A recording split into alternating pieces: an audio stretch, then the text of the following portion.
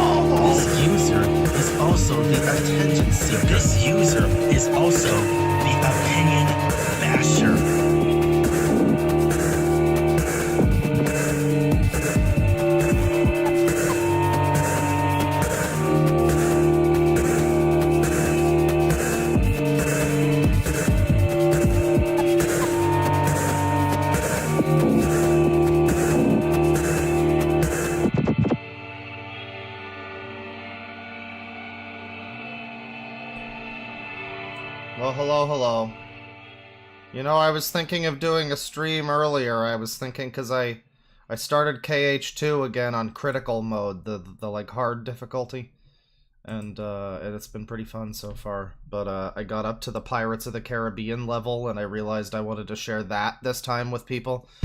Last time I shared the Tron user level, but now people need to see the graphics in the Pirates of the Caribbean level. But that sadly got pushed to the back burner. You know, it's funny, I was already watching stuff that was kind of like drama-oriented today. I was watching some Chud Logic, some Papa Gut. F for Papa Gut, by the way. He actually likes the Critical Drinker and XQC. You know, he seems like a cool guy otherwise, but that's just monstrously bad taste. That's very unfortunate. But yeah, I was watching some of that sort of stuff, and so I was already considering, and this might wind up being a segment, because I watched Papa Gut talking. He was reacting to the Willie Mac Show video about Dark Viper AU, who, if you're not familiar, he's a big whiny soggy vagina from Australia, and he is a little baby who has no friends, and he's very mad about it, and I would specifically watch that Willie Mac video because I don't want to watch an unedited Dark Viper AU video. If I want the plausible deniability, because that guy's like copyright crazy. He is the fair use guy after all. Everybody knows his fair use game is on point. I wanted to the liability, the plausible deniability, rather, of being able to just say, no, I'm technically reacting to a Willie Mac Show video. It's not a Dark Viper AU video. It's a video about Dark Viper AU. That's fine. If that fucker wants to try and sue me for that, I mean, that would really be quite something. But you know, maybe we'll get to that. The main reason why I immediately stopped everything to go live was because apparently SuperMega lady, you know, the one who canceled SuperMega for a bunch of reasons that were like more or less mostly proven or heavily suspected to be not true, mostly. Allegedly is all around. Well, she's back with a new video, everyone. So I know everyone was really fucking just, they couldn't wait for more SuperMega drama. Interestingly, SuperMega themselves also recently came back. So really notable, interesting timing with that release, I guess. It took her a while, but you know, it just happened to finally come out like 2 weeks after they started making videos again. Crazy stuff. So we'll maybe look at that, and then of course the other part of the title there, the one thing I think we'll start with this. Actually, this is going to be just a little bit of fun. I don't know how long this will take, but the gamers are going to war, folks. I'm happy to bring this to you as a gamer. as an Epic gamer. Let me see. Got to see Nick Diorio's stream. I haven't seen that stream. I saw Papa Gut reacting to the Willie Mac stuff. Nick came up, like he showed up in that situation. But, yeah, I don't know. I'm not gonna watch another person's stream. I draw the line. I don't like to, if you're new here, I don't like to generally watch stuff that's, like, edited content by somebody who I would normally watch when I'm not streaming, basically. And that's what I would generally call, like, the Willie Mac video that, probably. I don't think I've watched much of his stuff, but I would, from what I saw of it, that's what that would be. However, again, in this scenario, that guy is like a fucking insane copyright fiend, allegedly. This is all my opinion. This guy's fucking mental. In my opinion, this guy is a soggy vagina, and he needs a hug. Preferably not from me. But yeah, I would rather watch somebody's video about him, and that's what Papa Gut was doing, and it was pretty good, and I had a lot of stuff where I was like, the fucking gall, the audacity, the audacity, the Dark Viper AU-dacity of this motherfucker. So we might get to that. We might get to that, but I wanted to start with the gamer war, because yeah, the gamers are going to war. I'll let the gamers speak in their own words. Let's see here. So this is an archive. I'm sure the thing is still up here. Let me look the main page. Yeah, I'll just take this, open link in new tab. So, right, for some reason I'm very zoomed in, I don't know why.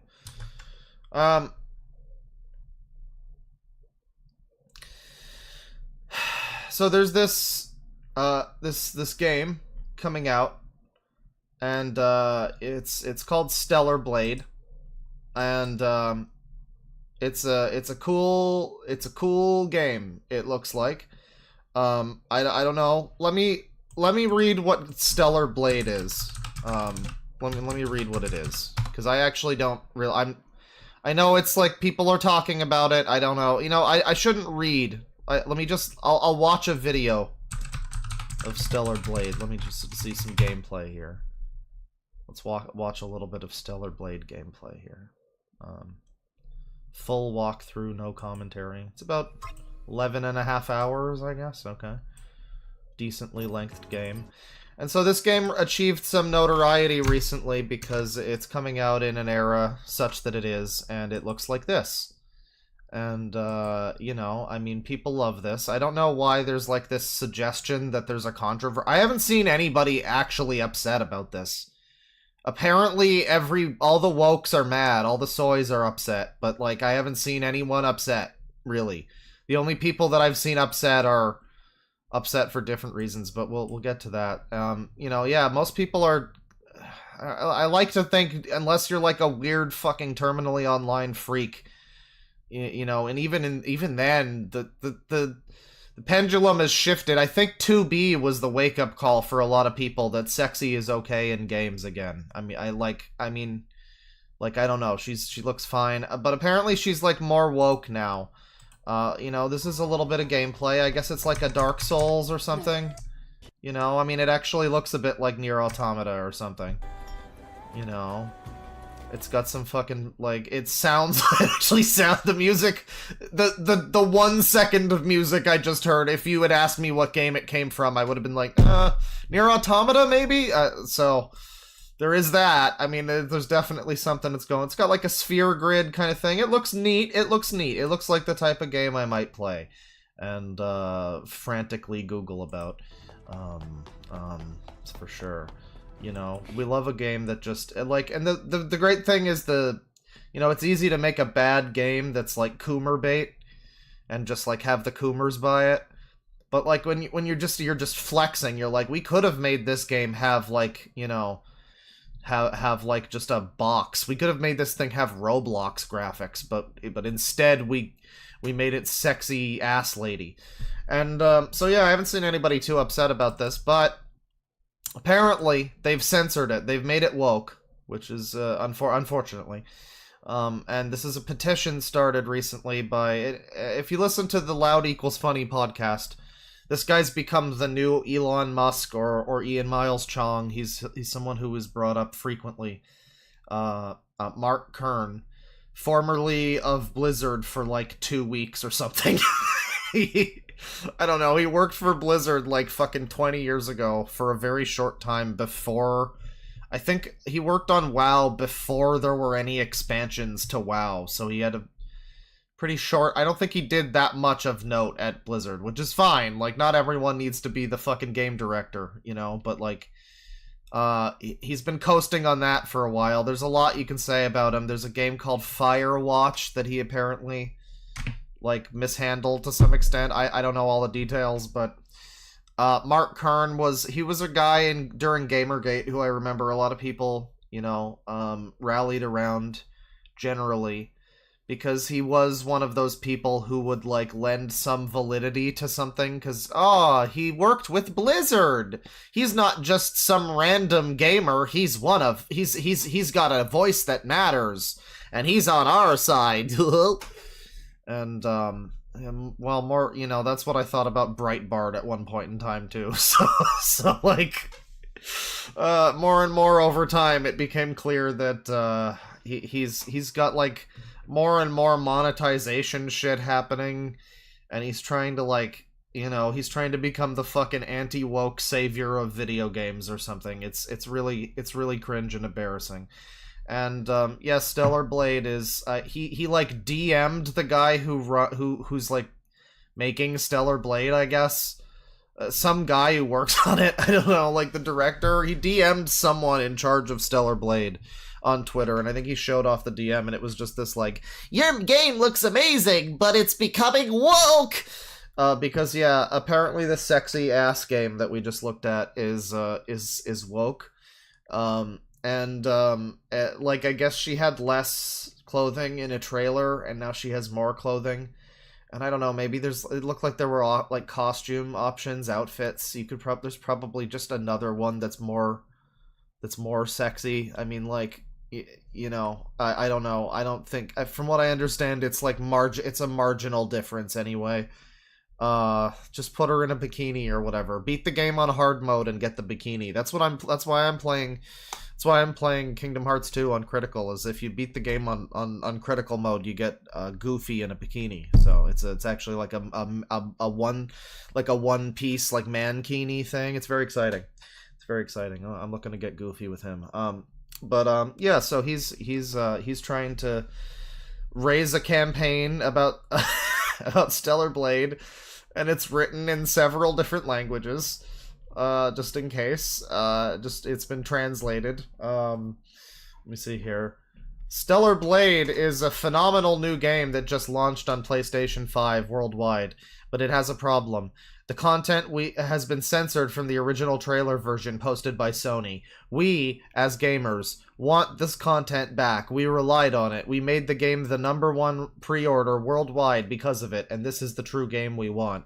Stellar Blade is more than a game. It has become a cultural beacon for freedom of expression in a time where game publishers, capital G, capital P, like Sony, are censoring games more than ever. Stellar Blade was a breath of fresh air, and gamer rallied behind it because it meant things were changing. Now, I wonder if when it has this fuck up in the grammar here, and gamer rallied behind it, I wonder if this was like Google translated to Korean, and Stellar Blade wa PlayStation 5 da.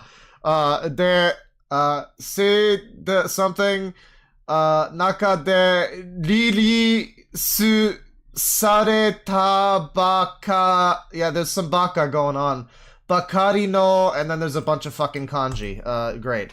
I wonder if it also has this grammar mistake here. Gamer rallied behind it because it meant things were changing, getting better, and the voice of creative freedom was ringing loud and clear. But for reasons unknown, the game was censored. Changes were made. Mistakes were made! What we received after our good faith purchase was not the same as advertised. We believe in the game. We believe in Shift Up, and we are asking to get the game we believed in. Revert the censorship changes, patch the game, and you will find that even more gamers will join you and support you. All gamers can help by signing this petition. Can you just sign my petition?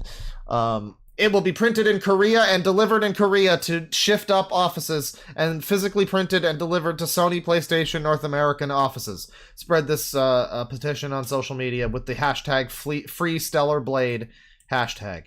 And you can see up here, the really good part here is this, the supporter voices that are available. You can watch their videos because the supporters, the gamers are rising up, ladies and gentlemen. I hope you didn't think that this was just going to be this article. No. The top supporters are here and they're having their voices heard, ladies and gentlemen. So let me just, I can't show you it on this archive here, but let me let's see here. Top supporter voices.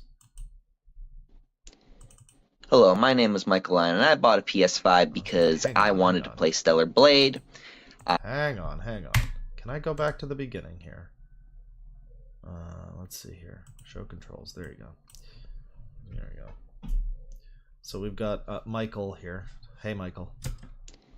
Hello, my name is Michael Lyon, and I bought a PS5 because I wanted to play Stellar Blade. He bought the PS5 so he could play Stellar Blade. What's going on with your, like, living situation, though? Because it looks like you've got, like, some kind of fucking scum. Like, there's, like, bleeding from your walls up here or something. I don't know. It might just be the lighting. I don't know. I'm sure it's fine. But the haircut, though. There's no excuse for the haircut. I was promised that this game would be no censorship, unedited, unraw. Unraw. Just a... He really wanted it to be unraw. Great, amazing, even a Game of the Year contender. I think that it's not fair and okay that Sony has decided to censor the game, especially right at the release date. I think that's false. Yeah, mark off the nerd emoji if you're playing bingo. Go ahead. False advertising. I think that's not fair to the developer. Shift Up. It's not unfair to the developer, actually, milady. Yeah, I mean, you know, hey, to be fair, listen, you buy the game, you want your big titty anime girl game, and then they censor the big titty. That's, you know, that's why you buy the game. That is potentially something to be upset about. I guess. It's kind of not that big a deal. She's still pretty sexy in the fucking game. I don't know what we're really complaining about here. I don't remember what the trailer looked like. And again, I would be willing to guess that there's probably like a fucking costume that's just the trailer costume, like, or something even more revealing than that, maybe. Let me see here. Here's this fellow. I gotta stop using the word fellow when the person actually is black, because that word is racially charged, as we all know. What's good, y'all? This is your boy Will Too Humble here. Hey, Will. Man. You know, Will, you know, you don't need to wear the coronavirus mask like on the camera. You're not gonna get COVID on the camera. Like, the internet can't give you coronavirus. Maybe he just wants to hide his identity, but I don't know. This was a weird way to just do the Todd in the Shadows thing. How about y'all take the censorship off? Man, it is freaking ridiculous, man. Let the people play the game that they spent $70 to $100 on. I just don't get the fact that you sit here and you done. What's going on? So the change is that they added panties and a bra underneath her one-piece swimsuit costume. That's what people are mad about. Okay, well, I mean, it was probably like Sony or somebody who, I mean, I would assume that that's probably, like, I don't know, we're just assuming that this company wanted to, like, bait and switch people or something. They probably, if that had to be changed, then they probably just had to. It's probably some shit like, do it or get an AO rating, or maybe they needed to, like, reduce the jiggle physics or some shit like that, you know? And they were like, no, the jiggle is more important. Or maybe it was just an artistic choice, and they were like, let's leave more to the imagination or something. I don't know. Something. There's a lot of options here. I don't know if that's not even like, it's not a big deal, really. I mean, like, I don't know. I don't get it. Because it's like, you can just go online, like, 5 minutes after this game comes out, if not already. There's just gonna be naked version of this lady on, like, all the porn sites, right? So, like, Like, just go watch that, you know? Like, play the game, and then, you know, when you need to stop playing and jerk off, like, just go look at the porn, I guess. I don't know. I mean, I guess it's technically, like, false advertising. I just don't give a shit. Ridiculous, man. It's like less of a thing, it sounds like, even than like when they removed that petting shit from Fire Emblem, which was already, like, stupid. But I mean, at least that was like a whole mode, and it had probably gameplay stuff going on with it. It probably, like, raised some fucking level of something, you know. And they just, like, got rid of that. And you know, that seemed like more of a thing to be upset about than this, even. And that was already kind of fucking stupid, you know? Let the people play the game that they spent $70 to $100 on. I just don't get the fact that you sit here and you've done something because it's getting so much attraction. Like, let the gamers be gamers. Man, like, get that out of here. Get that out of here. The gamers can't be gamers anymore. We all have to... I don't know. What do we have to do instead of being gamers? Will Too Humble out. See you, Will Too Humble. Will Too Humble has left his indelible mark on this one. Let me see here. Let me see here. Now this guy is an Adonis of the male form. I like the way his hair, it's kind of like in The Simpsons when they draw, like, that one kid who has just the like swirly hair. It's just like swirly lines, like, and it's supposed to be like curls, I guess. That's what this is supposed to represent, I assume. Censorship sucks in all of its forms. So, developers, don't let Sony push you around. Demand that the game you developed and would like released gets released. Okay, but, like, yeah, but, like, that's cute and all, but I love these people that, like, aren't working on the game and... Nah, bro, just say no, smiley face. It'll be fine. Mark Kern will save you. Yeah, Sony might drop you and stop publishing the game or whatever, but, like, you know, Mark Kern's got your back. It's fine. With none of the changes that Sony wants in there for whatever arbitrary reasons they would like them. Yeah, this is a just go bald situation, absolutely. So again, although if he goes bald, he would look more like Pronouns guy. Again, Abby getting railed in Last of Us 2, good. Asian character in a game with too much cleavage, ooh, can't have that. Why is everyone still so mad about Last of Us 2? That game was bad. It's fine. It came out like 4 years ago. What's going on here?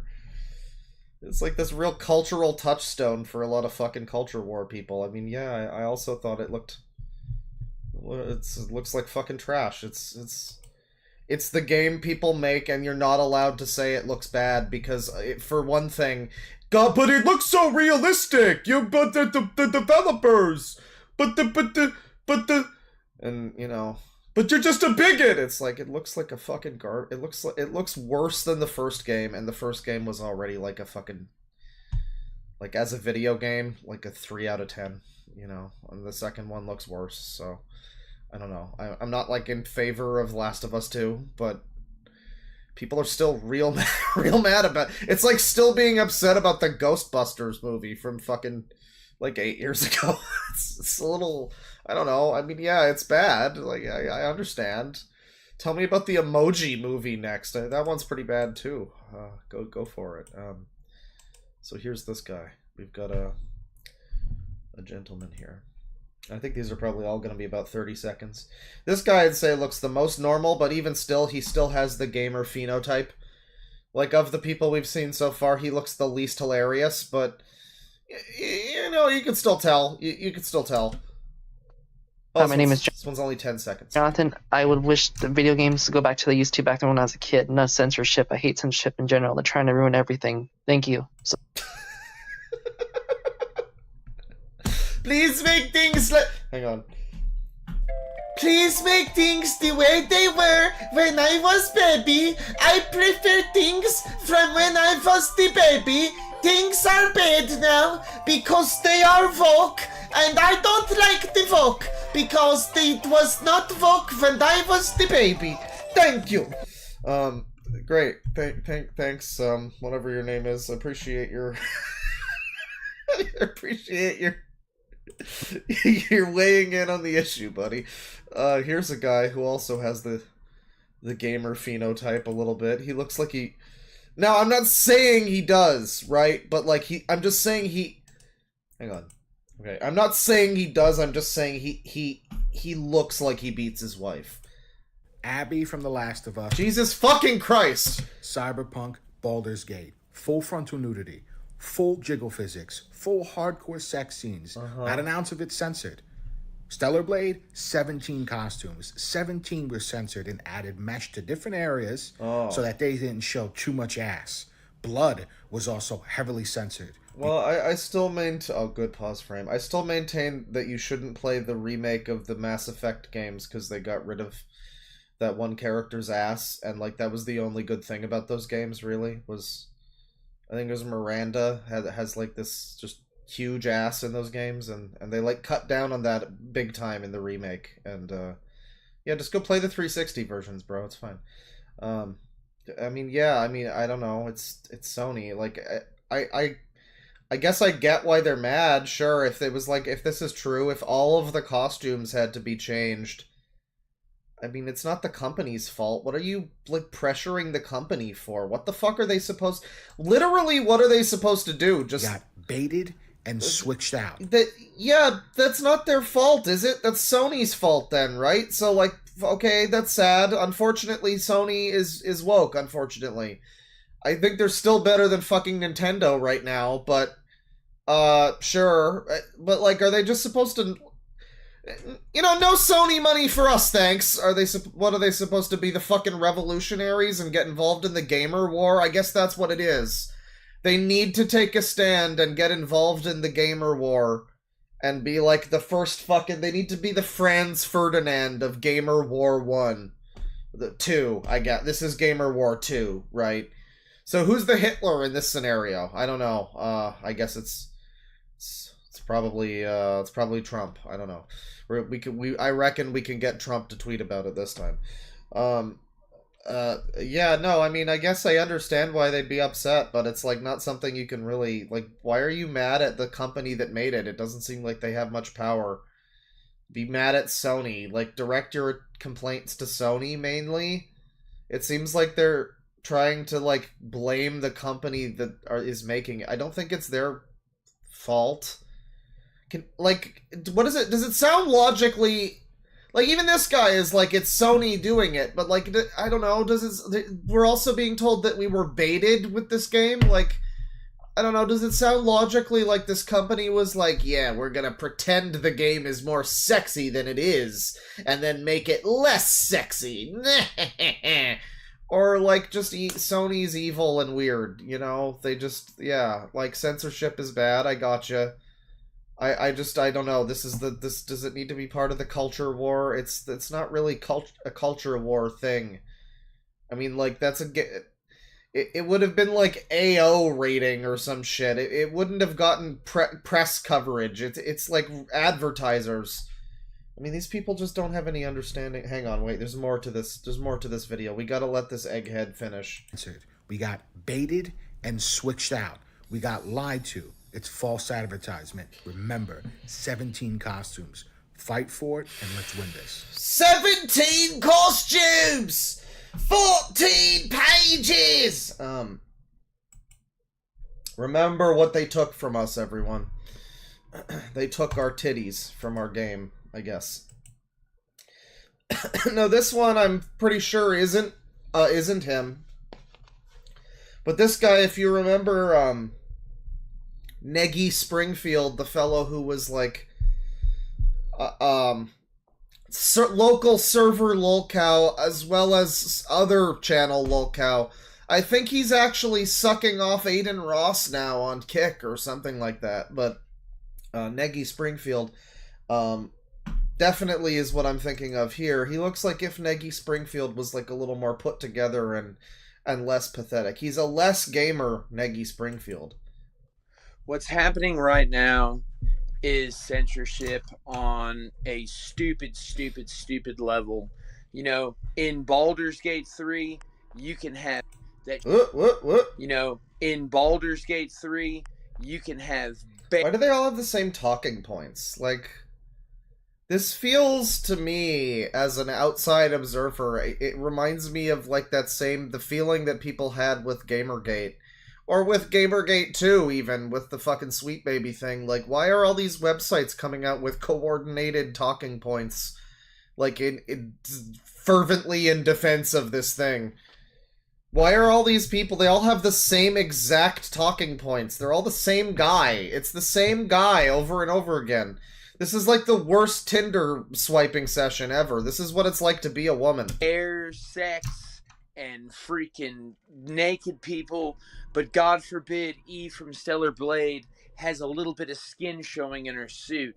Why can't we appreciate the art that Shift Up worked so hard to implement? The art, yeah, they were real hard. They were working very hard at the time, yeah. And into their game.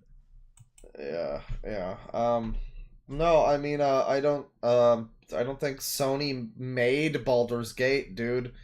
People have a better argument with Last of Us, but Last of Us is clearly a different kind of context. I mean, if you don't know, the scene that they keep talking about in Last of Us, I don't even know about the sex in Baldur's Gate. I don't think I ever did I might have. I don't really remember. But the Last of Us, they had a scene with Abby, the one who looks like a woman's head on a man's body, getting like fucked from behind by some guy, and it's like shot in a way that's, I don't know, it's not like sexy, you know? It's kind of just like this guy talks about art. This guy, sorry, talks about art, and like, as much as I dislike, you know, what I've seen of The Last of Us 2, it seems like it's trying to be more artsy with its sex scene rather than this game that's just the classic, you know, who cares, let's do some tits and ass, which, I mean, I'm all for. You know, it's better to do that rather than to have, like, the quiet from MGS5. Oh, there's a good reason, guys. There's a good reason why she needs to be naked, guys. You're gonna regret your words and actions. And the good reason is that she, like, breathes through her skin or some fucking stupid shit they invented so that she could be naked the whole game. And also be silent. It's you know, it's better to just have it be, they're just sexy, whatever. Like the fucking, like, Nier Automata, and I'm probably this game, you know? And so, like, I would prefer it to be that way, but the context is different, and Sony would probably look at it as, like, one is, like, artsy movie scene, and the other is, like, you have to think of the way corporations think. It's like these people don't, I don't know, these people don't have any concept, it seems. It's like, a lot of them seem to be pretty... Oh, there's a second video from this same guy. The same guy was not content with the one video. And look, with Stellar Blade, it's not just the skin being covered. It's not just that. It's the kills, it's the gore. There's probably more censorship that we don't even know about yet, which is unfortunate. It's woke, unfortunately. I mean, they probably censored a whole bunch of things, you know? They probably didn't show her internal organs. You know, like, you don't see, you know, you don't see the inside of her teeth, probably. If you, like, zoom the camera into her head, you probably don't see, like, her brain or anything. Yeah, they censored a whole lot, dude. I mean, there's a lot of censorship all around us, if you think about... You know, every time I wonder if this guy ever closes his eyes, because he censors the whole world around him whenever he blinks. I mean, that's just a nightmarish experience for these people. Every blink must just be traumatic fucking nightmare. It's like... That's terrifying. That's terrifying. I mean, I don't understand. It's an M-rated game. We're all adults. We're probablying, by the way. We're now, the second video here is based on... There's probably other stuff that they did too. I don't know, but probably. You know, who's to say, right? Indeed, who is to say? Why can't we just be adults and enjoy something that the ESRB has already deemed okay for us to consume? Because Sony is like a weird evil company, and they're probably... You know, what's so funny, I mean, like, I know controversial takes only, but like, what's so funny is, these people probably have no problem with capitalism. They have no issue, most, none of, all of these people are a monolith, they're not all the same person. This guy's rocking the Urkel look right now. They're not all the same person, but, like, a lot of them, they probably wouldn't be quick to be like, oh, it's because Sony's an evil company that's run by evil people with lots of money who just want to appeal to advertisers and patented a thing for us to all shout McDonald's at our TV so that we can continue playing our video games. Yeah, it's not, I mean, like, it's, what do you want? It's Sony's fault. It's the fucking nature of the beast, man. You want to fucking pirate the game if you can, I guess. I mean, I don't have a fucking problem with that, right? But, like, the company probably does. I don't know. This is the system that we're fucking working within. What do you want? It's like, it's a real unfortunate for everybody. It's an unfortunate for all involved, how things are. Hi, I'm Jeffrey. Hi, buddy. And I think Jeffrey. this petition needs to come.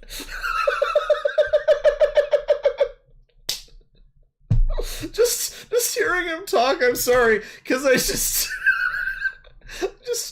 heard him talk, and then I looked at the chat, and I saw Brains saying, "Oh man, he likes Power Rangers, don't he?" And you just hear his voice, and he's just, "Hey everyone." Through to have that's unfortunate. all of the creators who worked on this to have their vision fully restored, and that's why this is why it's important to everyone.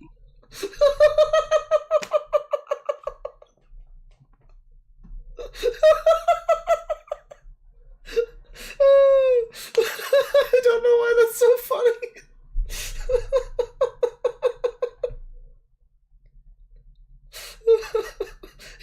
He had to stop gooning for 5 minutes in order to deliver this video for us.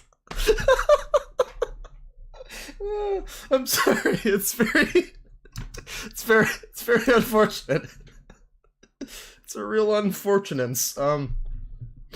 It's a good video. It's the best one so far. I feel his pain right now. I feel this. So all of a sudden, I understand the struggle. And meanwhile, here's his brother from another mother, whose head does not look like a furry Tic Tac. Come on, play the video. Please shift up. Please. Please uncensor Stellar Blade. Games would be fun that way. Oh boy.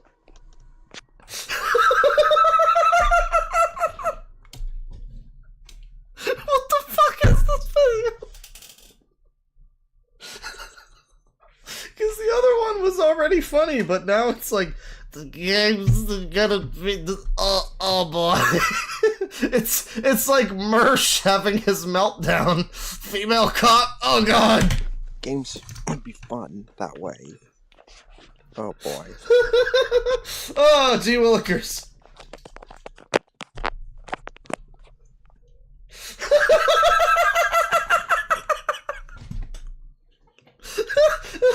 The rest of the video. That's the rest of the video, everyone. It's pretty good, thanks, buddy. Oh boy. Oh, and then I double clicked to exit full screen. And then it restarted the video again on this frame, this is a great frame. It's just... Hello, my lady. Oh boy. Next up we have this guy who looks a little older than the other individuals here. This guy looks or maybe he's just, he's got a bad diet and he's had a hard life. I don't know. He's got gray hair. Because it doesn't appeal, because it appeals to the male gaze. They really need to stop using that. Sony, you need to make Shift Up cook. And you need to give Shift Up the premise to be able to make everything uncensored again. sorry. The good. Our king here dropped this. Our king here was bumbling along, and he dropped his soundtrack. Because it doesn't appeal. Because it appeals to the male gaze. They really need to stop using that. Sony, you need to make Shift Up cook. And you need to give Shift Up the premise to be able to make everything uncensored again. I really hope this petition goes through. I hope it succeeds so we can win this game. Let's keep fighting the good fight and push until we won. Fighting the good fight. So now, why does he live in like a crawl space exactly? I mean, I've seen some stuff in the disgusting room streams that I've done where I look at the scum room streams where we look at horrible abominations of living spaces, and this is like one of those where it's like, I mean, I don't know, it looks like he's under some kind of house. He's like in a basement at the very least. He's in a room that seems to be sucking all the light, you know, like there's presumably a light source, but it's like it's being canceled out as we speak. The darkness is winning. The darkness! Our voices will be heard. Our voices will be heard. Well, that guy is, you know, he's gonna be leading the charge, I guess. He'll be on the front lines. So that's some of them. Maybe if there's... I think Tyler has some more of them. Maybe we'll look at some more another time. That was a lot of fun.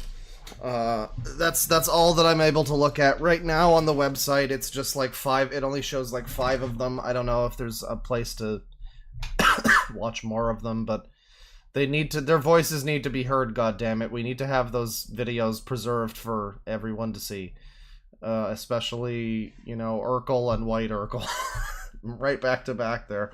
That was great. Right. So the gamers are rising up. We'll leave them to simmer for a little while. And now we turn our attention to the SuperMega canceller lady. You know, first thing in the title there. Got to get to it. There's no more putting it off. It is the first thing in the title. I was able to skirt away with doing one of the other things first, but we are going to have to eventually do the thing that we, you know, that I started the stream for. Yeah, so if you just joined, the lady who made the video saying that she got, like, abused and raped or whatever during her time with SuperMega, and most of it was, like, not true. Just like how most of what I'm saying right now is inaccurate, most of what she was saying was proven to be kind of false or extremely misleading or whatever. Now, like, a couple weeks after SuperMega has re-emerged after their cancellation, and everybody has realized that it was a phony cancellation, allegedly. Where's my allegedly? I should, you know, I should never drop the allegedly. Need to walk around in public with this shit. Yeah, now SuperMega's back after their phony cancellation, and she has also returned suddenly, all of a sudden, you know, somehow Lex Updog has returned.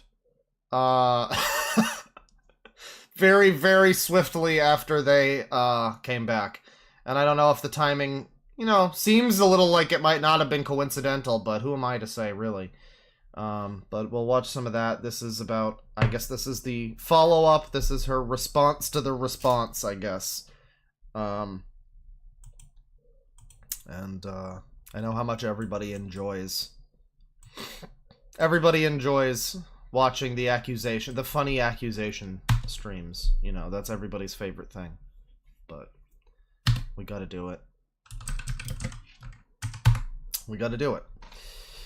So this one's only 45 minutes. Man, I'm on top of this shit. Oh, yeah. Lurix hasn't even fucking started his stream yet. That's right, bitch. I'm the drama streamer now. You'll never see it coming. Yeah, this was just uploaded like an hour ago. And I was already, like I say, I was already thinking of streaming. I had a few things. I already wanted to do the Gamer Uprising. And maybe Dark Viper, and maybe some other things, but And I was thinking of playing some Kingdom Hearts as well, but then I saw this was just uploaded, and I'm like, well, this is what we have to do now. So yeah, she's back. She's still got the glasses. But she does look generally less like Nick is not green now. So I mean, there's that. You know, she's back. She looks like she's attending a PTA meeting or something. Great pearl necklace he got there, by the way. And this is how Dawn and SuperMega lied about their essay. And we got a bunch of fucking statistics here. I wonder if this is going to be like the 2% myth or something. I don't know. Linking to statistics is always a good sign. That's that either means you've won an argument or you've really lost really bad. In my experience. But okay, she's here and she's got 5,000 views in an hour. That's pretty good. Good job. You know, let's see what's going on. For those that, I mean, you know, for those that don't know, this woman is like an OnlyFans model. She was like tertiarily fucking associated with SuperMega, like friend of an editor kind of thing. Well, like she was, I guess one of the people she was dating at the time was an editor or a thumbnail guy. And so, for that reason and little else, she kind of imposed herself and, like, a boyfriend of hers, I think, another boyfriend, on these people for, like, a long time and made them, like, let her live there with them, kind of, I guess, guilt-tripping them the whole time. And where's my allegedly? Hang on, do I still have... Okay, the allegedly's up there. Alright, good. Good. The allegedly, I mean, it's there when I need it, you know. This is where the action happens. But yeah, she kind of just imposed herself on these people. They tried to be as nice to her as they absolutely possibly could. And she verifiably lied about at least a few things. She said things that happened, and then there was proven fucking, like, texts and stuff that were completely to dispute that. So she's a known liar, which isn't saying much. Everyone's a liar, but you know, she's a known liar, you know, for what that's worth. Matt and Ryan seem to have done everything they possibly could, up to and including firing and blacklisting the guy who there was no evidence against him for actually doing anything, but they did that, and good for them. So nice for them to have done that to that man. Yeah, and that still wasn't enough, and so she is back again for more, even after everyone has said their piece on this, and everyone's pretty well agreed that she's kind of a snake, and everybody involved in this, the fucking puffball here, and this other weirdo who looks exactly like her, I don't know, this is what, they all have the same glasses, and then this is one of her boyfriends, who's like a fucking marshmallow who wants a bunch of pedophiles to be on the street because he doesn't like Republicans. And then this guy just lied about fucking tons of shit and looks exactly the same as her, but with like a slight beard. Or mustache, I guess. And they all just like made up a whole bunch of shit, allegedly. My allegedly's up there. It's right up there. Yeah, everybody already kind of has passed their judgment on this shit, but we're back. Let's get this going. I hope you're doing well. Well, probably a little bit better than you. You know, there's been some positivity here so far. It's been a while. We got some stuff to look at and some stuff to talk about. Let me see here. Is this video a defense of Matt, Ryan, and Lex? Are you fucking kidding me? Oh yeah, that's right. Because she's the woman, so she also deserves defending, obviously. She clearly did nothing in this scenario. A defense of her is absolutely warranted. Let's go. Let's go. It's been a while. We got some stuff to look at and some stuff to talk about, so I don't really have much to say. I think we should get into it. So for just a quick recap, just gonna go through what's been going on since I posted my last video that's on this channel. I posted my video. Misogynist harassment from all of the internet was soon to follow. And Rav posted his corresponding Twitter post with mine on July 27th, 2023. Yeah, they had like they linked up their their shit. It's worth noting there was another guy who worked with SuperMega that's another crucial element of all this. When I described how she was just kind of like, she just kind of wedged her way into their life. Well, it's not entirely accurate. That's not the only reason that this has happened, because there's this guy Leighton, who I guess was like an editor for them, but I guess he was like a pretty bad one. Or something. He admitted at one point that he was bad at his job. I forget exactly what his job was. I think he was an editor. And, yeah, he's a hysterical fucking psychopath. And, so he was also part of this whole clique. And since then, it's funny to see this now, because since then, it seems like all of these people have kind of fucking, like, turned on each other. As you do. So, I mean, let's continue the madness. I would really enjoy it if Matt and Ryan were able to just, like, I don't know, just, like, moon her on a tweet, like... like that episode of King of the Hill where they mooned the lady at the hotel? Just something like that. It's just like a still shot of a car going by and they're sticking their asses out of the window mooning her. Mooning the camera.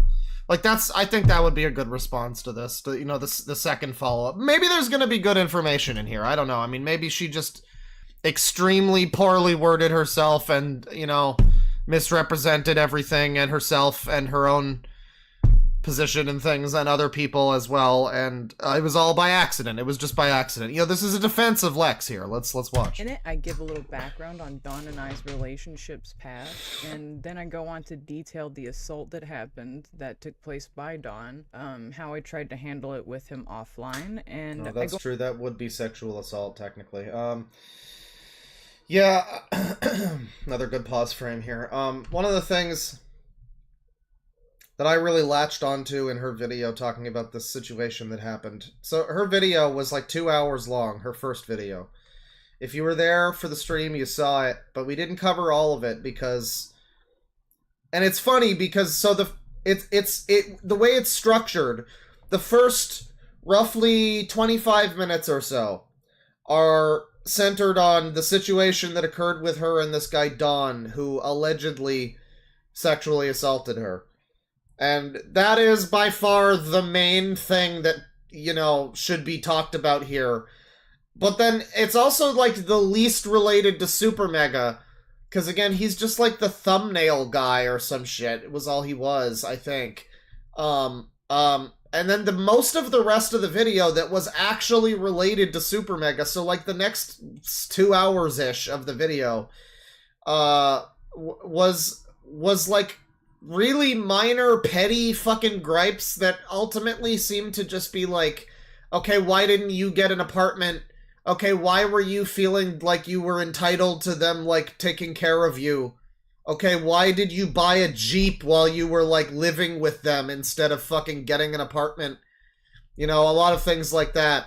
And so, it's funny because, like, yeah, I didn't watch all of her first video. I actually stopped watching not too long after it became about SuperMega, because the part that was actually of any kind of fucking interest at all...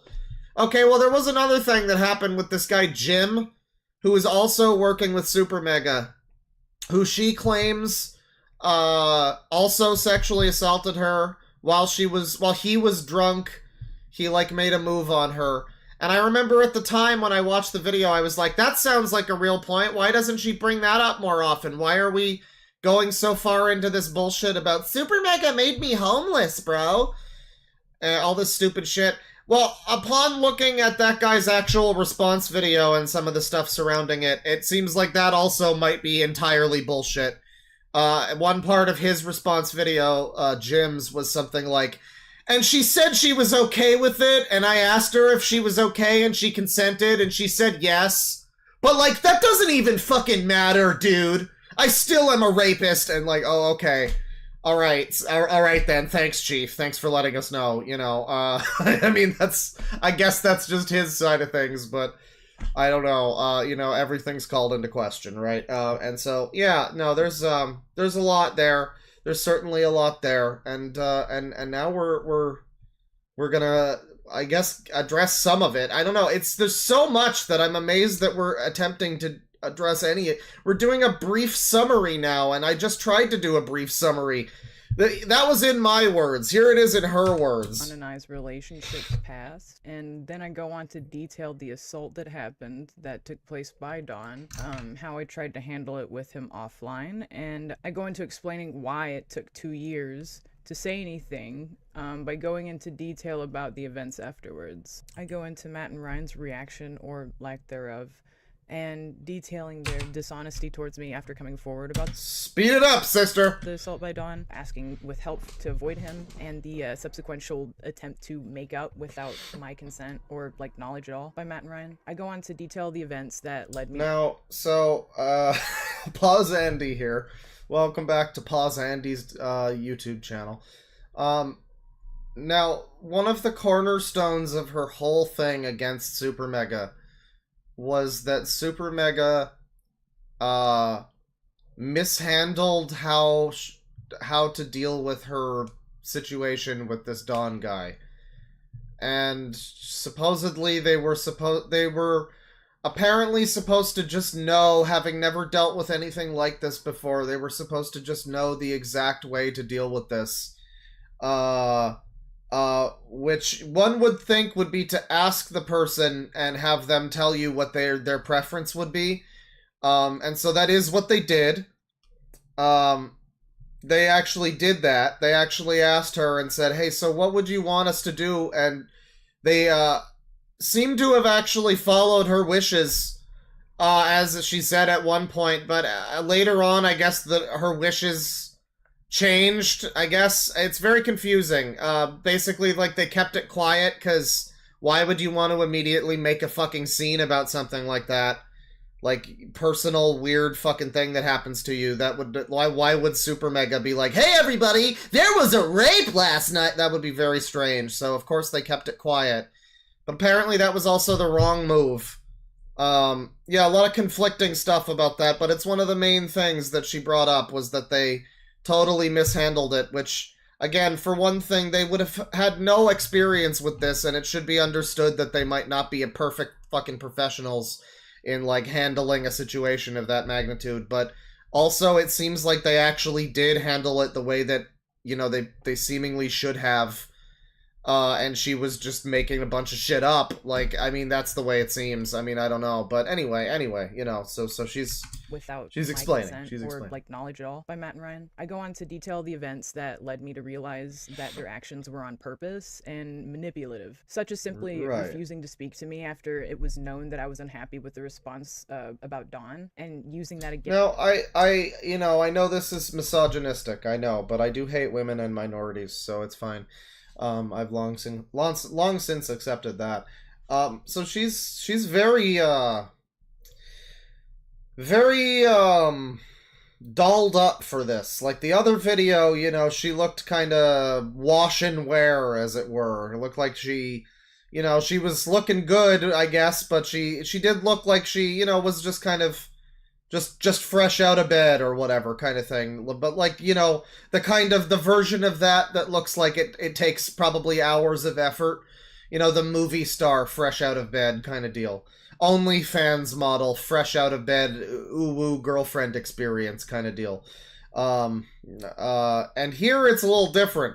She's got, like, this reflective fucking sheen on her face. I don't know what makeup you put on that makes you, like radiant, but I guess that's attractive, I suppose. She just kind of looks, it honestly just kind of looks greasy, but I mean, it just very much more attention has been put to the appearance here in terms of, like, how she's presenting herself. Before, I guess it was looking for, like, authenticity, but here, like, authenticity of, I'm just a normal person, I just look like a normal person, but here it's like, I don't know, this looks like a very professional looking image right now. Like this she looks like she's about to model. I don't know. It's just a different vibe. I'm not exactly sure what it's going for, if this was calculated or maybe subconsciously calculated in some fashion. I'm not sure what the angle would be, but it is notably a different sort of appearance, a different vibe to her presence in this video than it was before. Also, before, she was seemingly relying more on, like, sympathy and kind of looking weak and kind of shrugging her shoulders a lot, and I'm not getting that so far here. We're short in. We're not far in, you know, but, well, this is the part where she's like, is it in yet? And no, it's not. It's not in yet. And so, you know, maybe that'll change. But at the moment, just initial impressions, it's very different presence than she had before. Using that against me to emotionally blackmail me due to the fact that I was unhappy with them, or emotionally blackmailing me over being sad at Ryan's birthday party, despite having seen Don, the guy who assaulted me, that same very day by his own fault. I end the video with speaking about how I want to move on from what happened and heal from my trauma. Don's first apology, he deleted the day after, so that's cool. Yeah, because everybody told him to kill himself. Like, not even a joke. That was the reason, probably. I mean, I don't know that that's exactly the reason, but after he put out this apology, and he put out his side of things, he was immediately assumed to be a horrendous giga rapist monstoid, and was told to kill himself by the loving and inclusive SuperMega community. And you know, lots and lots of people were not happy with him. And so, you know, it's just so funny. It's like, he's a monster for deleting this apology. If the victim deleted something, wouldn't that be like, oh, but the trauma, like, I don't know. It's just that, you know, things change when it's, you know, the accuser versus, I shouldn't say victim. I should say accuser versus accused, I guess. Accusee sounds better. But, you know, yeah, no, it's things, certainly, no one looked at this in a fair light, you know, so maybe that's why he took down the fucking apology. I found it on Know Your Meme, so shout out to whoever did that. So Dawn starts off by apologizing to Lex for any trauma that she may feel regarding our past relationship, and then goes on to apologizing to the people who, quote, may feel like they were being lied to or kept in the dark. He retells the assault as, I asked her for oral sex and she said no at first because she had a cold sore. This implies I said yes. I had a cold sore and I didn't want to give him anything, and I explicitly declined. Okay, but sweetheart, this is your word against his. We've already had this fucking song and dance. I don't believe you or him any more than each other. Well, I believe him more, actually, because he's the one who's being attacked right now, and you have a lot of stuff against you that makes you seem like a liar, and there's, like, basically nothing other than this against this Don guy. Like, he's never done anything other than this, apparently. Like, there doesn't seem to be any other thing to hold against him other than this accusation, and meanwhile, with her, she's, like, provably made up a bunch of fucking shit. So, yeah, I would say I actually do believe him more than you right now. As he tries to explain his side of things, but, you know, like, ultimately, neither of you, like, none of this is admissible in any fucking court, right? This is desperately clinging on to, like, some shreds of Me Too. Please, God. Can't Me Too have some attention, please? I want some too. Hashtag oral multiple times as he was attempting to coerce me and force me to do so, despite giving clear indication that as then and that morning that I didn't want to. Yeah, he also says in the thing that she, like, shifted around, like, at one point she said yes. Like, that she is omitting the part where he does say that she did explicitly say yes. She's saying, like, that implies I said no. It says in the thing, I'm pretty sure it says specifically that she was down for it at one point. And then, like, I'm pretty sure his explanation is, like, but then the cold sore made her, like, oh, maybe we should be, like, a little, you know, a little more gentle, and then he went too rough, and then they stopped. That's his explanation, as far as I remember it. And she seems to be kind of misrepresenting it a little bit here. He told me it was fine. It wasn't fine. There was a lot of splitting hairs of if I was actually forced to or not because of Don downplaying what he did, not realizing that that's Well, you're maybe who's to say you're not upplaying what he did? coercion, asking someone multiple times over and over. I don't really understand how that's not hard to understand unless you really just like downplaying. So like if you don't ask, then you're a rapist and you didn't ask for consent, but if you ask, is this okay? Is this okay? Then that's also coercion and you're a rapist. Man, what a shame. What a shame. Later I asked again, and she said yes, but be careful not to be too rough. Hold on, let me share this. What he's I describing. want to remind everyone again, I'm not going to find the picture of the guy, but I want to remind everyone that this lady here was dating a guy, Don, who she apparently was with for like years at this point on like Discord DMs. They were like dating that way. And Don was like a fat ass fucking neckbeard like German guy or something, and she looked like this. And I just find it really funny how quickly they want to talk about like fucking, oh, this guy, there's a power dynamic because he works with like SuperMega and he's like a large man. It's like, are you entirely sure this woman didn't maybe have a power dynamic while she was showing screen caps of her saying that she loved him and then explaining it as, I was just terrified, I don't know what else I had to say it, like stuff like that. And it's like, okay, so you just misrepresented your relationship with this person, and then apparently the first time they ever meet, suddenly she, I guess, notices that he's a big fat fucking neckbeard who looks like he likes pantsu games. And, suddenly, I don't know, things are different, I don't know, I guess I just find that worth pointing out. It's like, again, lots of talk about power dynamics and whatnot, but certainly there's no power dynamic between attractive OnlyFans e-girl and guy who looks like German Peter Griffin.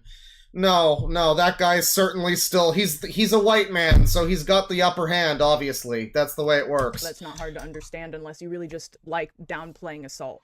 Later I asked again, and she said yes, but be careful not to be too rough. Yeah, that's right. She, after this whole experience, then continued to be with him and went on and specifically invited him on a road trip thing, because she decided that she was so afraid of him that it would be better for her to confront him and break up with him and say that he raped her in person rather than to do it on fucking like a Discord DM, right? Everyone's always terrified of these like online relationships and like they're, oh my god, I was terrified of what he would do to me. He lived in fucking Bangladesh and I live in Maine. Like, well, I think you're safe, probably. You're probably fucking fine, right? But in this scenario, no, quite the opposite.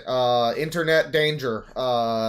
In person, she wanted to specifically invite her rapist in person so that she could call him out. I don't know, it's very strange stuff. It's like, it was like her trying to explain away actions that happened that like she was worried people might find out about and like call her on, so she was like, well, okay, and so the reason I invited him after this was because, and it's like, and none of it really made much sense, but yes, the relationship continued after this, and there's something to be said for like processing what happened to you after a fashion.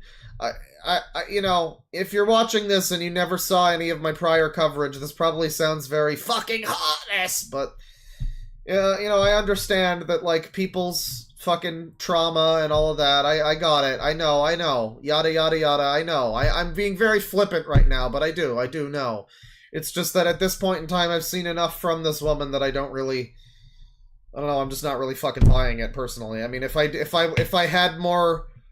If I believed more in what she was in her side of things, then I would probably be more on her side. I don't know what to fucking tell you. She's not very believable.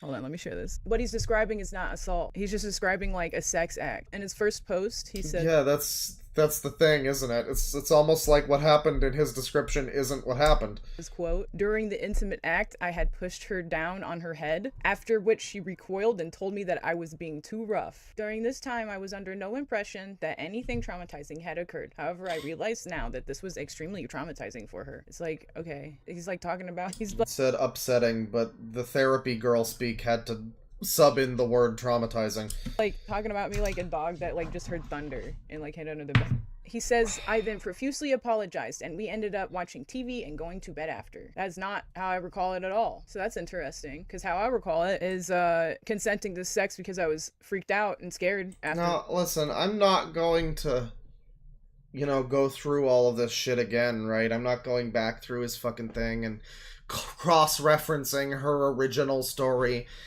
You can probably imagine that some of these details are not going to line up, though, under scrutiny. I have a weird feeling that when I inevitably watch, like, Nick DiOrio or whoever fucking watch this, there's probably going to be some things where it's like, well, actually, that's not what she said. What she said was this, and then he said this, and now she's claiming that, you know, so...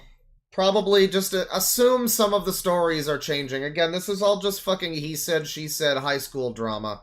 So it's, you know, we're like King... What was it on Recess? I think it was King Bob was the guy's name. The kid who ran he was like the king of the playground. And they had like that Bible story about like... We will cut the doll down the middle for both of you. No, let him have it. Okay, you deserve it. You wanted it more. It's like, yeah, we need to have somebody. This is her and him need to just go in front of like the divorce court or whatever and just have. Well, he said this and then she did this and then but I did this and then she said this and then he said that I did this but I didn't do this and then she said that I did this and yeah, I actually did that shit but she did this and then she shouldn't have done this. That and then getting choked and order in this court. Blacking out. That's what I remember. What are you saying That's here? Interesting, because how I recall it is consenting to sex because I was freaked out and scared after that, and then getting choked and blacking out. That's what I remember.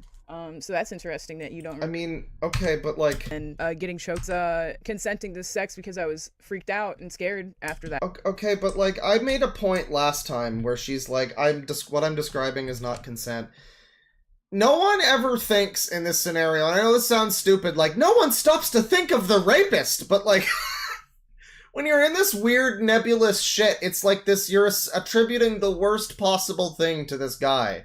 And like, what he was assuming, like, it's probably not great for him to think that you weren't into that either and you just like gave in or whatever. Like, that's probably not something he's happy with or proud of, you know?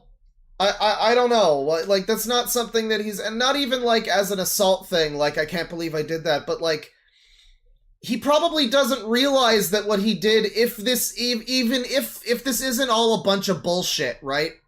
Like, it sounds like it doesn't even sound like he recognizes that what he did, I don't know, it seems a little fucked up to just be like, I don't know, to assume the worst of this guy, and like, he's probably also shitting his pants like, oh my god, did I really do that? Oh my god, and like, yeah, it's not great. It's not great stuff.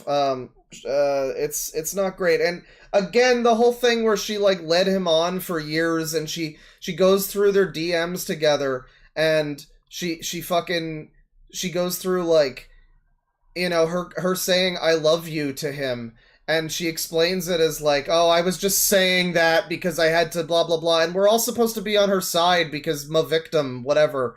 Like, okay, so you just lied to him for this whole time? You just lied to him and said you loved him and misled him entirely about... Maybe that's why your relationship had some fucking problems. Like, I don't know. Like, it sounds like there's some issues there. I don't know.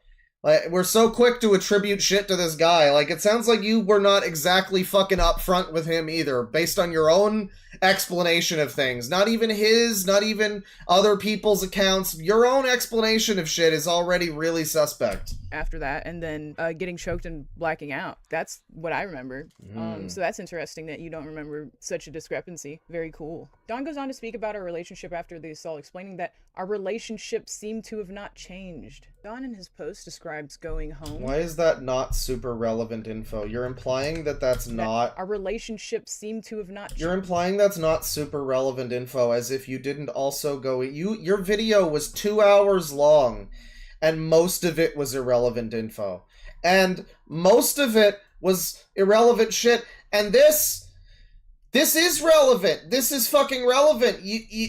you specified that you continued to be with him and invited him to a fucking thing. You invited him to some fucking lakeside retreat or whatever the fuck. And you like some Airbnb that you had with him. You specifically invited him to that. So, yeah, I would say that is like your side of what he is describing here as our relationship seemed to have not changed. Yeah, she invited me to a fucking thing. Why would I have assumed anything was wrong? Yeah, that's relevant. That is relevant. It's a lot more relevant than SuperMega making you homeless because you're too fucking, like, irresponsible to find a place, I guess. Changed. Don in his post describes going home and SuperMega not using his art anymore, then cutting contacts with him afterwards, and apologizing to me again. Yeah, no, in the video she says that she acted like nothing was wrong. She's very... I can already point to that being like, no, that sounds wrong. I remember, I watched a few different fucking people watch her video, and I also watched it myself on stream. And based on what I fucking remember, yeah, she basically specified that, yes, she tried to keep things like things were normal. She basically said the same thing that he just said, but in excessive extra detail and not one sentence. But that one sentence is irrelevant info. That's so funny. Discord, and for some reason includes that he got no reply. It genuinely just feels like he doesn't... Is it quiet? Okay, alright. Doesn't understand that he did something bad. Like, it just kind of feels like he's like... Yeah, he probably doesn't, you stupid bitch. Like, he probably is blindsided by the fact that he's being called a rapist by the whole internet, and, like, maybe he's a normal person who doesn't, like, remember the details of every single fucking relationship they've ever fucking had, like, the exact specific fucking actions that were taken on every night of their life, right? And he's like, Jesus Christ, what did I do? That was like 3 years ago. I don't remember. Fuck. And now he's being like gaslit by everyone into thinking that he is probably a lot worse than it sounds like by his side of things than it sounds like he actually is. And we're expected to just take her side, I guess. I mean, again, we're all just expected to because she's the accuser, right? But, like, ultimately, there's no real reason why either person's fucking story is to be more believed than anybody's, really. Neither of them are, like, admissible, you know? So, it's like, I don't know. I don't know what the fuck she's trying to get at. This is... Come on, guys, it's no big deal. Like, he should just... It's a you problem. His apology was received pretty badly, considering that Don mostly corroborated my story from the POV of a guy who's trying to sidestep accountability for assaulting someone by implying it could be my fault for Don assaulting instead, I guess. This is so completely lacking in empathy is the thing. And again, it's like when you're talking about a scenario like this, why would the victim want empathy for the person? But, like, this doesn't sound like a victim scenario. This is not. I mean, this doesn't sound like that at all. And, like, it's completely lacking in the empathy of, like, how that guy probably had to deal with this. Like, these people, these types of people with these glasses all love to talk about, like, oh, don't dogpile, don't harass, whatever you do, don't harass this person. Yeah, what about that guy? That guy who is probably also very confused about what's fucking happening here. He's just being attacked by everyone. His career is over. No empathy for that. No ability to be like, no, I get it. Like, you know, you're being, you know, whatever. He tried to say his piece. No, he's just a monster. He's just a monster. And I just... Even by her own detailing of things, it doesn't really sound like that. I mean, it sounds more like that now.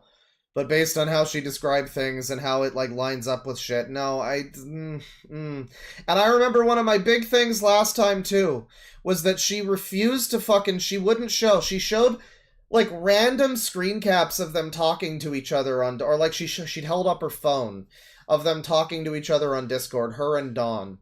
And there were tons of, like, receipts later on. There were tons of text convos with her and fucking Matt and Ryan when she was trying to throw them under the bus for not handling the scenario well enough or whatever. Tons of that. What we barely got any of was any evidence of how these people interacted over the course of their years-long Discord relationship. Were they sexual? Were they implying that they wanted that there was, like, a dom-sub relationship? You know? Like, he pushed her head down while they were doing stuff. Oh my god. Was that established as a thing that might have been, like, happening? That wasn't addressed at all. Basically, no details of their relationship were addressed other than the fact that she led him on and pretended to love him for years, apparently. And how apparently that's his fault or something, because he's just so scary, living on another continent. As a minor thumbnail creator guy for fucking SuperMega, he's basically like Trump. Like, you can't touch. He's untouchable. He's an untouchable authority figure. Don Durr from SuperMega. He's more like, don't call him Don for nothing, right? So yeah, no. I mean, I guess she wasn't able to confront her abuser on Discord, I guess. But yeah, we didn't get any evidence of how their actual relationship was in a sexual context, and maybe that implies that there was nothing and this came out of nowhere. But I kind of just don't feel like that's the case. You're with someone for like years on Discord, and she's a fucking OnlyFans model.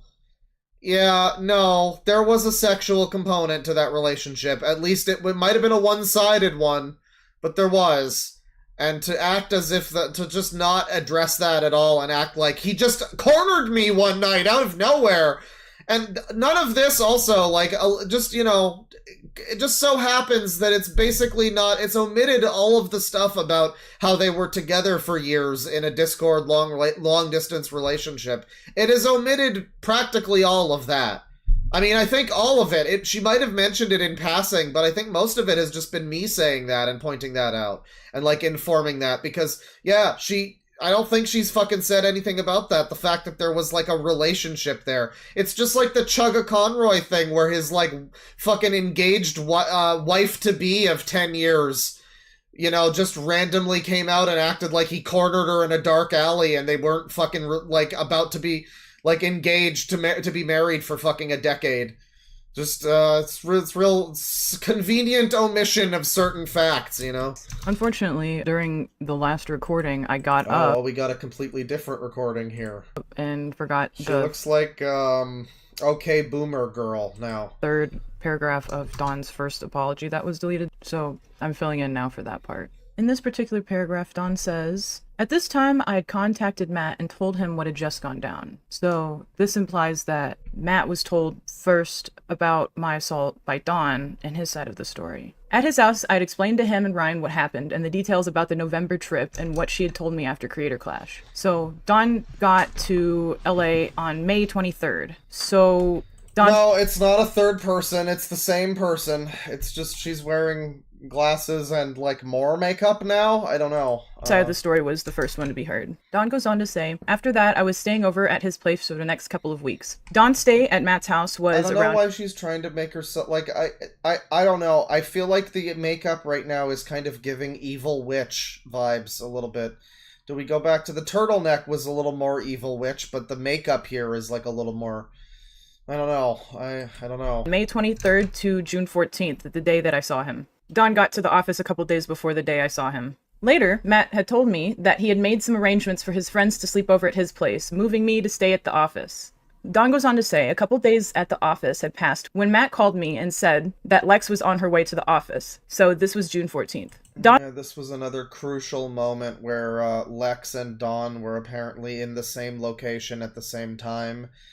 And she was, like, in the bathroom or something, and he, like, knocked on the door, and then nothing happened, and he left, and that was also a traumatizing event that was both Dawn's and Matt's fault for having happened.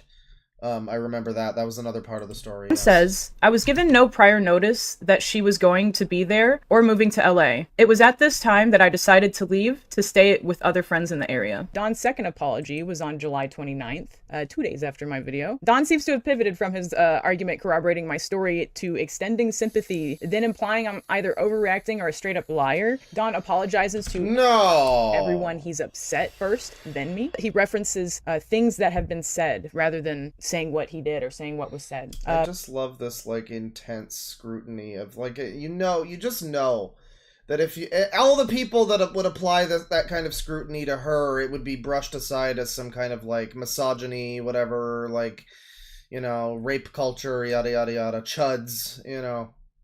But like, we're poring over the exact wording and specific phrasing, fucking sentence by sentence, clause by clause in this thing. Come on, man. Just can you, like, again, you people love the words, the term good faith. Can you approach anything with good faith? Like, why do you assume this guy, why were you in a relationship with this guy for 2 years?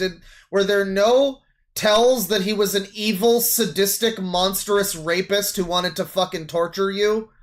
Because that's the way it sounds, right? Are you sure it couldn't have been a misunderstanding that's also fucking him up mentally too? Are you sure about that? Are you entirely sure? I mean, and we're all being super charitable in acting as if any of this is real, but like, you know, allegedly all around, right? References his first now deleted post and saying it had poor wording. Dawn shifts blame and says, I shouldn't have tried to ask her again, even if it was just twice. Dawn starts to talk about things unrelated to what happened between him and I, such as how our relationship continued afterwards, implying I didn't have a problem with him. Is this conversation in good faith? No, I hate you.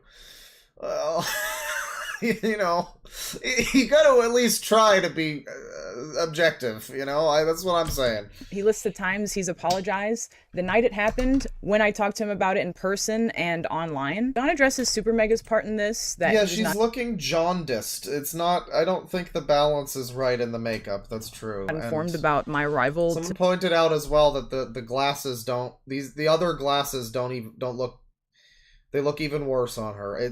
I guess the round fucking Harry Potter glasses are the way to go, because the little ones that she had on in the other footage were not flattering.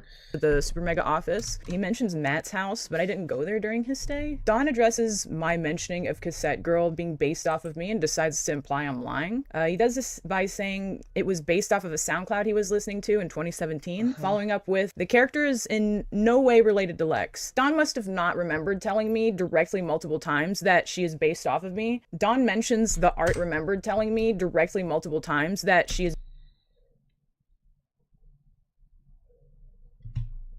We've got some cool screen caps here where she's throwing him under the bus for a thing that she is directly saying, hey, I could be the reference model if you want.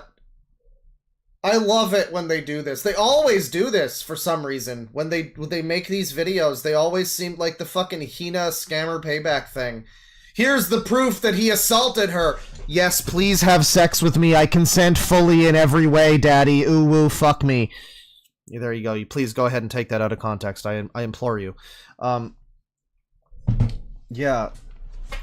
They always seem to do this. It's like I guess they can't find anything that actually makes the guy look bad, so they have to like very quickly show you something that I guess she's trying to spin it verbally in a way that, like, and it says that he based her body type off you anyway, but she's very much into it. There's a :3. There's a rapist emoji right here. Okay, she's into it. What is this supposed to prove? How is this supposed to make her side of this look good? This is such bullshit. Can anybody fucking figure out how to accuse a motherfucker? This is terrible. They always do this where they're like, oh, I've got the fucking smoking gun here. It's me being fucking consenting and happy and willing to be in this relationship with them and fully engaging in every way. That's the smoking gun. They're never gonna recover from that. Based off of me. Dawn mentions the art he posted before his apology for some reason, I guess because people were commenting on it. It just seems like a really weird way of deflecting. :3 doesn't mean she's into it. It's just a cat. Are you fucking kidding me? Apology for some reason, I guess because you're really off of me. You're really gonna act as if this like cutesy emoji is like not in any way some kind of fuck off, retard, get out of here. Fuck off. Yeah, she was giving every possible sign that one could give on a fucking digital text medium. Like, fuck off. What is that? Oh no, she was just doing cutesy emojis with him. Clearly she was terrified. She was scared for her life. That's why she was doing a fright, because she's like a scaredy cat, you see. So it's a colon 3 because it's like a cat. She's a frightened cat right now. She's terrified. That's meant to signify her fear, obviously. Rapist. Of me. Don mentions Fucking the ridiculous. art he posted before his apology for some reason. Ooh, I'm in absolute fear. Pumps you. Because people were commenting on it. It just seems like a really weird way of deflecting. Don then ends the post by talking about himself and his commission refunds he owes. The man who assaulted me essentially admitted that he did it a very roundabout, terrible way. I mean, obviously somebody that would do that wouldn't admit to it, but he corroborated my story and hit it in real time. Again, there's just no ability to think how this might have been perceived by the other person. It's amazing to me. At no point, we're 8 minutes in, at no point so far has she stopped to just be like, now look, I recognize that this might not have been his intention. He might not have perceived what he did as this. You know, something like that. Anything slightly charitable. No, he has to be the world's biggest monster, I guess. Like, there's not even any attempt to, because I guess why would there be, right? I mean, what gain is there in being humane? What's the point in being a fucking decent human in this scenario? I don't know, man. Even if something really seriously did happen, you have to recognize, like, maybe, I mean, I don't know. I guess I don't know all the details, right? But, like, you're in a relationship where you're colon 3ing with each other and willingly offering to do fucking reference modeling for their art and shit. It's like, you know, I have a feeling that maybe he wasn't just like an insane fucking, like, rapist who was just overcome with rape emotion. Probably not, you know? Like, probably this was just a complete weird misunderstanding that's also, like, probably been traumatizing for him, realizing that what he did, or being made to think by everyone that he's a rapist, by you, being, like, told all of this, being treated this way. That's probably pretty bad for him as well. I don't know. I don't know. It seems, because the only other option that I can see here, it's like a Homer Badman scenario. It always is that, isn't it? It's always, no, Mr. Simpson, dogs are living creatures! I don't care! Swerve the fucking car, run over the dog. It's always this, like, over-dramatized insanity that's, like, probably not the way it happened, right? Like, the only other option here is that it's like he pretended to be a sweet, caring Discord BF, and then the moment that you met, you know, completely apropos of nothing, he just became like a fucking, he decided to reenact Custer's revenge up in this bitch. Like, that's probably not what happened, right? Like, Occam's razor, what probably happened was this was a bit of an awkward encounter between two adults. And, like, this has been completely blown out of proportion. Like, that's probably more closer to what happened, ultimately.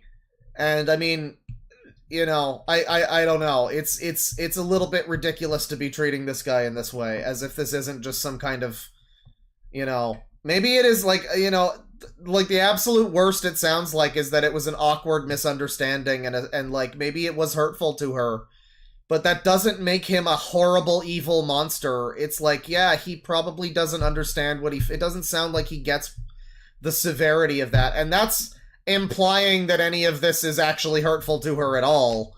Hypothetically, one might be led to believe that all of this is just entirely performative and being used as leverage to cancel SuperMega, but who would ever be so cynical, right? I could never imagine. Onto it after he had deleted the first one that incriminated him more, and began to hold him accountable for being a weirdo and a creep and lamenting his wrongdoings because they liked his art or respected him. And the replies to me at this time were condolences, messages of encouragement, and confusion about how this happened and why. And you don't recognize that, like, yeah, it's a two-sided story. There's no way to prove this either way. Like, we're supposed to, I mean, the whole believe all victims thing, it's like, no, I'm sorry, I don't, I'm, like, if you're proven, I don't know, like, what do you want from me? he said, she said in this scenario. There's no way to fucking prove this. Why should I believe? This lady's been proven to be a liar. I know next to nothing otherwise about Dawn, other than this. Other than all of this that's been said about him. I know next to nothing else. And this lady in her own videos has, like, lied at the fucking Ethan is Online's little SuperMega cancel stream where they were, like, blowing kazoos and fucking, you know, smoking up to praise the end of SuperMega or whatever. It's like, this is disingenuous behavior, and you're, I don't know, the inability to see how, like, the inability to see the you know, power dynamic or whatever here, where you're, if you want to use their favorite buzzwords, the inability to recognize that, like, you put out your side of the story and everybody was immediately supportive and encouraging, and then he said his piece and tried to explain himself, and everyone told him to kill himself immediately. And you don't see that there's anything weird about that? Like, you don't feel like there's anything odd about that? I guess probably not, right? Like, if anything, the problem was that there wasn't more support for her, I guess. Yeah. Yeah, me too, honestly. After this time, it gets a little weird, though. People immediately jumped onto it on YouTube, so that's the first thing that's weird. Justin sent me a DM on July 28th, which was, what is it? It's the day of Dawn's first apology. He expressed guilt for not knowing what happened between Dawn and I. He expresses concern for everyone involved and went into detail about his past with Matt and about how he felt groomed by him in Who are we July talking 28th. About? Who the fuck is this retard? The fuck is this? There's some new guy. Encouragement and confusion about how this happened and why, which, yeah, me too, honestly. After this time, it gets a little weird, though. People immediately jumped onto it on YouTube, so that's the first thing that's weird. Just Lady, you made a 2-hour video canceling SuperMega. Do not be disingenuous. But she wants you all to be stupid. Like, she either she is counting on her audience being full of idiots, or she wants you all to do the thing where it's like, you know, you're not allowed to question anything because she's a victim or whatever. Like, that's fucking ridiculous. You made a video, a drama video canceling SuperMega. Whether or not you want to fucking whether or not you want to admit that that's what it was, that's what it was. Ultimately, that's how it was perceived. You know, we are all just a collection of fucking, experiences that other people have had with us, right?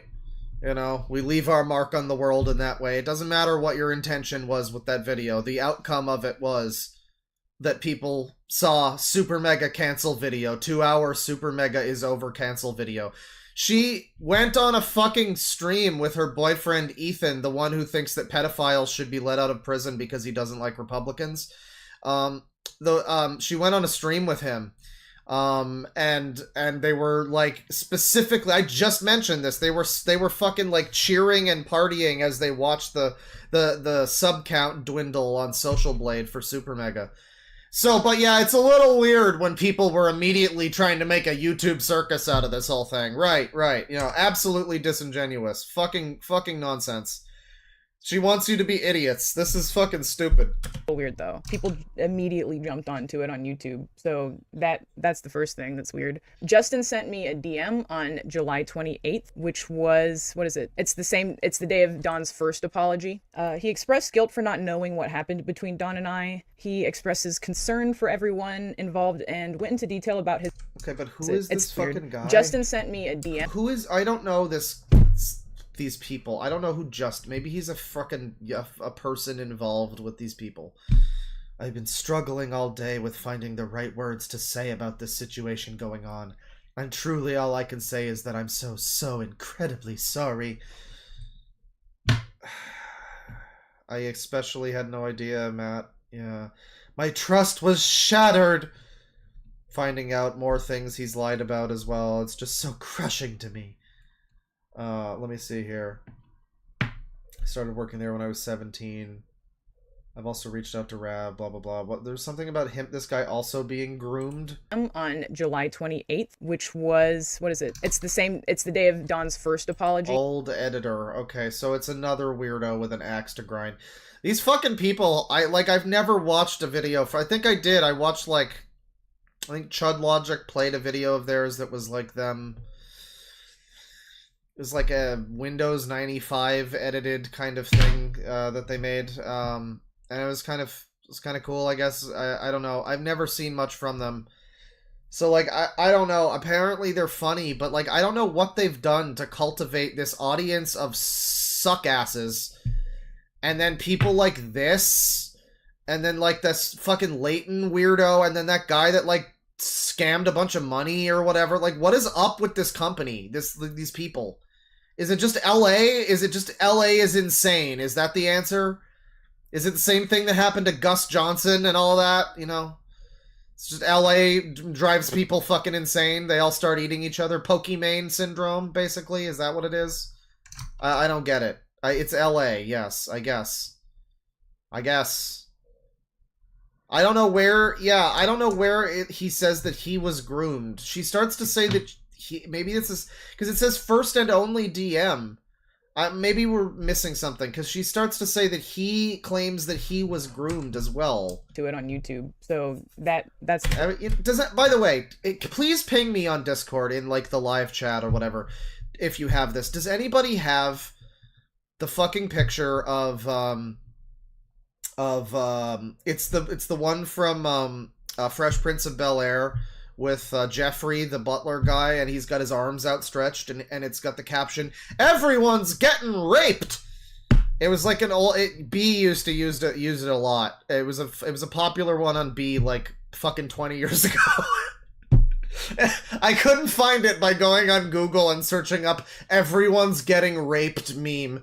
So like if anyone has that, just hit me up with it. First thing that's weird. Justin sent me a DM on July 28th, which was, what is it? It's the day of Don's first apology. He expressed guilt for not knowing what happened between Don and I. He expresses concern for everyone involved and went into detail about his past with Matt and about how he felt groomed by him in... Where was that said? Hang on. I'm finding out more. Crushing, SuperMega, unfair, appreciate, working there, 17, so much. I was working there when I was... Okay, so is she extrapolating from the 17 that therefore groomed? Is that what we're getting from this? Is she trying to claim that, like, Matt and Ryan fucking groomed this guy because he was, like, working there at 17 or something? And working there at 17 is now grooming? For fuck's sakes. Oh, Jesus. I feel so sorry for someone who was, like, a victim, an actual victim of grooming and sexual assault. They're gonna tell their story and everyone's just gonna laugh at them and everyone's just gonna think of this video. That's what you've done, Lex. Good job. You've ruined rape. You've ruined rape claims everywhere by associating them with you. Good job. July 28th, which was, what is it? It's just lying. It's the day of Don's first apology. He expressed guilt for not knowing what happened between Don and I. He expresses concern for everyone involved and went into detail about his past with Matt and about how he felt groomed by him and groomed into bad behavior from him by an early age. Kelly DM'd me on... What? Okay, we didn't hear the whole of that, but that was all of it. He was groomed into bad behavior. Where? This is his only DM, and she's trying to claim that they groomed this guy. The only way I can guess that is the 17 here. He in no way claims this or indicates this whatsoever. Wow. You can't just do that, cunt. You can't. You can't. That's not the way this shit works! What the fuck is wrong with you? July 28th, which was, what is it? It's the day of Don's first apology. He expressed guilt... Yeah, she had trouble... She kind of knew it was bullshit, so the way she delivered it, pay attention to how she says it, too. For not knowing what happened between Don and I. He expresses concern for everyone involved and went into detail about his past with Matt and about how he felt groomed by him and groomed into bad behavior from him by an early age. It's sort of like grooming, you know, it's like how The Simpsons makes kids act out or whatever, right? Like that was grooming, right? Like, you know, The Simpsons groomed us, right? Like that guy who set himself on fire or whatever, right? This girl believes the same things he did. DMs me on Instagram on the 28th. However, I did not screenshot this. We weren't following each other, so it was a message request, so I forgot to open it. But now she has me blocked, so I can't go get it even if I wanted to. So there's that. Kelly's message was, she basically was doing the same. I love how many little things there are in this video that are supposed to be like weird little smug gotchas, like, there's that. Okay, bro. Little things like that. Like if he deletes the apology, like, so that happened. Fucking Marvelisms and shit. And it's like that would be kind of annoying already if you were like in the right, but it's clear that you're claiming that there was like extra grooming you're just fucking throwing all the grooming at the wall and seeing what sticks, right? Thing Justin was extending an apology, off. And she told me that she wouldn't have taken the job back had she to everybody, explain in chat how you were groomed, please. Somebody says their dad groomed them into being a good person. You know, I was groomed by school by being forced to do math. Right. My boss this is literally what she's saying, right? My boss groomed me by giving me a job. That's what she's saying. When you put it like that, it almost sounds fucking retarded. My boss groomed me. He financially abused me by making me work for cash. Be quiet. Yeah. Oh boy, this is worse than the last one. Deadwing groomed me into watching his streams. It's true! My mom groomed my hair. It's true! I have a permit. I can do whatever I want. I groomed myself in the shower. My car groomed me into taking me somewhere. My kids groomed me to drive them around. My dad groomed me into being a bass player by playing the bass and being cool. Well, your dad sounds awesome. SSG groomed me into being his friend. Well, that's just true. That's just very sad. That's just unfortunate. I assume being in that position, the replacement of a guy without having known was probably very icky. Nick's first video corroborating mine would have came out on the 29th. There he is, everybody. It's Rule 63. Which is the second apology that Don made, the day of. Pretty much in the video, he gives us a synopsis of mine, gives comments. Interesting to see how she sums this up, because again, I pointed at... So... brief little history rundown recap, right? Her and this Nick guy... Don made, the day of mine. This Nick guy who looks exactly like her. You can tell that it's not her because he has the hexagonal glasses, or octagonal, I guess, and she has just the round version of the same glasses, but that's the only difference between them. I think she has a slight beard, too. No, wait, that's him. Oh, fuck, like, I can't tell. They were all, her and him and Leighton and fucking, Ethan is online. The guy who wants pedophiles to be on the street and not in prison because he doesn't like Republicans. They were all, like, in bed together, in some cases, literally. Basically making this thing happen, right? Like, allegedly, whatever. They were all involved in a little fucking conspiracy group to take down SuperMega, and over the course of time, you know, each of them started to become completely ridiculous. Like, I think Leighton was the first domino to fall, and his whole thing, he started like crying and whining on camera. It was extremely embarrassing. I never showed that on stream, but go check it out. It's fun, very funny. He has like a whole fucking mental breakdown, and so they immediately start disavowing him. This Nick guy very quickly claims that this dude, Leighton, who had this mental breakdown on stream, he's like, oh, I didn't know him, I didn't particularly like Leighton, we were not friends. And Leighton, in the midst of his breakdown, had said something about Nick being one of the first people to ever show him kindness or friendship. So that's really funny. But yeah, suffice it to say, all of these people have since fucking, you know, started eating each other. They're no longer really happy with each other anymore. So, you know, maybe she has some fucking words for the rest of them. I don't know. The replacement of a guy without having known was probably very icky. Nick's first video corroborating mine would have came out on the 29th, which is the second apology that Don made, the day of. Pretty much in the video, he gives us a synopsis of mine, gives commentary while he looked at the SuperMega Reddit, subreddit. Not really anything, like, not really hard-hitting journalism. I don't really know what anyone expected from this, besides just, like, hearing a summary of a 2-hour video in hindsight, because I feel like it got blown up way more than it did, just because it's, like, the only video that isn't, like, a right-winger guy that's, like, screaming about, like, OnlyFans or something. Yay!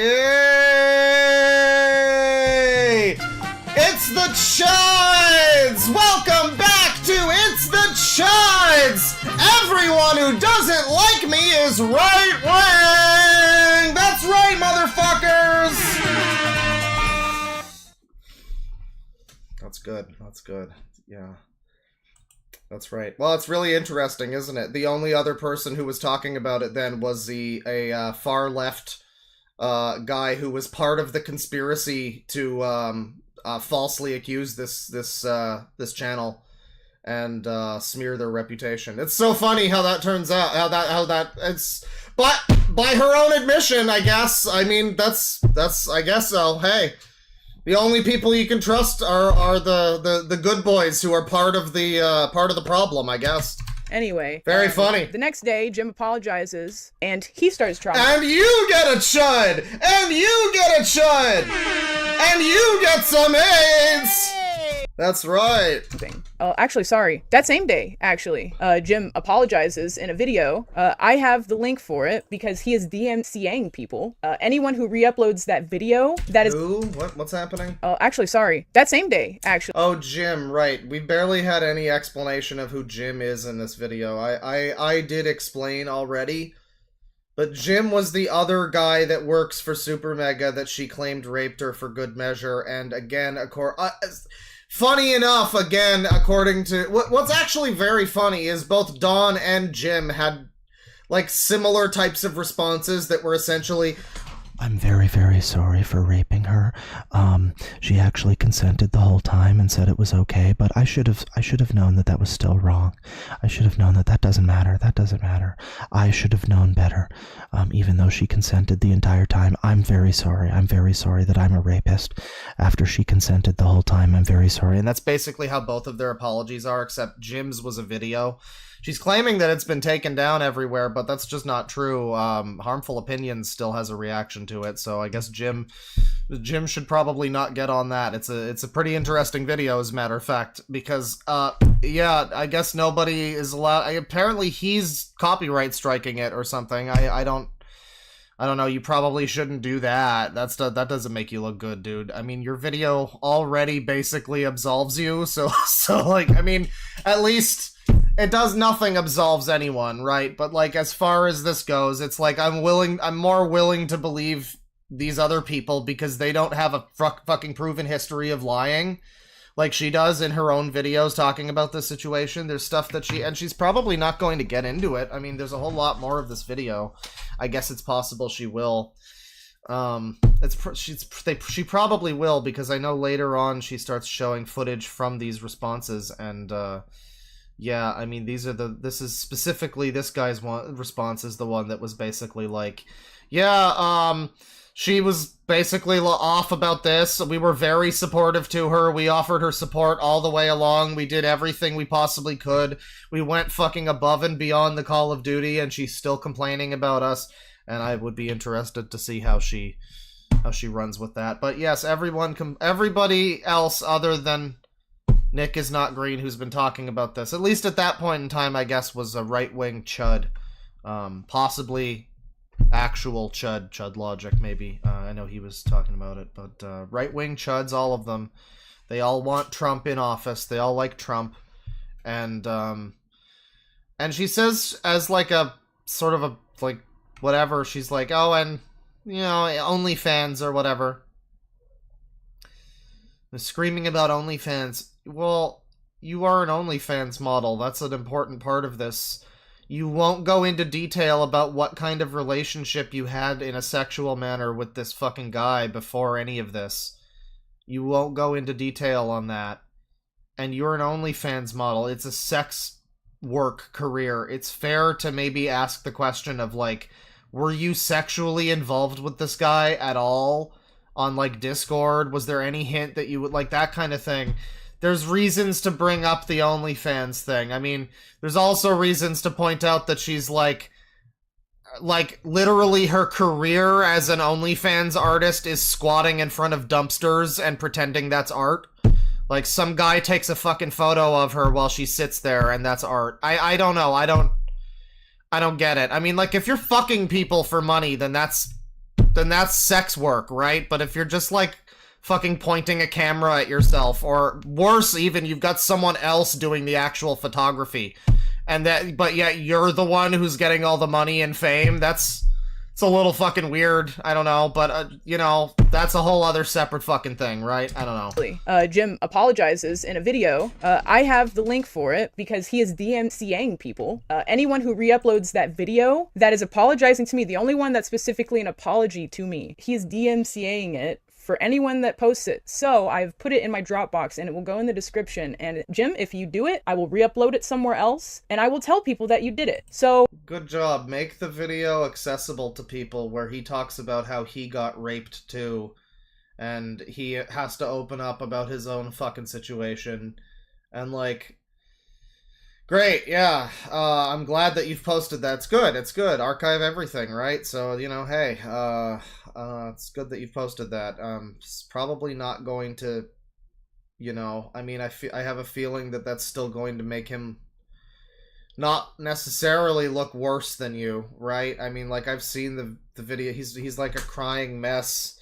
It's a bit more of a believable crying mess than, like, sometimes, you know, that you see. I mean, everybody's shouting rapist at him, so he's probably a bit distressed at the very least. But he goes into, like, I can't believe I could have done this and put her through this because I had someone do something to me when I was younger, and I could never put someone through that. And again, by his account of things, he says that she said yes, but it didn't matter, quote unquote.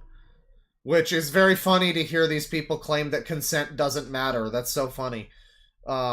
It's, again, horseshoe theory, people. It always comes back around. It always comes back around.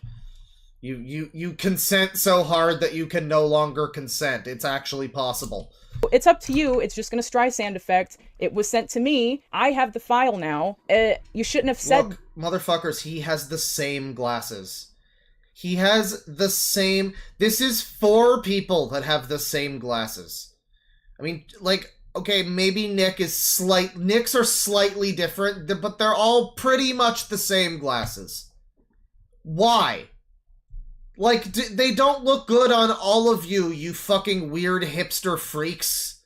Have your own fucking individuality. We're all going with xenogenders and candy pronouns, but we can't have fucking... We all have to look the same? We're all going with the Steve Jobs look? What the fuck is this? But for once, fucking you people, dye your hair purple or something. Get, like, a weird fucking haircut. Get some face tattoos or some shit. What is this fucking uniformity? This is so absurd. Again, it's the horseshoe theory. It's like Anita. It's like Anita Sarkeesian being such a feminist that she's a buttoned-down fucking school marm. She looks like a fucking... She looks like a 50s, like librarian. She doesn't look like a feminist at all.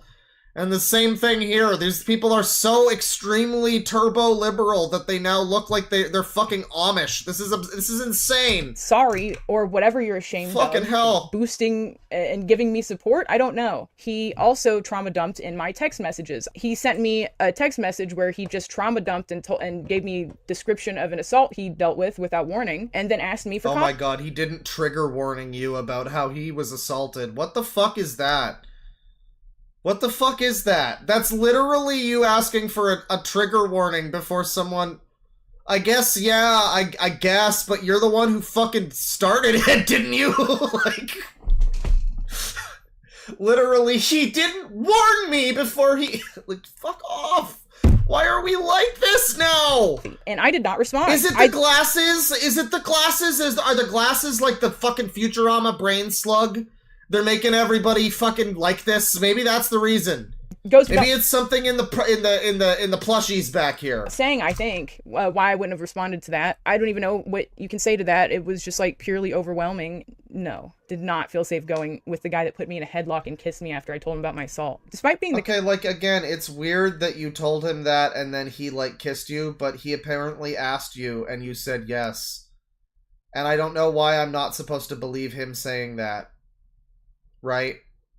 I mean, like, everyone, there's, like, a knee-jerk reaction that I think some people are having, because I'm having it a little bit, even when I say that, where I'm like, well, yeah, but the victim, though, my good little liberal boy inside of me, who I have to feed eventually, I have to get him some, like, quinoa or some shit, like a Subway sub, but the good little liberal boy inside of me is just like, but the victim, and I'm like, okay, but there's no real evidence, though, actually.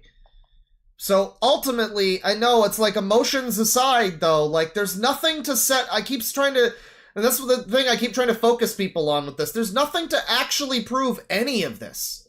So there's no reason why people should be having this heated emotional reaction on either side of this guy should kill himself or, oh, you poor pretty little angel, you did nothing wrong. There's nothing. There's just nothing. I have no reason to think he's not lying. I have no reason to think... Well, I actually do have reasons to think you're lying. I do have reasons to think Lex is lying here. But like us, for most other people here, and except for the other people that conspired against SuperMega, like obviously and clearly and demonstrably and visibly so, they kept trying to like deny it as if they were like shifting the goalpost of what a conspiracy actually is. And it's like, we can see you on the streams all together. We know you, like, 2 of you are in a band together, and 2 of you are fucking, like, friends, and 2 of you are dating, and, like, it's not a fucking, this isn't a mystery. Like, you haven't fucking pulled the wool over anybody's eyes. Like, you know, so there's certain people that I don't trust as much, but that's related to external factors. Related to the actual evidence of the fucking scenario, there's nothing. So... I mean, I don't know. She's just relying very heavily on this assumption of, like, guilt that everyone's going to have for this guy. And I'm just wondering when we're gonna be done with this. Like, at what fucking point? Like, was Camden Gerard Davis not enough of a sacrificial lamb? Was he not enough of a sacrificial lamb who probably fucking did nothing? I mean, okay, I didn't watch I think Turkey Tom made, like, a video, or someone made a video about, like, his cult. He might have done something. But he probably didn't do anything near what Mama Max said he did. And, like, was that not enough for people to be like, oh, this is fucking stupid, actually, and start thinking a little more with their heads instead of their hearts? God damn it. Zemnis was right. Kindest and least accusatory out of all the videos addressed to me. Many clocked him immediately on trauma dumping and centering himself in the argument, or whatever you want to call it. In his apology. Zara, do you have the same glasses as this? I mean, like, they're not inherently ugly or anything. It's just that everyone seems to have the same ones, though, is the thing. See, I like a good Wolf Blitzer glasses. Those are good ones. I say argument just because it became one, obviously. So get like bottles, bubbles from fucking Trailer Park Boys. Get those glasses. Pretty funny. Also, the flies. The flies were fun. All right. So Matt and Ryan's videos came out on the 31st of July. And this is the official beginning of the invalidating, minimizing, and blame shifting. Matt and Ryan decided to ignore... Where was the Wattpad fanfic? Was there something there? Just because it became one, obviously. So that was... A lot of the stuff is, like, shown for, like, a quarter of a second, and then it's gone. Pretty funny. Also, the flies. The flies were fun. All right, so Matt and Ryan's videos came out on the 31st of July. And this is the official beginning of the invalidating, minimizing, and blame shifting. Matt and Ryan decided to... Okay, but it's not. It was actually proving you wrong on a lot of things. Again, like, they would show texts, and they would show the time of the texts and everything, and it was like, yeah, she's claiming we didn't, like, do this for her. We totally did. She's claiming we acted the wrong way, but we did exactly what she said we should do. Now we're getting into the juicy parts. We're getting into her denying the fact that she, like, we're getting to the part where she's going to have to confront people saying that she's actively lying. It's no longer like he said, she said. This is confrontation with, like, At least in a few cases. I'm not sure about everything. I don't know how the extent of it, but there were a few things there I remember. Like, specifically one was her claiming that they gave her no support whatsoever, and them proving that they did, in fact, give her support. Like, routinely just being the nicest fucking people, sending her messages being like, hey, I hope you're okay. Fucking, what can we do for you? All this kind of shit. And so this is the part where she's confronted directly with how she was a phony! A big fat phony! Ignore most of the things that they could address from my video, instead opting to spend their respective videos defending themselves, despite claims against doing so. They stress that they have been nothing short of supportive, with no responses to my claims of them having put me in bad situations because they neglected to be supportive or communicative. And the bad situation she was in, I think, was like being in the same building as a guy that allegedly had a weird encounter with her, and then she invited to a thing with him after. Just keep that in mind, right? Like, you're an outside observer. You don't know the inner mechanics of this woman's mind. You don't know how she's processing her fucking shit. You see, like, oh, well, she invited Dawn to a fucking, like, event after this all happened, so maybe they're, like, okay to be around each other at least. It'll be fine. She can be in the office at the same time he's in the office. No! Rape! It's rape! Downplaying! Blame shifting! Gaslighting! Triggering! Having attributed them to even extending my trauma after my assault. And he goes on to imply Oh, right, the Wattpad thing. Camden Davis is from a Wattpad story called Rejected with the Alpha's Baby from 2015. Mama Max probably used that story for his shitty ARG. Is that... I remember hearing something about a fanfic. Is that really the summary of it? That I thought it was like that fanfic was made by someone involved with the group, but are you saying the whole thing? Well, who's the guy then? Was the guy just made with AI or something? Because I think he could have done that. It's possible. But no, we did see him talking on camera one time. There was footage of him talking. I guess it's just like someone's ex.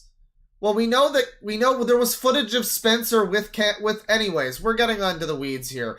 I'm sure it's all explained somewhere. Maybe I'll watch a video about it, but man. My version of events are so far from reality that Matt felt the need to clarify multiple times that he wasn't trying to invalidate my sexual assault. The proof he uses to imply that my recollection of events aren't true. I mean, the main thing that I remember about that whole situation, on top of, everything that happened with, and it's actually very related to this scenario too, is like this whole thing, it all gets into the, the weeds of like the, he said and she said, and so did the Mama Max scenario. But, the main thing, the important thing at the end of the day was that ChatGPT understands the legal system. So, checkmate. Are claims of him claiming that every quote I gave him, not in writing, was falsified. And when it comes to Rav's text, Matt shows Rav's text out of order, such as implying Rav was confused as well. Rav was also trying to figure out what had gone down. Or using text. What happened to the video about the fake Sonic games? Let's see what happened to it. Is it gone? No, it's still up. It's still a video. I mean, I don't have any videos taken down. I think it's still there somewhere. You mean the one from like fucking 5 years ago? Yeah, it's still there somewhere. The Rev saying it wasn't as serious. It doesn't say that I have any videos taken down right now, so I would assume. I mean, I guess I can just look. The Sonic. Yeah, I don't have any videos removed currently. Hang on. These Sonic fan games do not exist. This one. This fun historical video. This is from years ago. This was the video that I made that I put up and no one... this was before anybody found my channel, really, and I put it up and I put a bunch of effort in. Oh, isn't that nice? Put a bunch of effort in this video and then no one watched it. And I was like, God damn it, I'm never making videos again! There's no point! There's no point! And then my next video was the Onision one, and it's funny how that happens. Well, and now we're here. support his argument. Go check Here it you out. can see some text messages between myself and Rav, where Rav is saying that he figured out a little more context on the situation at one point. These texts were sent when Rav had only heard Don's side of the story, which was rough sex. Matt goes on and lies and says that Rav told him first. I don't remember exactly, but I think Rav was the one who told me initially. Okay, but like, this is this is emblematic of the whole problem, isn't it? He says Rav told him initially. Fucking Dawn says that he told him initially. I think Lex says that she told him initially. Why should we believe any of you fucking people? Why should I believe any of you? Just show me the fucking... Show me the contact then! Show me the message! Why are you all telling me the same event happened from like 4 different angles, you fucking weirdos? On my balcony one night, God and he told damn me it! that Dawn had sexually assaulted Lex. When Rav was only told Don's side of the story by Matt and Ryan until I told Rav directly around mid-June 2022. Also, Matt's including Rav when it really wasn't relevant for him to know what happened to me at the time. Don was staying at Matt's house. It was only relevant for him and Ryan to know what happened, so they could keep Don away from me. Another way they co-sign themselves in their own confusion and inaction is by bringing up about how they had supposedly told Ross in their own volition about what Don had done. We also updated those Caveman! we knew that were working. Oh, it's just this guy, right. Working with him of the situation. And we did not cover this up from other people. For example, I was the one who told Ross over the phone because Ross had a show with... You're really gonna criticize him for the Are we gonna be like fucking that pedantic? Like, at that point, it's like if you're gonna criticize the guy for being like in between fucking words while he's talking about this, that's so bad faith. If they're gonna pass this, if they're gonna talk about good faith, bad faith, then why the fuck is it okay for this shit to happen?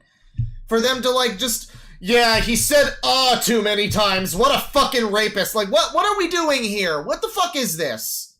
That sucks. Come on. You have no leg to stand on if you're resorting to the god. He said too many times. Duh.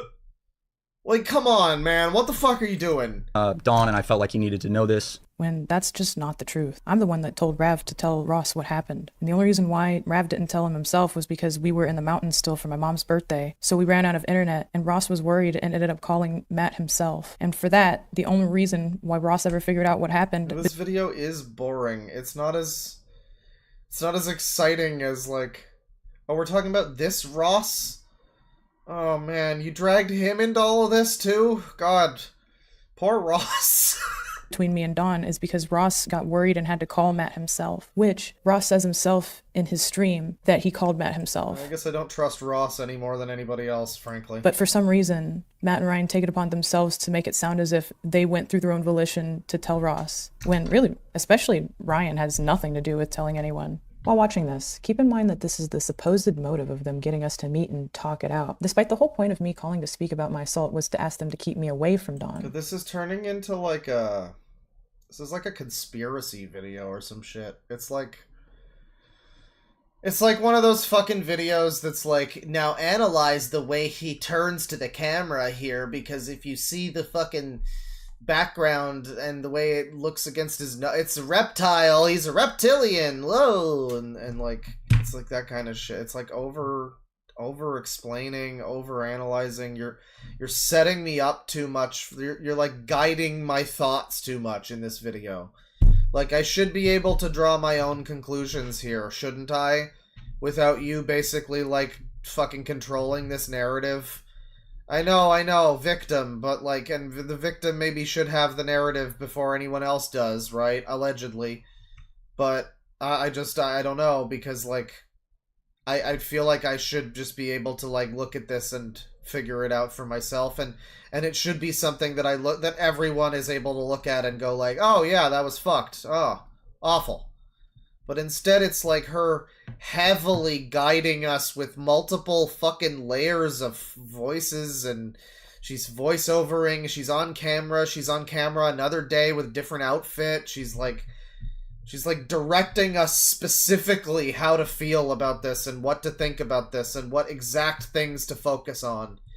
It's so so obvious. I don't know. To be honest, Ryan and I were scared of this whole situation. Me and Ryan organized a meeting with him at our office where we sat him down and confronted him about this. We asked him what had happened that night, and he explained it from his perspective, which was very different from Lex's perspective. We felt a little confused on what had happened that night, which I now... Well, clowns. I'm not addressing this guy and his ilk. I'm addressing the chat member clowns, our mod. Yes, I've noted that her tone is very different here. I mean, it's a lot more, you know, combative, I guess, confrontational. Before she was, and I mean, you know, this is maybe it's like I pointed out before, like her appearance is very different here. You know, she's got a hat on. She's much more she's frankly much more attractive here. I mean, she had something wrong with her in the other videos, but now this is the super, sorry, there you go. Yeah, she's like all done up here with like this makeup. She's all glossy, and she looks like someone in chat earlier. I just saw someone was like, damn, why is she wet though? And like, yeah, I mean, she do be looking kind of wet though, don't she? The other video I pointed out she's like a lot more like she just got out of bed kind of look, but like coordinated, like she specifically made herself look that way. This is so much more professional, like she's trying for a job interview or something, and the job is blowing. There's bad jokes. I'm a right-wing chud. It's awful. I hate women and minorities. But yeah, no, I mean the tone is different, the appearance is different, and you could look at it in a cynical way and, you know, be like, this is very performative and orchestrated, and she specifically, you know, it's like that Simpsons scene where she's like, Homer. All right, that's it. That's the one. And it's Marge trying to find the least nagging tone to go after Homer with. And that was this. It was like, what's the most convincing victim look that I can do? You know, that's like the cynical look. I don't think it's incorrect to look at it that way when there's already like a conspiracy. There's no reason to be charitable in this scenario. Honestly, assume bad faith at this point, as it goes. But yeah, no, I mean, it definitely seems to be coordinated. It was maybe like some people do their brains. You might not have noticed it, but your brain did, right? Like our brains subconsciously do these things. She might have subconsciously made herself look more disheveled before, and now, you know, look more hopeless and helpless and in need of fucking sympathy before, and now she's trying to look more put together, and that might just be entirely subconscious. You know, I want to point out, I want to specify that I'm trying to be somewhat charitable and be like, not assume that she's just being a manipulative Machiavellian evil bitch, which is seemingly what she is assuming of every other person in this scenario, right? I'm assuming maybe there's a chance that it's like subconscious that she's doing this kind of body language shit. Maybe. I'm not saying that's the case. I'm just saying there is a chance. There is a chance that it's not entirely intentional and orchestrated, that she looks, you know, she's got this different kind of look going on. We jump back really far. Let's just go here. Look at this fuck boy. Confronting him about this. We asked him what had happened that night, and he explained it from his perspective, which was very different. Casey Anthony look. We felt a little confused on what had happened that night, which I now see was an absolutely, you know, terrible move. That's correct. Suggesting exactly. He explained away the assault, excusing it as a miscommunication of boundaries in an intimate moment, and we told Don if he truly believed that, if he truly believed that it was a boundary. Why shouldn't they have believed him? She has this text over. Again, it's like crazy people videos where they just have random text pop up, and we're supposed to be in on the crazy people think. You know, it's just that more people actually are in on this, and they are on her side for some reason. But like, yeah, typically this type of video is reserved for people who are like trying to point out reptilians in fucking Congress or some shit. But Yeah, she has like text pop up that's like, and they believed him. Why shouldn't they? They work with him. They know him probably a lot better than they know you. This woman didn't work for SuperMega. She wasn't employed by these fucking people. She was like a fucking friend of a guy who did their thumbnails or something. And of course they would probably have believed the guy they knew, their friend, rather than this random woman that, like, maybe is, like, also a friend now, but probably not hasn't been a friend for as long, right? Like, you naturally aren't going to just give some random new person the benefit of the doubt more than you would someone. If there's no evidence either way, really, and it's all he said, she said, you'd probably be more willing to be like, well, I know my friend, I know, you know, whoever in this situation, I'm gonna stand by them here. And that's just the way of things. That's of course they would be on his side more than yours. Like in this scenario, why wouldn't they? There's no reason to believe you. Like, objectively speaking, there's no actual reason to believe you. You could suggest there's no reason not to. There is. But, you know, either way, there's no reason for them to specifically believe you and not him. Communication, then he should apologize to Lex directly. This was, of course, the wrong decision. Yes. Having a victim and an abuser, you know, telling them to, you know, maybe to talk to each other, horrible. I have text messages from Matt saying... But, yeah, he's acknowledging this. Of course, the wrong decision. So what he's acknowledging here is, like, there's a part in this where he suggested to her that, like, early on, he was like, well, maybe you should talk to Dawn about this and sort this out, and... You know, whatever you gotta say about the scenario. Probably the answer in any situation like this. Well, it's funny, because, yeah, this is like an awkward sexual encounter that only really these two people could ever really work out. If this was a real rape fucking, like, you know, a raping man's rape, a capital R rape. If this was a wade rape, if this was one of those... You know, if this was like a real thing, yes, you wouldn't want to have the victim in the same room with the fucking, you know, the perpetrator. But in this scenario, that's a he said, she said, awkward fucking bedroom encounter between two people that have been in a relationship for years. Yeah, I mean, is it really that much of a fucking stretch to be like, why don't you two, like, talk to each other and figure out what his side of this is and how he perceived it, and, like, maybe this is a misunderstanding. I mean, it doesn't eliminate the trauma if it's there, right? But, like, you could at least see what I've been saying, that, like, maybe this other guy didn't fucking do this maliciously or something. I don't know. I stopped the video to be like, and yeah, that's something that obviously is a stupid idea. But even as I'm talking about it, I'm like, well, no, actually, because in this scenario... like, who else is gonna fucking litigate this? Why should it be our job? Yeah, it should be the couple that has this dispute. Or, like, whatever, or nobody. I mean, like, it's no one else's fucking business, right? So yeah, I guess it probably should have happened. That probably should have been what happened. Having a victim and an abuser, you know, telling them to, you know, maybe to talk to each other, horrible. I have text messages. The thing he made happen, he suggested it. He's apologizing for it in that clip there. He's apologizing for it.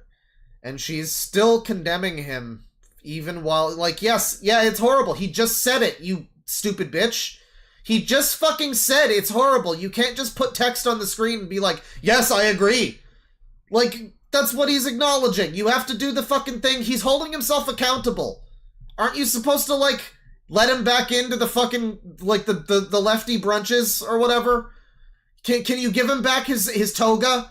I don't know what you guys do at your, like, weirdo parties, you know? Like, other than rape each other, I guess. But, like, you know, give him back his sash. Let him back into the parties. You know, give him his title back at the leftist commune, okay? This has gone on too far. He's held himself accountable. Okay, he said sorry.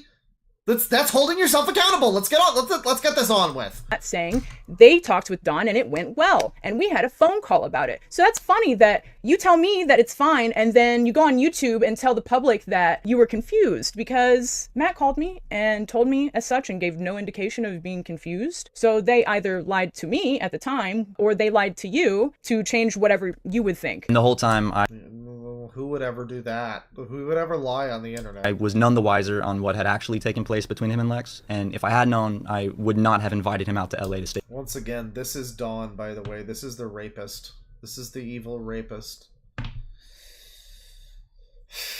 And I just don't know how I'm supposed to look this, like, it's like Cameron Gerard Davis all over again. Like, all of this shit being said about this guy. And what have we seen of this guy? Like, this one image of a fucking husky dude on a couch with a your baby in the background and a cat on him. He looks like a cuddly man. And of course, by the way, look at him. You really fucking think... Yeah, you know, I don't know. I wonder. I just wonder, you know? Maybe to talk to each other. Horrible. I wonder, you know, you think that she started to have sex. I'm just unrelated to everything. I just, as a random aside, you know, since this is all a matter of public record now, I guess. We're all allowed to speculate on it. It's not weird or anything. But Matt, just as a random aside, you think when she showed up at the thing where they first met, her and Dawn for the first time ever, you know, unrelated to anything, right? But just like, you think, God, this video is edited so fucking fast. Contact with each other. As soon as I realized it's impossible to find, this. Would not have invited him out to You think that that lady, that like sexy OnlyFans model might have maybe had some second thoughts when she saw this guy? Unrelated to anything. Like, it's not related, right? That's totally unrelated. Just, you think there might have been some, like, oh, actually, I didn't realize he was that fat. I don't know. There's no way. There's just no. That's probably not acceptable to say. I'm just a fat right-winger screaming about OnlyFans. Don't mind me.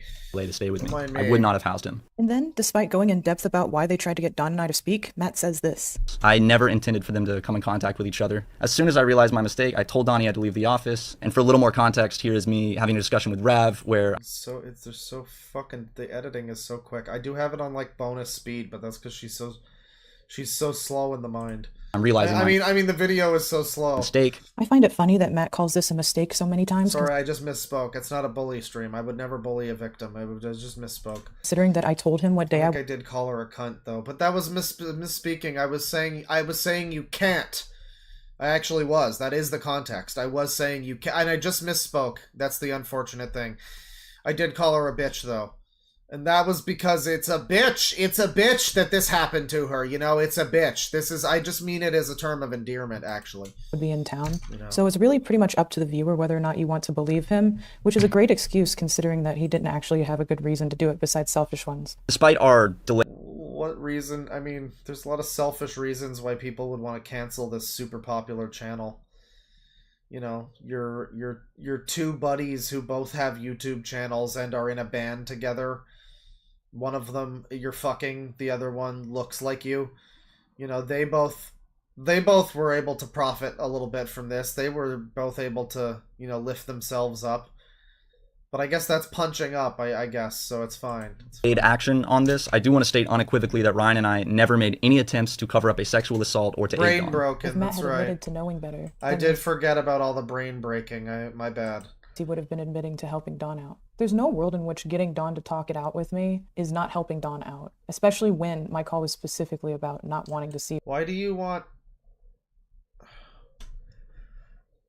Like, we have to approach this from the perspective that this guy, this, like, fluffy fat guy with a cat on his fucking chest, this is the only fucking image of him that we know of, right? It's, like, the only thing. We're hearing so much bad about him, and the only thing we've actually seen from him is, like, conversations where she's happily talking to him and, like, you know, colon-3ing at him. Which someone quoted me earlier, like, Claw, what does that mean? It means she colon-3'd at him. What the fuck do you think it means? That's like basic human speak, dude. Those are human words. But like, yeah, we basically have nothing from this fucking guy. And, you know, I'm just amazed by this. Like, yeah, we have to assume, we have to come at it from the perspective that he is like Camden Gerard Davis. He's a predator with hundreds and hundreds of victims or something. Or he's a malicious monster who wants to ruin people's lives and gets off on the pain of others. He's like a giggly goon clown type. His fetish is degeneracy and corruption itself. You know? He's a villain in every sense of the word. And I feel like that's less likely, right? Than just it was an awkward sexual encounter and maybe she got cold feet. She got like she thought twice about this fat guy she was with, right? I'm just saying, I feel like that's less likely that this guy's like a super villain from a movie rather than that very like common ordinary scenario that I just detailed. That seems, you know, Occam's razor, whatever, but yeah, the only way you can look at this without starting to be real critical of it is if you just assume the worst in people, really. I mean, just assume the worst in people. It's weird. You have to be like a very jaded, bitter person to watch this and take it seriously, but in a very specific way, because I'm very jaded and bitter, and look at what it's doing for me.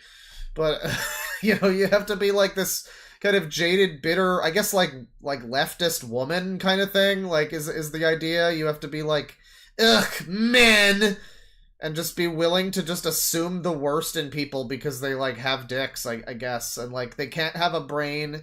There's no side to their story. Anything they have to say is just the pointless flailings of the rapist before we lynch him in the streets. You know, like, I don't know, man. It's like a very, you need to be looking at this in a very specific, uncharitable way for this to make any fucking sense at all. It's so funny how, like, how much, like, in this bubble, I guess this is, because, like, yeah, I mean, this seems, like that last video, you know, it seems kind of, like, persuasive. Some people, oh my god, did you hear about SuperMega? But, like, if you showed this shit and tried to explain this to, like, your average, some lady that, like, you know, works in a supermarket, she doesn't use the internet that much, you know? You just try to explain it to her. Like, you know, she's not against her will or anything. She's, like, interested. Like, you're on a date with a nice person, and it's just someone that you know that's, like, they have no idea of the internet drama, and you try to explain this to them, and they're just gonna be like, what the fuck? They aren't gonna get this. This meaningless in and out fucking Discord drama shit is just gonna be like, wait, this is a problem? They were like dating on the internet? Wait, people do that? What? This is so insane. If you like zoom out, if you think about the problems in the fucking world. We're talking about all of this. It's so fucking dumb. Anyone that's out of this fucking circle would just think this is the stupidest shit in the world. God damn. Adopted on. Over and over, they take matters into their hands when it really wasn't their business to do so. They did the exact opposite of what I ever asked them to do. Their actions follow the logic of people that don't think my assault was a big deal. Ryan doesn't mention anything about trying to emotionally blackmail me with being sad at his birthday party after seeing mention anything about trying to hold y'all. I hate how much these fucking people say y'all. They say it in like every sentence. They're just like this annoying fucking Zoomer speak. We were told that y'all are still, I guess it's the gender neutral plural for everyone, you know, y'all are still upset with how we handled the Dawn situation. Is this not true? If the problems you're talking about aren't that and are just an off vibe, then yeah, it's a vibe, guys. We've caught it too, whether it's a standoffishness we're getting from y'all. Like, when did they decide? I thought cultural appropriation was bad, okay? Is not the culture of the South, like, valid? I guess not, because they're, like, white or something, but, like, they say y'all there. That's the y'all place, is, like, the fucking South. I mean, I say y'all. It is just a colloquialism, but you're really fucking hitting it hard. You're going pretty hard on the y'all button, cowboy. Slow it down there, cowpoke. Fucking weirdos with your glasses. And to be fair, this is Ryan and Matt. They don't have the glasses, so there might be a reason why they're not completely brain broken. Whether it's a standoffishness we're getting from y'all, acting in a rude manner when invited to my birthday, or what seemed like directed negative sarcasm in it. So this is someone trying to communicate their issue. This is so funny to me. This is like her acting like they're all manipulative and whatever, and like just using these like fucking, these stupid fucking like buzzwords. There's so many buzzwords, and it's like, what are we looking at? It's a guy being like, hey, what's going on? Can we talk about this? What's apparently not, Ryan McGee. Apparently not. Apparently you can't. You can't talk about this. No negotiations with terrorists, right? It's like, it's literally just someone trying to fucking resolve it, and like with civil words, and that's like how is she framing this again? Sorry, let's figure this out. Over and over, they take matters into their hands when it really wasn't their business to do so. They did the exact opposite of what I had ever asked them to do. Their actions follow the logic of people that don't think my assault was a big deal. And Ryan doesn't mention anything about trying to emotionally blackmail me with... Emotionally blackmail. That's how she's framed. Reminder again for anyone who just joined. She tried to claim that SuperMega, which I guess means like Matt and Ryan, the main guys, or maybe specifically one of them, groomed one of their former editors because the editor worked for them at the age of 17, and therefore, in her words, was felt, and this is her saying how he felt, by the way, he felt groomed by them into doing bad behavior. So just thought I'd point that out, by the way. Just thought I'd point that out. Unrelated. It's unrelated, but she's now trying to twist this message where he's like, hey, can we talk about this and work this out with words, as emotional blackmail or some fucking shit. This is really something. You have to, if you meet somebody, this is like in Chicago, if you go to like a hot dog stand and you order a hot dog and you ask for ketchup on the hot dog, or what they do is they ask you for ketchup on the hot dog. And then if you say yes, then they like charge you more for the hot dog. They go, oh, sorry, we don't have ketchup here. Sorry, we're out. And then they like charge you more for it. It's a litmus test. If you find someone who takes this woman's side, even after this video and everything, that's the litmus test. You get the fuck out of there. You get the fuck gone. If you're talking to someone and you do that date scenario from earlier, if the reverse happens and they bring it up and they're like, I can't believe what Matt and Ryan did. You get out of there, you go through the wall like the fucking Kool-Aid man. You don't stop for fuck all. you make a person-shaped hole in that shit. You fucking run for the hills. Run for your lives! Being sad at his birthday party after seeing Dawn the same day because of the choices he made, and using me being upset at their lack of communication. Okay, they get mad at you if you ask for... Okay, alright. I thought... See, it's better if they just charge you more. I got it wrong. But I like my version better, though. I think it's better if they don't get mad at you. They're just like, sorry, buddy. Don't have any. Anyway, it's $14. That would be better. I like that idea better. After that, using that to reject to speak to me because I was upset, to hold my own emotions against me. Ryan held my feelings against me for how he handled my trauma. In their videos, they imply I wanted to keep it private with no proof. And she expressed that she did not want this to be a thing that was public. You have no proof of anything. The fucking caucasity of this bitch to say no proof. The fucking, this, are you fucking kidding me? As a sex offender, I'm quite surprised by this. Me too. As a sex offender, I also find this to be very unsettling, frankly. But thankfully for them, I'm very consistent. And I've specifically spoken to other friends about how they were conversations that I wanted to have in person, not in private. Those are... Let me see this. Hang on. Yeah, so when I ended up doing... This is in 2022. I don't remember the timeline of this. When I ended up doing that, he just seemed more upset about not being with me than what he did. It was shitty. I have no logs because I want to talk to him in person. Why do you want to talk to him in person? It's like you barely interact. I don't get that. This is another element of this that I cannot be made to understand, is that our Discord relationship where there's this apparent fucking need that this woman has after she's been with this guy for a while. They meet. He, like, apparently molests her.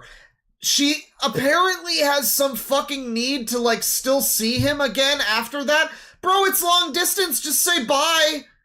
Or, like, not bye, but whatever. Tell them goodbye in the way that you normally communicate, right? Which is Discord. Why do you have to see them in person? What is that? You don't even live in the same continent, do you? Maybe they did at some point. I don't know. Apparently Dawn and her were at the same office at the same time, so I'm sure he's been to America, but, like, he's from Germany. She moves all over the fucking place. It's like, you're probably not physically with the guy. Why do you feel a need to see him in person to do this? That just seems like it would make it extra bad. That feels like it would be for no other reason than to be extra hurtful. Like, you know, they say don't break up with someone via text, and that's like the kind of the you know, you read Cosmo or some shit, it probably tells you something like that. It's like, yeah, that's if you're dating someone, like, in person, you know, regularly, and your basis of your relationship is a regular relationship where you meet each other every week, every couple days, whatever. It's not a Discord relationship where you barely meet each other and it's like, I just absolutely have to, the one time I see this person again, I need to make sure that it's like the last time. Just say fucking bye in a message at that point. This is so bizarre. It's so strange, but okay, this is at some point in this, she's claiming certain things. I don't know. Like, it's all he said, she said. I'm just pointing out the things that stand out as being particularly stupid. It's about how, like, if you really take apart every point in this, it's so fucking shotgun. It's so fucking rapid fire, rather, not shotgun. Well, it's a little scatter shot, but it's a rapid fire fucking submachine gun with fucking high recoil. It's fucking going everywhere. It's everywhere all at once. So they were conversations that I wanted to have in person, not in private. Those are two different words. In person, not in private, though, Venomous Socks. It says it in the screenshot, but in person doesn't mean in private. Those are two different words, I guess. Boy, this is starting to sound like Dark Viper, just like semantically attacking Critical because, like, he very slightly said a thing wrong, and it was like, and it was like the ultimate gist of what he said was the same, but, you know, he, like, worded it in a different way, and it was like, I don't know. We might get to Dark Viper. That might have to be a separate stream. It's getting a little late, but I don't know how much more of this I want to watch. I mean, I assume the rest of it will be as stupid as any of it. There's probably going to be more moments where she accuses people of grooming without any fucking proof or whatever, or she says some random appalling shit, but you know, we'll keep going for a little bit. I'd like to at least get up to the halfway point. In their videos, they lie about cutting off Dawn personally and professionally. 14 and they don't say when pages! specifically. Again, after some tiptoeing, She wants to do things in private after she posted a fucking 2-hour video. I mean, this is from before that, to be fair. Like, this is stuff they're talking about at a period that was before all of that, but, you know, so maybe that was like the last resort kind of deal. Whatever, I mean, it's understandable if you have a real reason to call someone out, you know, then do it, right? It's like, we're all in favor of victims, actual victims speaking up. Like, that's the main thing, too, is like, you know, it's a shame, again, that, like, I don't know, this is like all just a fucking circus. This is nonsense. Ended up cutting ties with Don, both personally and professionally. We cut all contact with him. Response to what Lex told us, we removed Dawn as our channel artist. Once again, this guy who has had no evidence in any direction of him doing anything wrong was removed from this entire program, this entire fucking outfit, you know, excommunicated from the Brotherhood of Man to wander lonely as a puzzled anagram. He was fucking exiled based on just what this woman said. That should have been enough. Living at their fucking house should have been enough. Canceling them the first time should have been enough. But now they're back, and she's trying to cancel them again. And it's just so incredibly fucked up to me that these people it visibly seemed to have bent over backwards. I mean, she's not showing the parts where they're demonstrating. Maybe she will. All the parts where they're like, she said that we weren't helping her and weren't supporting her. Here's us offering her to live in our fucking place and everything. And like, yeah, I mean, they went above and beyond what they actually should have even done in that scenario. And she's been the most ungrateful fucking piece of shit. It's absurd. I mean, whatever you gotta say about the Dawn thing, that's unrelated, frankly. The way she's treating fucking Matt and Ryan here, the main two, and still trying to drag them through the mud after they've returned, after they've done everything for her. Maybe not 100% to the way she liked it, but again, no empathy for like, well, at least they tried, at least they were trying. Their hearts were in the right place. No. Second cancellation. Let's go. And we cut contact with him 100%. In August, Ryan liked Dawn's art, and it was posted into the Dawn channel in the SuperMega server that was still there, and was there until it was deleted. Matt goes on to showing anonymous Discord screenshots from an anonymous Discord of, quote, anti-SuperMega people who write, quote, child sexual assault fanfiction, as of, quote, anti-super... If we can get SuperMega in enough hot water that... Right. Our friend Blank is friends with Too Mad, and Too Mad hates Matt, so he might... Yeah, I want to point out that, too. I didn't talk too much about this. I considered talking about it, but the Too Mad thing... That guy was a weird, imperfect dude who was potentially a creep and a weirdo. But he really did not deserve to die of a drug overdose all alone and hated by everyone at like 23. And then have everyone shit on him after the fact. That was really fucked up and weird to see. And that's like the same sphere of people, I guess, and I don't know. Like, that reminds me of that, and I'm just like, wow, yeah, you people will just, cancel someone into, bullying can lead to suicide, people. That's what the left doesn't understand, the liberals. Who write, quote, child sexual assault fanfiction, as proof of a... Yeah, once again, this Too Mad guy seems to be like a fucking weirdo. I don't know. I have no understanding of who he is, but like I watched a couple videos about the situation. As far as I could tell, yeah, he doesn't seem like he was a very savory individual. Did he deserve to die and then be like ridiculed and like shit on in that way? No, not really. And that guy Jameski seems like a real piece of shit. I don't know. Conspiracy against SuperMega. Seems to have also lied. It seems like all of these fucking California fucking people, this current day Californian shit, they all just like to lie and stab each other in the back and throw each other under the bus. They've got no fucking, they've got no appreciation for each other as like, I don't know. It's like, and everybody makes mistakes, right? People fuck up, people hurt each other, right? But like, this just always seems, it's always like the same type of thing. It's that like vicious fucking celebrity backstabbing kind of thing. It's that high school drama backstabbing kind of thing. It's not like someone just oopsie poopsie, they made the wrong call one day. It's always this kind of thing. And now Too Mad's fucking dead, and when is it enough for you people? By Leighton and Too When Mad, is it ever enough? Who is dead now, and also he immediately shit on me as soon as my video came out and blocked me, and so he immediately shit on. What the fuck? These SuperMega renditions of events are so different and open to interpretation. Which one is it then, lol? So is this literally just Too Mad going like, hey, yeah, but these stories are different, so why should I believe one over the other? And that's why we don't like him in this situation? Alright. On me as soon as my video came out and blocked me, and now he's dead. So Matt doesn't know I'm a child sex assault survivor, so oh my god. He's a molester. He's a child molester. Oh my god, I survived so much. You don't understand me and my struggles. I had to go down the stairs today, and Gamergate stepped on the muffin that I had on the stairs, god damn it! God damn it! Like, okay, look, yeah, people... I don't know, man. It's like, I was like watching Papa Gut, right? And he was saying like his catchphrase is like empathy fatigue. This is the one he's trying to push. I'm going for unfortunates as a turn of phrase. Oh, that was a real unfortunates. You know, there you go.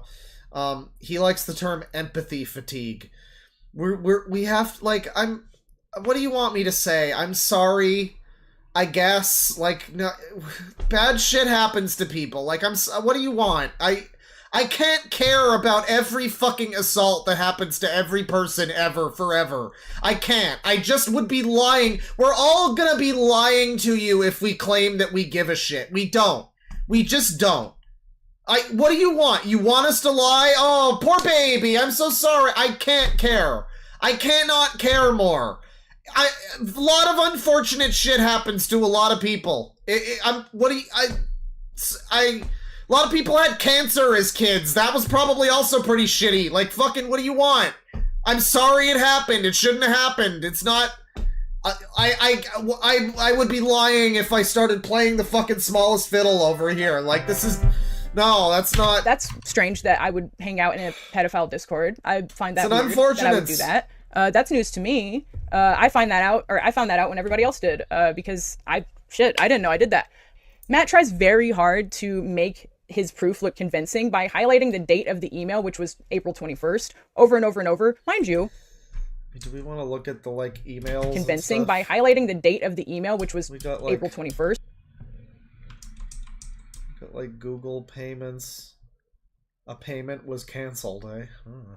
First, over and over. Someone was looking for a board game, buddy. That's interesting. Why are we looking at your emails? Why is that necessary? Also, people are pointing out his that proof looked convincing by highlighting the date of the email, which was her hands are not, you know, she's not really a hand model. You know, her hands are probably not the main thing the camera's focused on when she's doing her OnlyFans.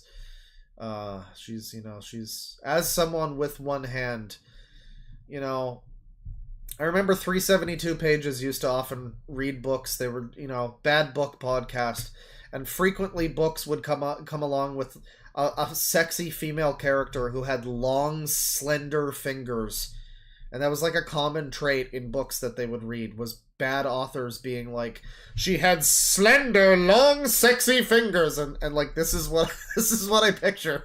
It's like bony Skeletor. Fucking, like, I guess, you know, she should play piano. These look like good piano hands. April 21st, over and over and over. Mind you, that day, I had gauze in my nose from surgery, and I was in... Oh my gauze! I had gauze in my nose! Oh god! Oh god! I couldn't even talk normally! I had a stuffy nose! Oh god! Sorry, wrong song. Tennessee. So I don't really know what that's supposed to mean. Anyway, it completely ignores the fact that nobody knows where it's from, who it's from. Yeah, nobody knows if you're saying anything that's true either. Like, what do you... when these people try to make an appeal for evidence, it's fucking laughable. Like, oh, we don't know where it came from. Why the message us? The appeal for, like, who posted it, proof, whatever, evidence. What do you fucking mean, bitch? Where's any of your evidence? It completely ignores the fact that she posts evidence of stuff. I mean, like, the main claim, right? Like, I don't give a shit about the fucking... SuperMega didn't support me enough while I wasn't looking for a place and I was mooching off of them. Like, I don't care about... She shows a bunch of fucking evidence of that, you know, like, and even that seems to be, like, pretty questionable. I mean the main claim of her being fucking sexually assaulted, twice, mind you, by people associated with SuperMega. She has zero evidence or proof of any of that. Obviously, we're supposed to take her word, but, I mean, these messages, they have to be fake. They're totally bogus. It's a witch hunt. Nobody knows where it's from, who it's from, if it's real or fabricated, and... Oh yeah, I sped it up a little bit. Matt makes no comment about how 1.25. most of it is blurred with no reason given. I cannot understate how blurred. Wait, hang on. Most of it is blurred with no. What are you talking about? Is this Matt showing this then? Is this supposed to be him? Are these his long, slender, bony fingers then? Maybe. Yeah, I mean, it's blurred. I guess this is his footage. I thought this was her. This looks like her lighting somewhat. So I thought this was her. His lighting is like more harsh and bright. So I thought this was her footage. It looks like she puts the blur over this and she's blaming him, but the only way that makes sense is if this is his footage. I don't know. Maybe someone who knows them. Does he have a fucking tattoo on his hand? I don't know. No reason given. I cannot. That's Matt's hand. Okay, well, sure. All right. I guess why is some of it blurred? I mean, there's fucking plenty of reasons. There were maybe there were 5 other victims. He had to keep their identities private. You know, who knows? There's lots of reasons why you gotta blur shit. I mean, I guess it's a little suspicious. Yeah, I mean, maybe, but I mean, this whole thing is suspicious. This is more proof than we have of a lot of stuff. I mean, we have some fucking dialogue about this. At least somebody wrote something. This is more than any of the actual claims that she's made. I gotta light a go away evil. Hang on. Because I found my go away evils not too long ago. You know, I thought they were lost. I thought evil had won, as Captain Alex likes to say. Evil wins and good has died. Evil has won, ladies and gentlemen. Well, evil will no longer win, okay? I'm just lighting a go away evil. For those that don't know, there is an incense flavor. I'm gonna say flavor. I think the word is scent, but there's an incense flavor. And the name of it is Go Away Evil. Or in Spanish, Desaparece el Mal. So we're gonna disseparate the evil. If there is any. I mean, I don't know. Evil's very subjective. If you feel that there's some evil in the air tonight, oh Lord! Oh, the voice crack didn't do it. Didn't stick the landing. If you feel like that voice crack was evil, about how then this incense is for you. This bud's for you. Who it's from, if it's real or fabricated, and Matt makes no comment about how most of it is blurred with no reason given. I cannot understate how blurred this email is. Anyway, right. Flimsy evidence aside. Flimsy evidence? Bitch, you have no evidence. Flimsy the audacity.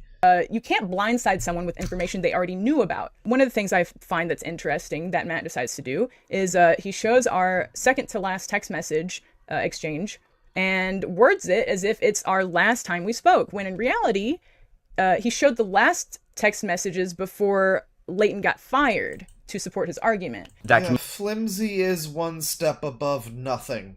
Like, and I mean, to be fair, in this sort of scenario, I think she did have her own screen caps that were maybe less blurred and stuff, right? But I'm not talking about her in this scenario. To be clear, in her defense, I think in this specific scenario, she did have perhaps better screen caps and receipts, as the kids say, of what happened. Oh boy, that incense is strong. It's wafting right over here. The evil dies tonight. I think she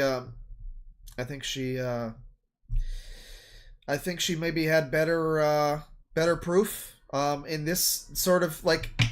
In all manners regarding Matt and Ryan, she had more evidence of her at least talking to them and stuff like that. Like, you could read the receipts, you could read the text conversations and stuff like that, and maybe sometimes they were out of context, whatever.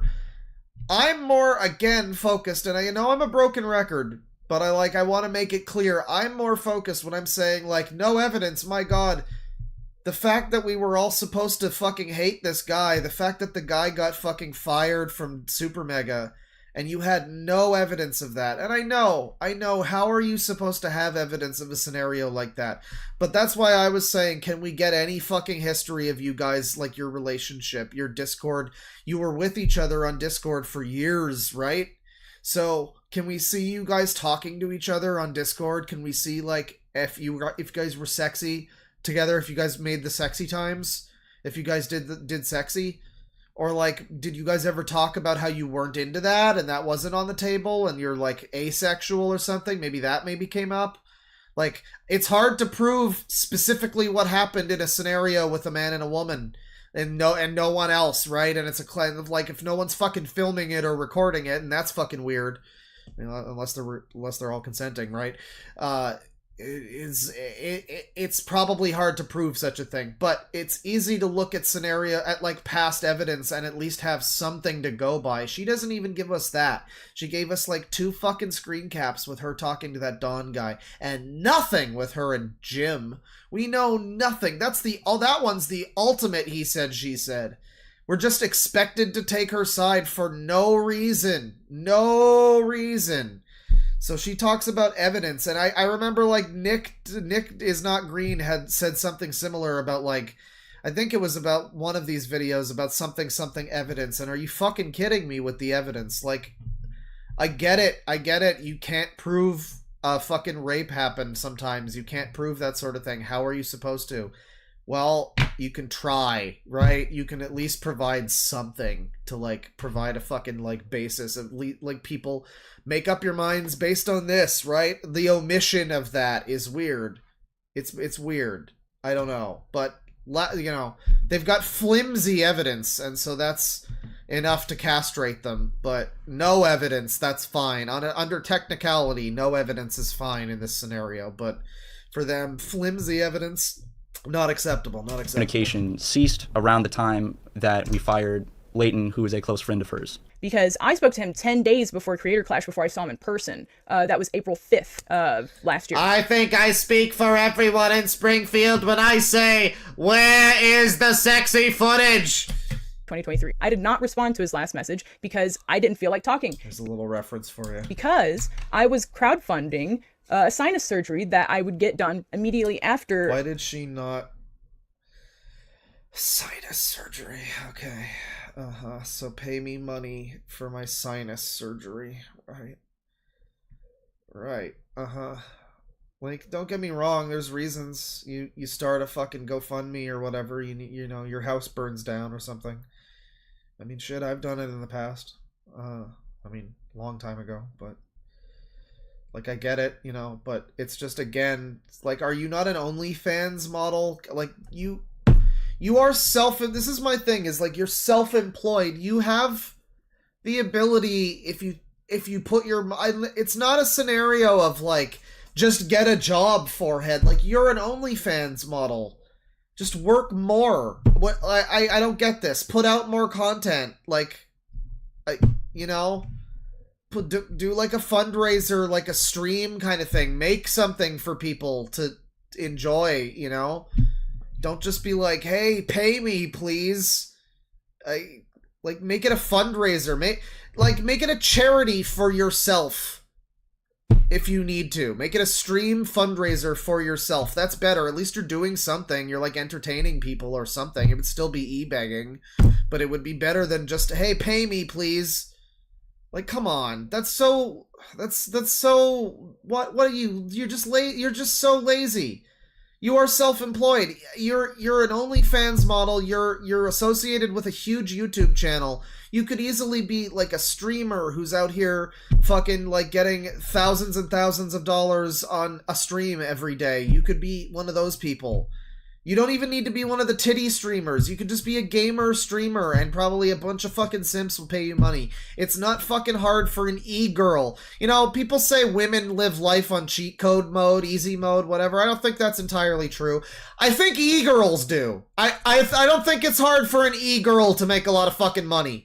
Like, and for that to just come down to just pay me money, please, on Ko-Fi, whatever. Like, come on. There's nothing better than... You can't do anything better than that, really? I mean, even if it is actually for your sinus thing and it's not just, I want a Jeep, you know? Like, I can't move out of the fucking house, the house that I don't pay for, that I'm not wanted in, and is an office for a YouTube channel, but I'm gonna buy a Jeep. Please pay me money for that, even if that's not what this is, and it's genuinely for her surgery thing. Like, you're a content creator. You can probably fundraise some shit, right? This is just lazy. It's just lazy. I mean, there's a thing in one of her video, in like her last video, I think, where she claims that like she's being framed as looking like she's lazy. They want to set me up to look like I'm just lazy, and it's like, no, I'm looking at this. You are an OnlyFans online like e-girl model person. It is not difficult for you to make content that gets you this money. You don't need to just beg without anything. With like, come on. I don't know. This just rubs me the wrong way. This is so lazy. 50% of the goal. Help me crush the goal. It's just... I was about to say something that would get me canceled. Never mind. Creator Clash, which the surgery was on. Can't make any jokes about OnlyFans model. It's fine. I crowdfunded my healthcare online. I just, you again, you could have done a stream or something, you know, but you just asked a bunch of people on Twitter for money. And I mean, shit, again, I've done it too, but, you know, I wasn't an e-girl streamer with like fucking thousands of followers. I don't think you needed... I don't know, it just rubs me the wrong way. Maybe the sinus surgery meant that she couldn't fucking stream or, like, make OnlyFans content. I don't know. It just seems to me like you could have, if you were more industrious, if you were more of a hard worker, you probably could have pulled yourself out of that hole. Creator Clash is April 15th, and my sinus surgery was on the 20th. So I was drawing art to crowdfund for that surgery. Matt ends his video with pretty much calling everything a personal vendetta. And despite, like, brushing off that, like, oh, well, I'm not trying... It's almost definitely a personal vendetta, Lex. I mean, like, again, might I remind people, she was very, very shortly after her video went up, she was on a stream with, or maybe even, like, before, I don't know the timing, but she was on a stream with Ethan Is Online, where they were fucking vaping the hell up, they were smoking big doinks in Minecraft, and they were watching the Social Blade like sub count for SuperMega plummet, and they were doing the SuperMega is over party thing, and it was a literal SuperMega is over party stream. That was what they were doing. So like, yeah, this is a personal vendetta. You have another friend who spun this story, who is like a commentary channel who misrepresented a bunch of shit and made a bunch of people, you know, brought a bunch of people to your side under false pretenses. It's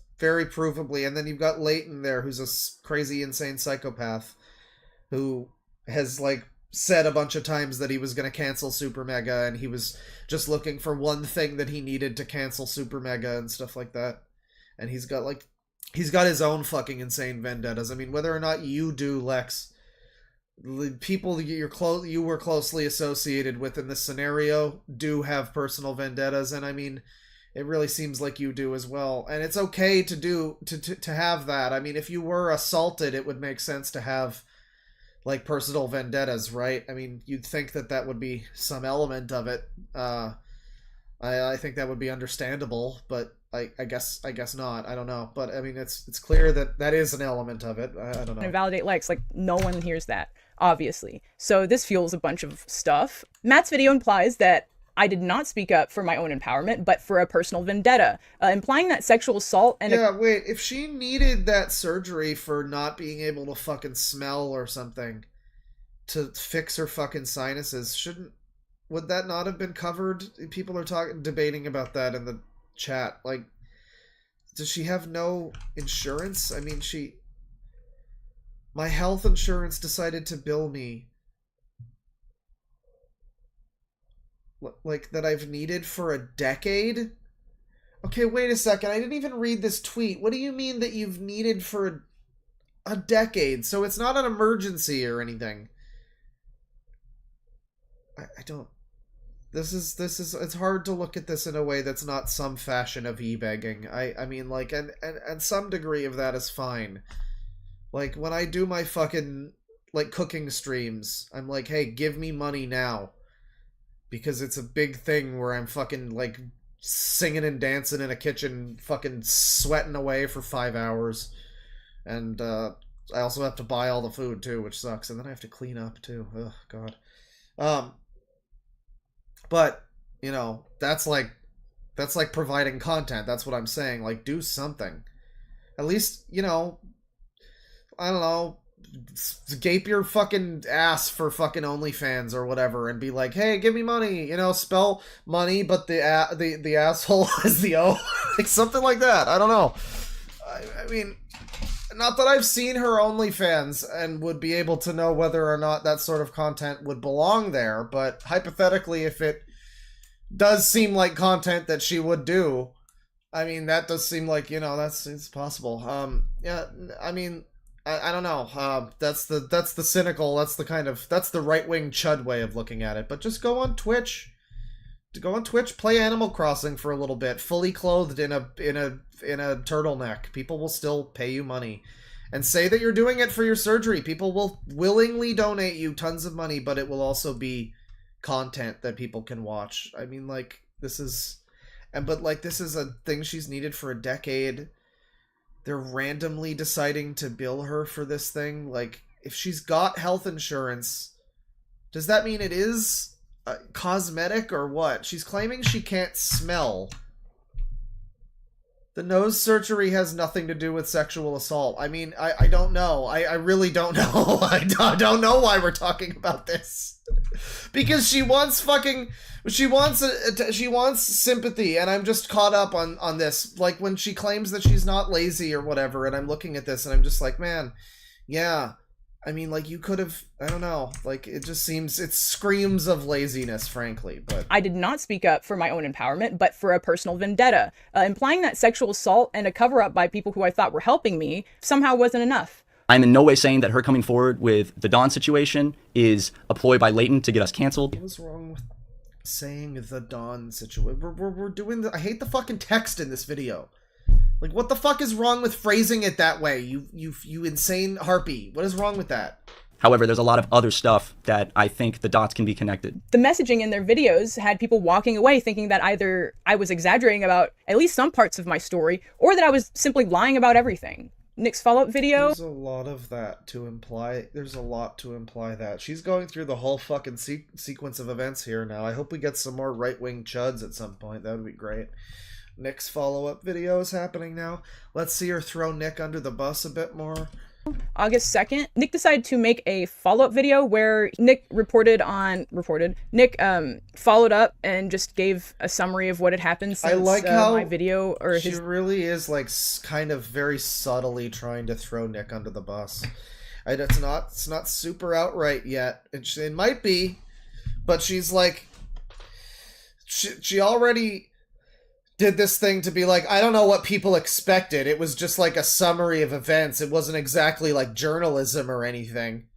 As if that's like a defense, but it sounds really rude to Nick, frankly. And that she's kind of doing that again. She's hitting those same notes again. Last video, I guess. He didn't ask me about anything or tell me that he was making it. If he had asked me about it, he would have found out that I hadn't even watched Matt Ryan's videos.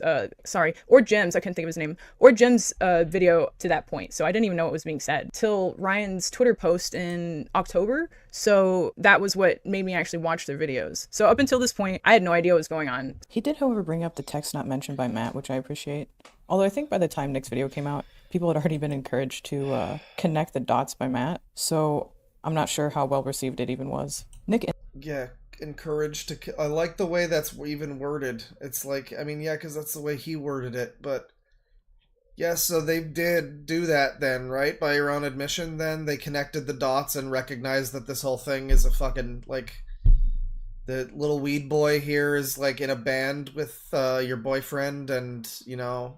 You were on a stream with your boyfriend and all this stuff, like, you all know Leighton, all of that, like, yes, the dots were connected. It's not, again, I love this new thing that we're all supposed to be dumb, I guess. We're all supposed to believe that conspiracies don't happen.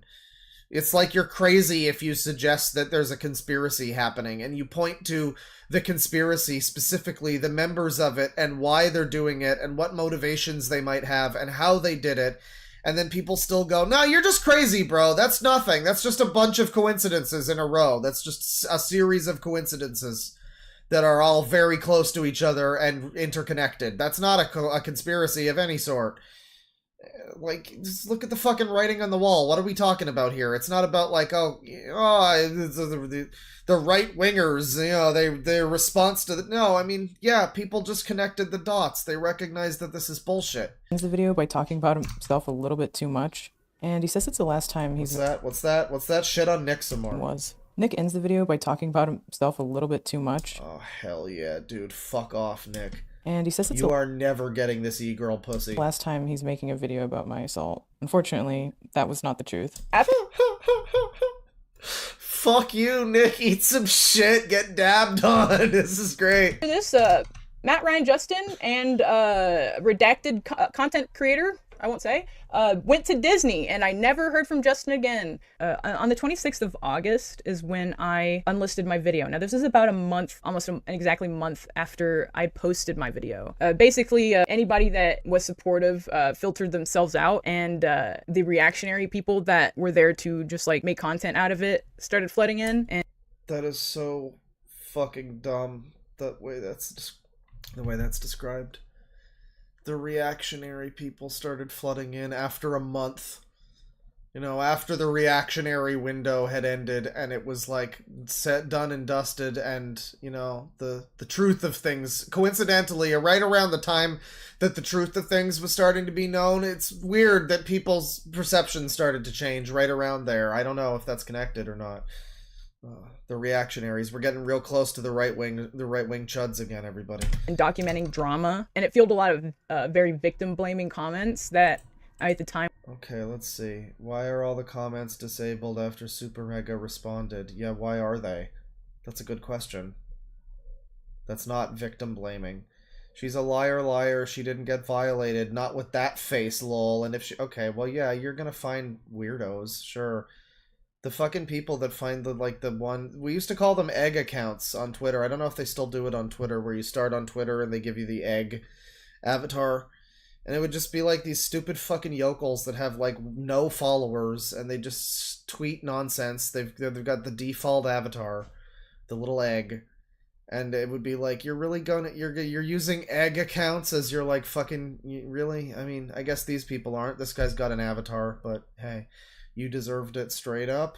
You deserved everything that happened. Well, you know, a lot of people are very emotionally charged about this scenario. You know that. You knew that the people that supported you were also supporting you based on emotional reasons and not logic. There's no fact of anything. There's no proof of anything. So your entire thing is based on emotions. Don't act like the victim again just because the emotions have fucking swung in the other direction. Your whole thing is emotionally charged. Of course you're going to get crazy people who overreact with it. I feel like you're exaggerating the situation with SuperMega so you can be relevant. This is just fair. This isn't victim blaming. This is just a person saying how they feel. Did you falsely accuse SuperMega to promote your mid-OF content? Because that's the only real reason why you would falsely accuse someone of sexually assaulting you in the first place. Well, no, she falsely accused SuperMega. She didn't falsely accuse SuperMega. She falsely accused another guy who just knew SuperMega. Was like sort of affiliated with them. Come on, get it right, bro. Clout chaser, very disgusting she creature. Clout really consumes so much that you lied pretty much about the entire situation. That's pathetic. Wow, she really turned off comments after she was proven wrong. You deserved it. Wow, so quirky, small pupper, haha, oopsies, accidentally, a whole fake allegations, ooh woo. Indeed. Forget the :3, don't forget the :3. She liked to do the :3s while she was terrified with fear of Dawn killing her over Discord. Like in Fortnite or something, she would do the :3 in fear. So don't forget that one. You know, accidentally, oopsies, fake allegations, :3. There you go. was not prepared to handle. I started to get harassed more and more by right-wing commentary reactionary. Yay! We did it again! It's time for more chides! It's time for more AIDS! And it's time for more sexual offense! I'm quite surprised by this. Bastards. Anyway, getting awful comments when I was just not in the mental space to be able to handle them. And without having watched Matt and Ryan's videos until October, I was ignorant to the fact that they had pretty much spent the whole video defending themselves instead of saying anything supportive. And I mean, the reason why it's funny, I guess, why is it funny that it's like right-wingers? Well, I mean, because all of the left-wingers in this scenario are duplicitous scumbags, maybe. So that's funny. And these alleged right-wingers are people who are just trying to talk about the fucking, like, you know, talk about the actual truth of what happened, I guess. Get to the truth of it. Like, talk about the new deets that came out that exonerate everyone or whatever. Like, I don't know. I just find, for some reason, it's funny. They need to make them Republicans. They need to be... These people are so just fucking terminally poisoned by politics. It's pathetic. Remember, her boyfriend, one of her boyfriends, one of her fucking 20 boyfriends or whatever, is, remember, I hate women and minorities, so it's okay if I imply that she's a whore, because it's to be expected. I hate women and minorities. One of her 600 boyfriends, is Ethan is online, the guy who thinks that the pedophiles that Alex Rosen caught and put in jail should be back on the streets and defending. One of which, by the way, did you know is Josiah Murakami or whatever his name is? That one guy who had that channel. His face looked like a wax sculpture of itself, and he was talking about why pedophilia is like a good thing or something. And he quickly got terminated. I tried to find his videos. I couldn't find them, but yeah, I was watching a video last night and it mentioned that that Alex Rosen is actually the one who set him up and got him... he got arrested. He's one of that guy's 30 arrests. So that guy, among other people, should be on the street because and defending and touching kids because her boyfriend thinks that Republicans are icky and they shouldn't try to catch predators online because it's icky also. So those 30 people that are in jail, in her boyfriend's opinion, as far as I can glean from that video that he made anyway about Alex Rosen, he feels that 30 predators should be on the streets offending people and touching kids. Predators who had the intention to meet children, by the way, and were caught and put in jail because they had intended and went to a location to meet a child or had the child come to them or something. Yeah. Her boyfriend thinks that they should be free and walking around in the public. So, you know, because and that's because Alex Rosen, the guy who, you know, put those people in jail, he's you know, the predator catcher guy. He's a Republican. He's a right-winger. He said the N-word like 10 years ago or something. So, therefore, those predators that he put in jail were actually not all that bad. So this is how poisoned these fucking human beings are. That, like, in the middle of your allegations, for whatever reason, you have to turn this into like a... By the way, vote Biden! Like, what the fuck... What are we doing here? What is the point of... Why does that need... Why is politics even being fucking mentioned in this, like, accusation video? This is so bizarre. I mean, were some of the people that were talking about this probably right-wing? I don't know, Chud Logic is, like, certainly not a soy, as he would refer to them, but... You know, I mean, so what? Like, who gives a shit? Does that matter? I thought you were, like, raped. What does it matter about, like, right-wing or left? Who gives a shit? It's so bizarre, these people. They just, and it's to be expected, but, like, when you just, I mean, you just, like, look at it, you stop and look at it for a little bit, and you're like, wow, that is weird, that we just needed to, like, hammer home the Republicans are evil thing in the middle of this rape allegation video. Like, why? What the fuck is that?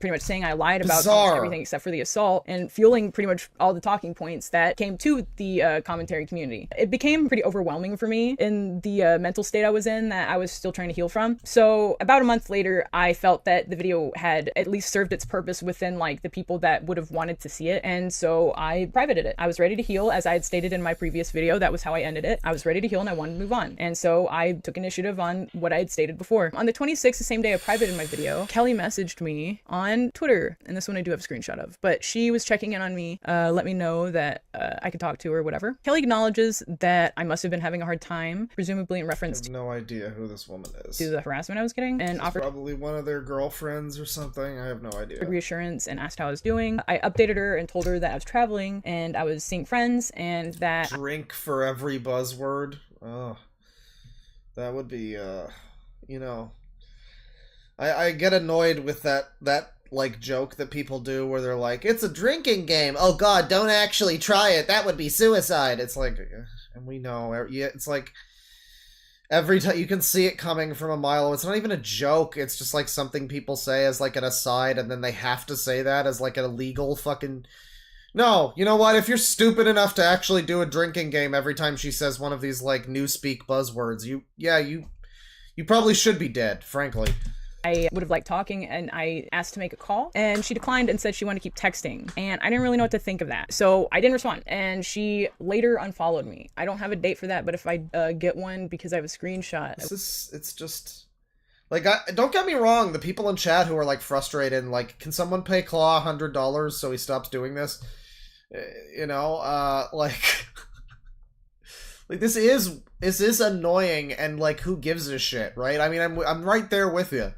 But it's so who gives a shit that I give a shit, if that makes sense. It's like, she's really bringing into this woman unfollowed me on Twitter. Sorry, let me make that more appropriately dramatic. Hang on. Ladies and gentlemen, in the midst of my trauma, I was unfollowed on Twitter. This is actually extremely traumatizing, and this exacerbated my feelings and made me feel worse, and it made me feel unheard, and it made me feel not valid and not seen. You know, and it's like, I mean, I just, come on, man. It's just a fucking Twitter unfollow. What the fuck are we doing? Is this really part of the video? Come on. Oh, fuck. Since then, oh, Dawn's shit. blocked me. Kelly. Dawn. Well, oh no, my rapist blocked me. Screenshot of when I noticed. Guys. Dawn's blocked me. Guys, my rapist blocked me on Twitter. What am I supposed to do now? How do I pick up the pieces and move on?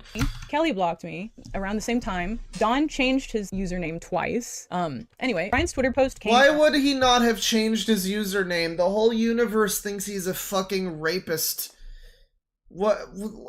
You've sent a hate mob after him. You've directly sent a hate mob after this man. Of course he changed his name. How long is he supposed to endure that? That's the question, you know? Like, nobody ever answers or thinks about that, I guess. Is like, how long? So he's not supposed to change his name. Assumedly, what that implies is he is dodging his penance. His punishment is people on social media telling him to kill himself. That's what he deserves, right? So how long does he deserve that for? Is that a rest of his life kind of thing? I know that these guys love to bring up stuff that happened 20 years ago. People like this. They love to do that. It's their favorite thing. I know. So, like, is it just a rest of your life thing? Is it like you're applying for fucking old age benefits and it's like, well... You did have an awkward sexual encounter one time 40 fucking years ago, so I'm afraid you're just gonna have to die alone and unloved, and we're not even gonna give you money for cat food, you piece of shit. I hope that fucking cat dies on your chest, you fat piece of fucking fuck. Fucking 80-year-old rapist. Like, you know, like, I mean, how long are we supposed to do this for? How long is the guy supposed to wear the fucking albatross around his neck? Like, what is this? On October 14th of last year. So 3 months after I posted my video and a month and a half his after hate base unlisted. Despite claims of not trying to diminish my assault, Ryan goes on to make a post tagging everyone. Yeah, is this the restorative justice that people are in for if they abolish the police? You know, most people who say defund the police are not meaning get rid of all of the police.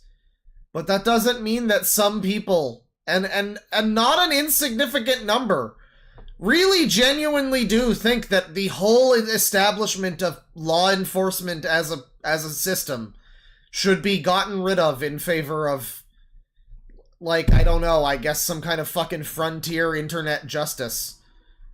I guess the internet's gonna be the Wild West again, just not in the way we thought. Who he perceives as having wronged him, except for Don, the guy who assaulted me. He calls me a liar, everyone else a liar that spoke out on claims that we spoke on Daniel's suicide. Ryan uses angry, passive-aggressive language to guilt and shame everyone involved that merely mentioned Daniel's name, liking it to having spoken badly on Daniel himself, using quotes and references to my post and video that isn't about Daniel, but another suicide attempt close to me that I mentioned several times in my 2-hour video. What? She's talking about the thing where this is another facet of things. Supposedly, in her video, she claims that Matt and Ryan, and I mean, this is the way it sounded in the video. Maybe she misworded herself or something. You know, she might have misspoken. The way she made it sound was that Matt and Ryan were laughing and making jokes and ridiculing their friend who had committed suicide years and years ago. In like 2015, I think, he committed suicide, and apparently they were like joking about him, and they were particularly offended by that. They were not happy with that insinuation. So now I think she's trying to suggest that she was actually talking about a different suicide. Is that what's happening? Or maybe this is like another element. I mean, I skipped around the video. I don't remember this, but I remember her specifically mentioning, and this was a big controversy for people. One of the things that people did not like her and her, you know, the conspirators for, was this allegation that they were like ridiculing this dead friend, and you know, Matt and Ryan seemed pretty, you know, emotionally offended by that. Like, it seemed pretty believable and like palpable that they were not happy with that while they were responding. And at least one of them, I forget the names, I think it was Matt, was the one who specifically was like kind of not happy with that. So is that what she's talking about now? I'm not sure. Passive-aggressive language to guilt and shame everyone involved that merely mentioned Daniel's name, liking it to having spoken badly on Daniel himself, using quotes and references to my post and video that is... Sorry, let's go back. Let's refocus this whole thing. Not trying to diminish my assault. Diminish my assault. Yeah, Ryan goes on to make a post tagging everyone who he perceives as having wronged him, except for Don, the guy who assaulted me.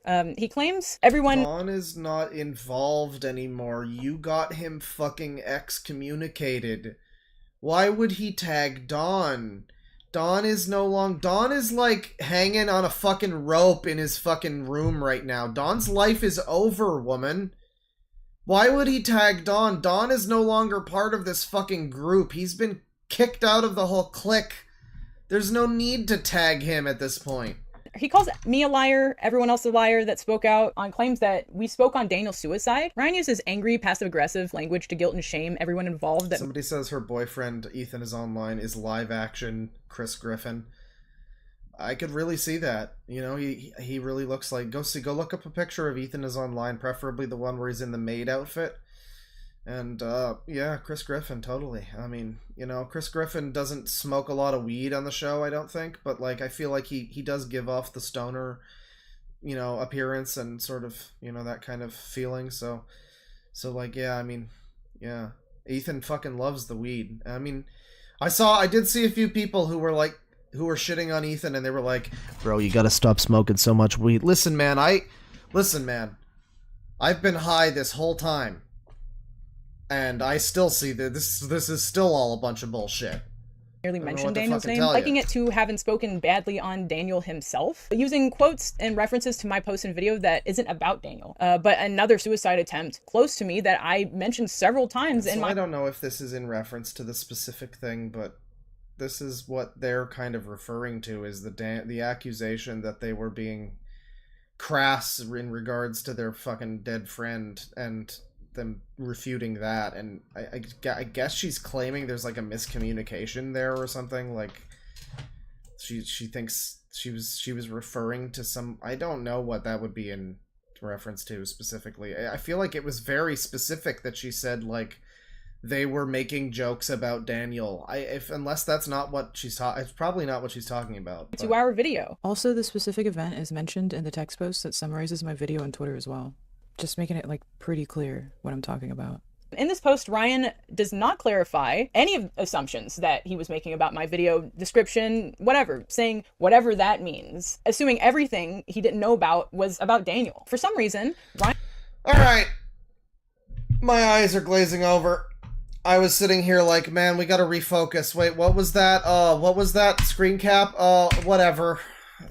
Whatever. I realized I officially no longer care.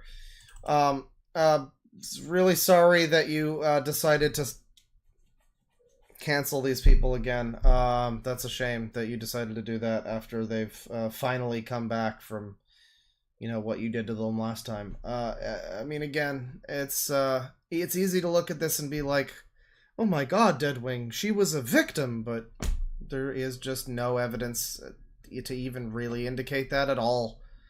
There's just nothing to actually... all the evidence she actually has, all the proof she wants to show, when she demands proof, it's all in regards to the way SuperMega treated her. This is the reason why people have skepticism, and maybe it's not fully, you know, conscious, but I think, at least subconsciously, the brain is able to pick up on the fact that, like, there's just not enough details regarding that. It feels like the rape stuff is just... like making it palatable for her to bitch about this channel for a little while and her random little petty experiences. And I'm not saying that's what it is, but that's the way it comes across. And that's the way it has seemingly come across to a lot of people, is that it seems like you're kind of just using these things as like, okay, now that that's out of the way, now let's bitch about SuperMega. And there you have tons of evidence and everything, but the rape stuff, the actual accusation that's really got some gravity behind it, both of them, they don't have any like proof of anything. Again, it's hard to prove a thing like that, you know, in specific detail, but it's not difficult to show the context of how their relationship was. And, you know, it makes it seem like maybe their relationship, if she's not showing that, maybe their relationship was something like, you know, he was a dom, she was a sub, or something. You know, maybe there was something there that she doesn't want us to see in their Discord DMs, which she of course has. Like, that's the other thing you gotta know. It's not like she doesn't just have all of this. She probably has basically all of the fucking, like, logs and stuff, right? Why would she selectively show only certain pieces of things? And... you know, so it's like whatever she's not showing is it's very suspicious. It's suspect. And maybe that's why people turned against this. Along with a lot of other things, Nick and Ethan and the whole conspiracy being really obvious. You know, but I think a big part of it is just like a psychological thing in the brain that's just like, it feels like this is the sexual assault stuff is just an afterthought and like used as like a token for, you know, the rest of this video to be cashed in, the rant session. That's maybe not what it is, but it's kind of what it feels like. And I don't know. That's the word on that. So that would be that video. We'll move along now.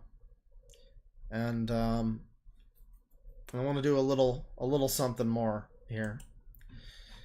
Just a little something. Let me see here. Oh wow. Yeah, clowns in chat met Danny Trejo recently, and unfortunately does in fact have the same glasses. That is true. That is true. They're not as big, but yeah, you know, you look nice in them. So next up, this was something I talked about maybe looking at.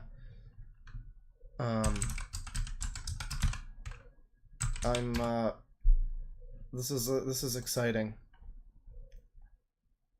So, was it this video here?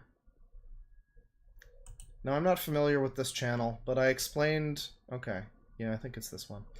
So I explained earlier my thinking on this and my thought process. We have a new enemy in town. And this new enemy is someone who is very litigious, copyright heavy, likes to... he's a real fair use guy.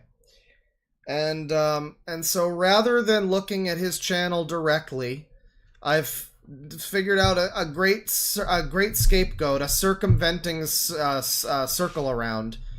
He can't say that I'm stealing his content, even if that's not true, because I'm obviously transforming it by pause-andying it every 3 fucking seconds.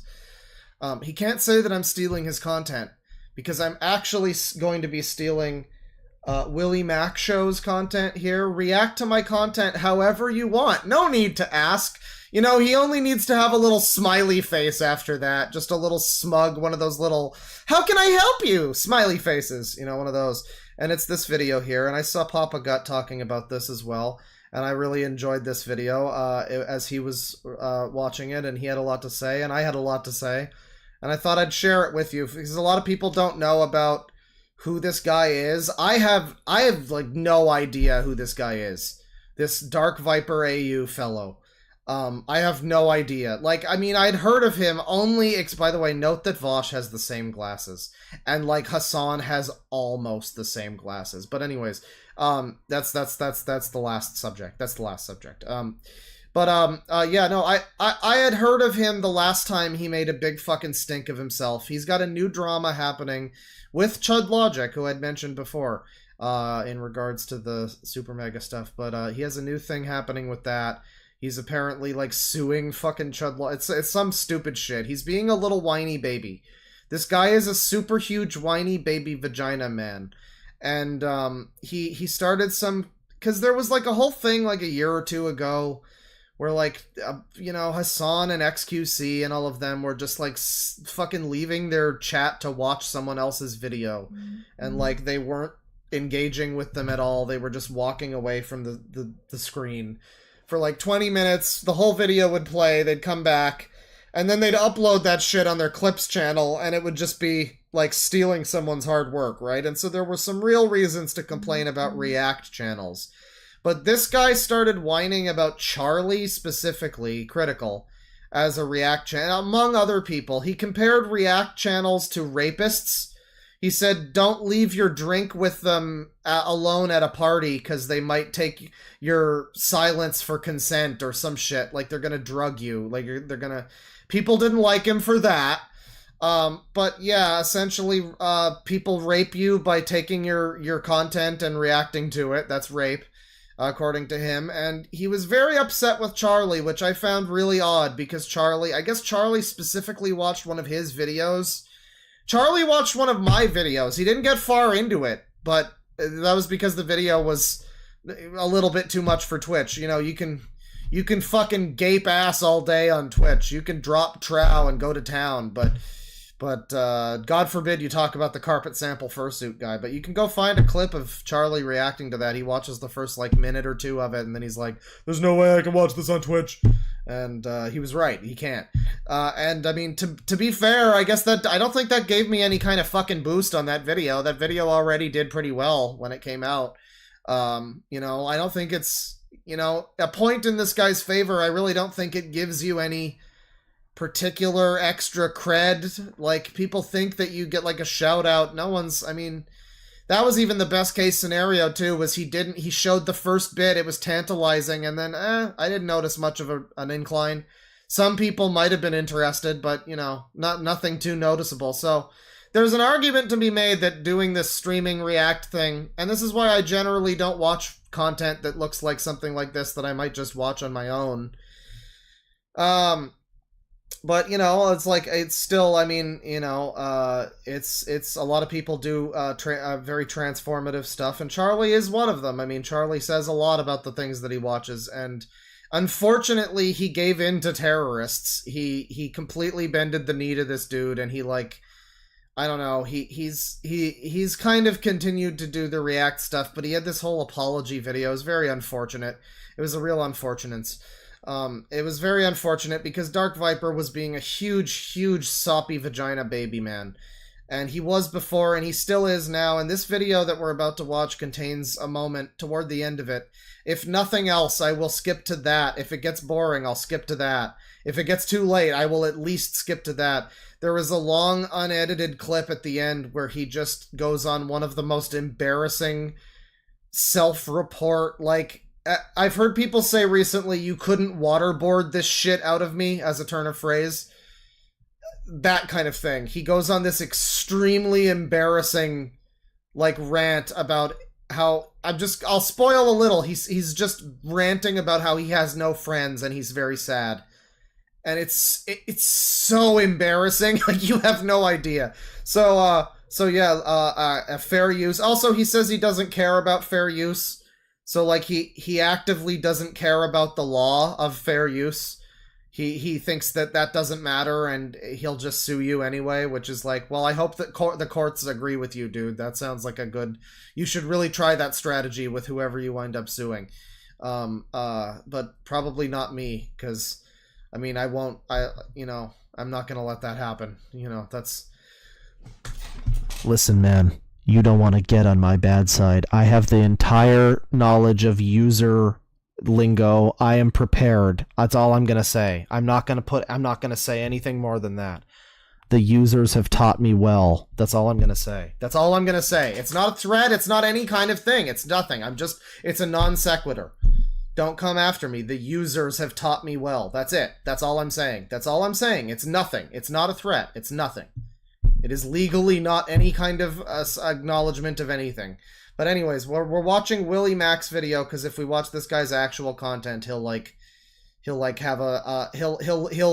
be harassed. He'll feel literally, oh god, oh, he is so sensitive. You've never seen, like, it says biggest victim here. It's not wrong. This is the victim complex stream. We've got victimized gamers, we've got victimized e-girls, and we've got a victimized man baby here. Let's watch.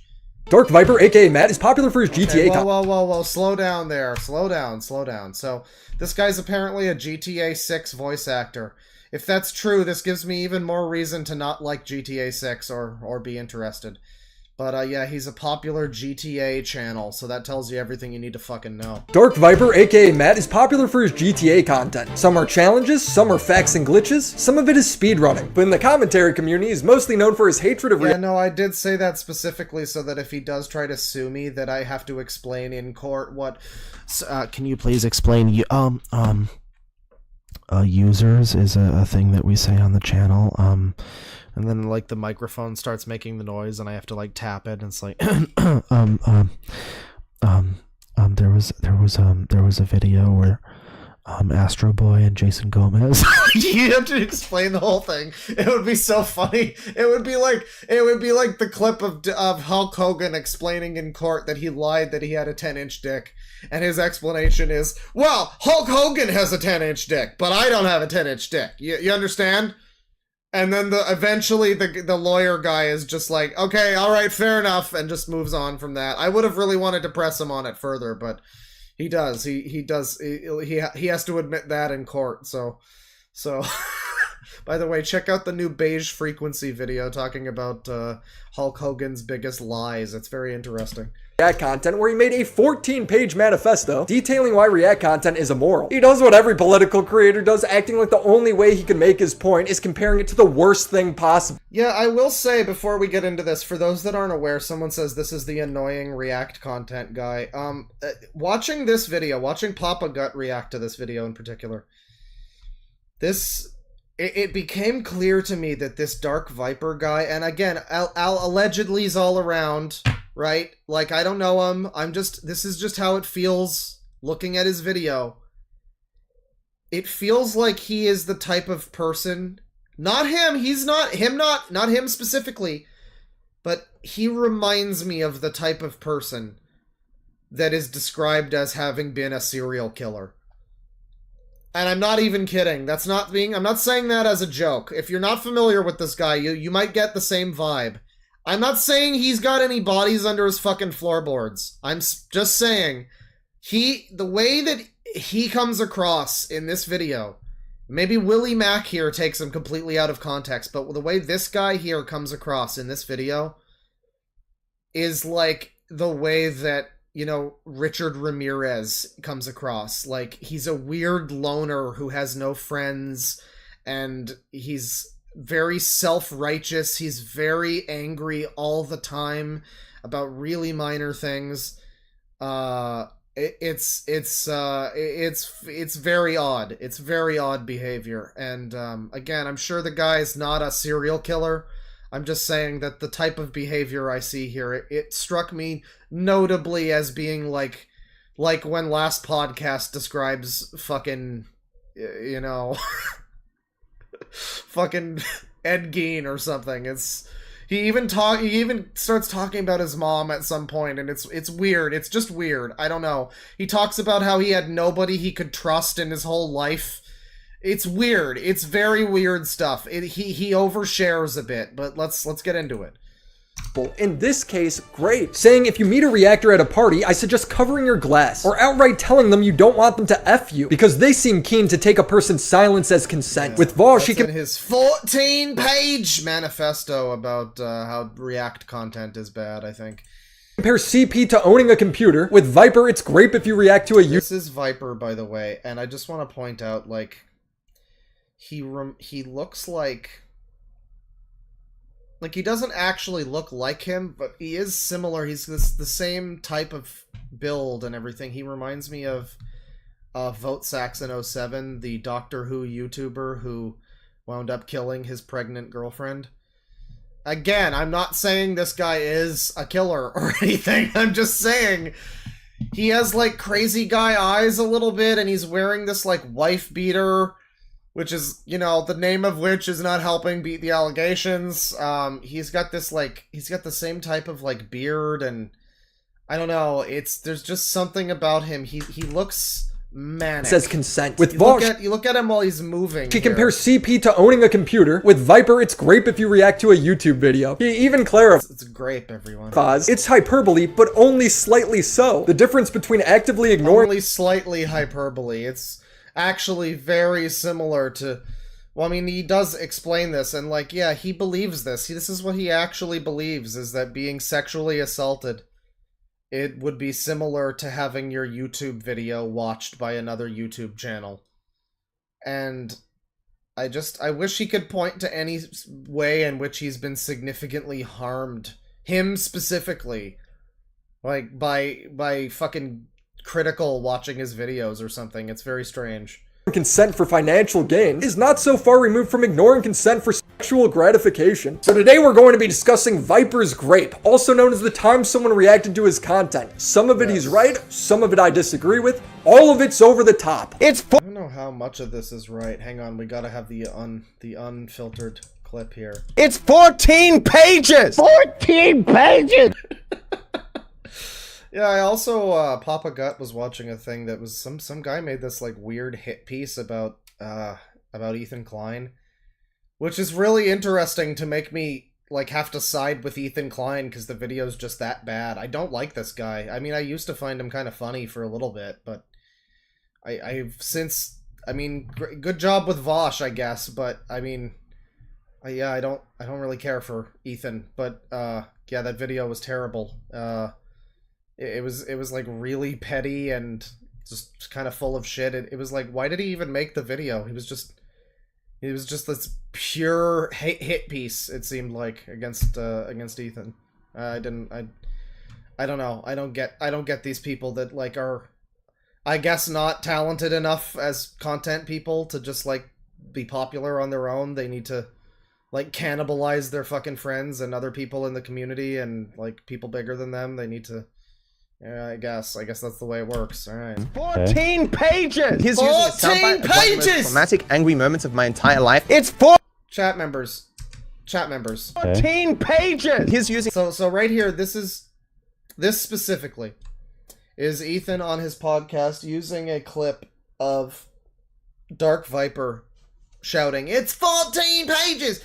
Like the way that I will do, you know, AIDS. Like he has a soundboard or whatever kind of thing, and Dark Viper AU is reacting to that by saying this. 14 pages! He's using a soundbite of one of the most traumatic, angry moments of my entire life. It's 14 pages! I have never been— One of the most traumatic moments of his life. Now, I have also gotten really mad at Among Us before, but the way that he gets mad at Among Us in this video is really quite something. It's very uncomfortable to behold.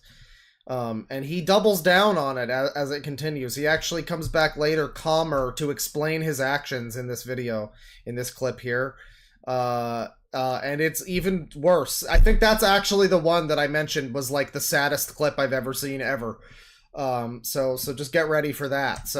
But yeah, him like freaking out about React content is one of the saddest, one of the most traumatic moments of his entire life. Using a soundbite of one of the most traumatic, angry moments of my entire life. It's 14 pages! I have never been this mad at a person in the entirety of my life! Was the worst period in the entirety of my life. He has made— I think he also has been suggesting, yes, one of these clips at least is suggesting that a person who like, what was it? It was like a mod of his who like, I don't know, he like played a fucking video game or something, and I forget what it did. It was some incredibly minor thing related to like, I don't know, like something to do with a video game, I think, and it wasn't even him playing it. It was like some other friend of his, and he was like, this is the most, I think he like got slightly made fun of. He got ribbed a little bit in jest in passing.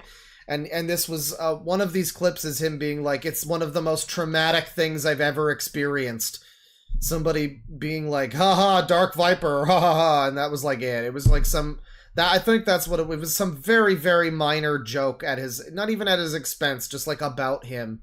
And he acted like this. One of these clips is about that. The person in the entirety of my life was the worst period in the entirety of my life. He has made my life worse, measurably so, that I can't have a day to myself. I don't deserve I will get back to editing! Speaking of which, I've been editing the Ezra Girlcock Oddballs.com, whatever it's called, website. Listen, if anyone knows, I think I've said this before, but like, again, open letter, if you know the fucking person who made that doc, get them in touch with me, because I would like to... It's very difficult. I'm trying to make a new intro about it that's like, you know, explaining it and everything, and it's like, it's difficult to know exactly what to say about it, I guess. I would like to know specifically what to cut out and stuff, so if you got any information about that, you know, get me in touch. They were on the server at some point in time. I'm trying to edit that down. It's gonna happen. I forgot how much of it I already did edit, but now I'm turning it from like a live clip that's just a cut of the stream into you know, like something where I'm on camera and I'm kind of presenting the clips and stuff. Ironically, it's kind of the way Charlie does his React content now, actually. Yeah, one of the most horrible, most traumatic things I've ever experienced, and the chat as well, is going to be a video soon. Don't you worry. I want to start off by laying out Matt's take on React content, with the focus being on streamers, complaining that they are taking other people's work that took hours and hours to make, and then flipping it. So now they have a product that's equal in quality, but it took them only the amount of time to react to it on stream, showing it. Of course, again, there is, oh god, it's the crazy person chart, oh god. And there's some part of this that's true. Again, of course, XQC and Hassan are the biggest offenders of people who will just take someone's video. What was the one? It was about like the walled city of Kowloon, I think. I think it was that, or some other, I think, Asian city. It was a video someone made, and it was like it was like a documentary you'd see on Netflix or something, but it was like extremely well made, well produced, high production value. Very well edited, and yeah, I think it was XQC just left it on for like, I would say 80% of it, and then came back, and you know, like he wasn't in the room even, and then he came back eventually, and then he started reacting to the end of it, basically. Like he just put it on to amuse his chat while he made dinner or something.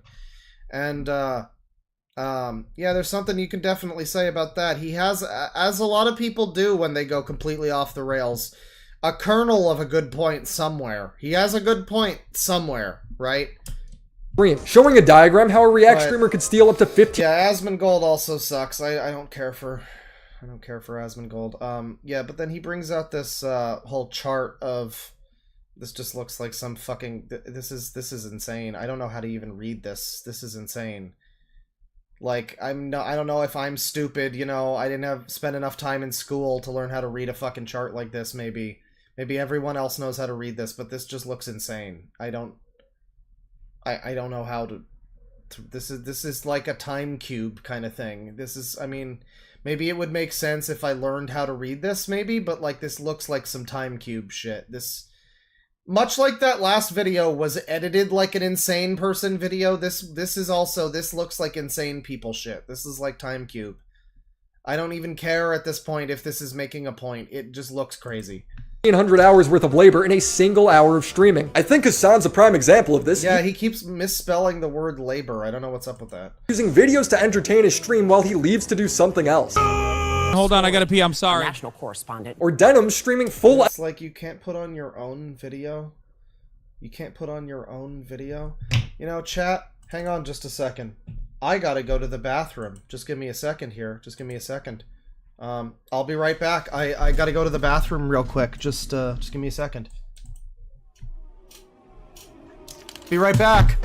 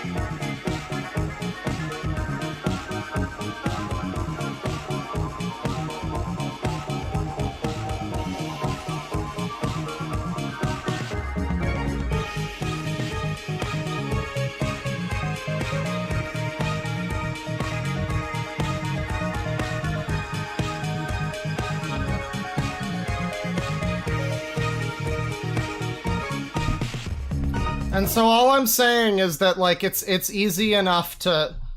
All you gotta do is just put on something else that you made. Does fucking Hassan not have his own videos that he can fucking play?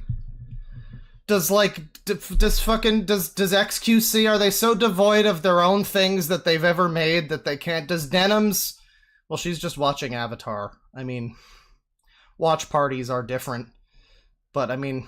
You know, no one's crying for the fucking people that make Avatar. They're doing fine for themselves, right? But, like, content creators on YouTube or whatever, that's different. Just play your own videos. Play something. Play your fabulous appearances on Piers Morgan, Hassan. It'll be great. I know it's really hard for you to stream a video where you walk away from the fucking stream. It's so difficult. It's the worst job ever. It's the most traumatic, grueling experience of their lives. Fucking hell. Episodes of Avatar, while touting on Twitter how streaming is the hardest job she's ever had. But his argument isn't that some reactors are bad, it's that they're all bad. He argues that React streamers are stealing the labor of content creators and using their own work to outcompete them for finite impressions. Now, objectively, yes, it's competing for eyeballs just like any piece of content is online, but the only compelling part to me is that it's now potentially competing with the original work. In my personal experience, because that's all we can... Yeah, and you would often see scenarios where, like, XQC would have a clip channel that would just completely repackage an existing video, and he would offer, like, even if he's there, a lot of the time these people are offering nothing to the video. XQC is a great example of just someone who just sits there and, like, and makes fucking, like, gormless fucking caveman noises because he has no brain in his fucking head. Like, he has nothing to offer the video. He's a fucking idiot. And, you know, he's there, and, like, he'll just, like, upload that shit wholesale to his side channel. And that is bad. Again, he's an example of someone who's, you know, a problem in this scenario. But again, the way...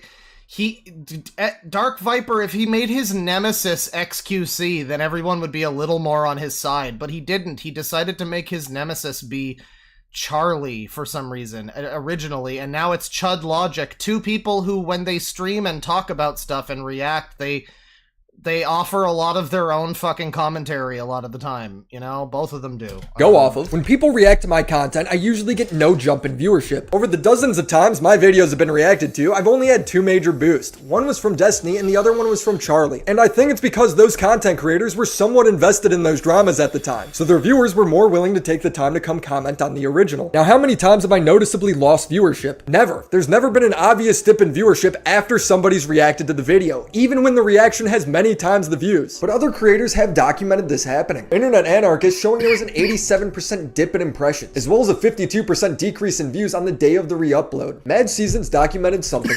I'm sure if I went into the specific analytics for the carpet sample video, I mean, like, and I find that, like, day that Charlie streamed, I don't know, man. Am I just too apathetic? I'm like, who gives a shit? Is anyone really gonna care? Like, really? I don't know. So what if someone watched your video? I'm happy that they watched it for a little bit. I just... It's so businessy when you're, like, looking at it this way. That's the other thing that's distasteful, I think, for people. And immediately, why are people generally not on Dark Viper's side? Well, he's an annoying weirdo. He just shouts all the time and complains constantly, but... Also, it just seems really like he's solely doing what he does for money. And, like, I don't know, shouldn't you just be like, yeah, people saw my thing. Yeah, that's cool. Some people watched my thing and maybe they got something out of it. That's nice. Don't you have any appreciation for, like, your own work in that way? It doesn't seem like he does. It's just about money is how it comes across. Is like, there's no...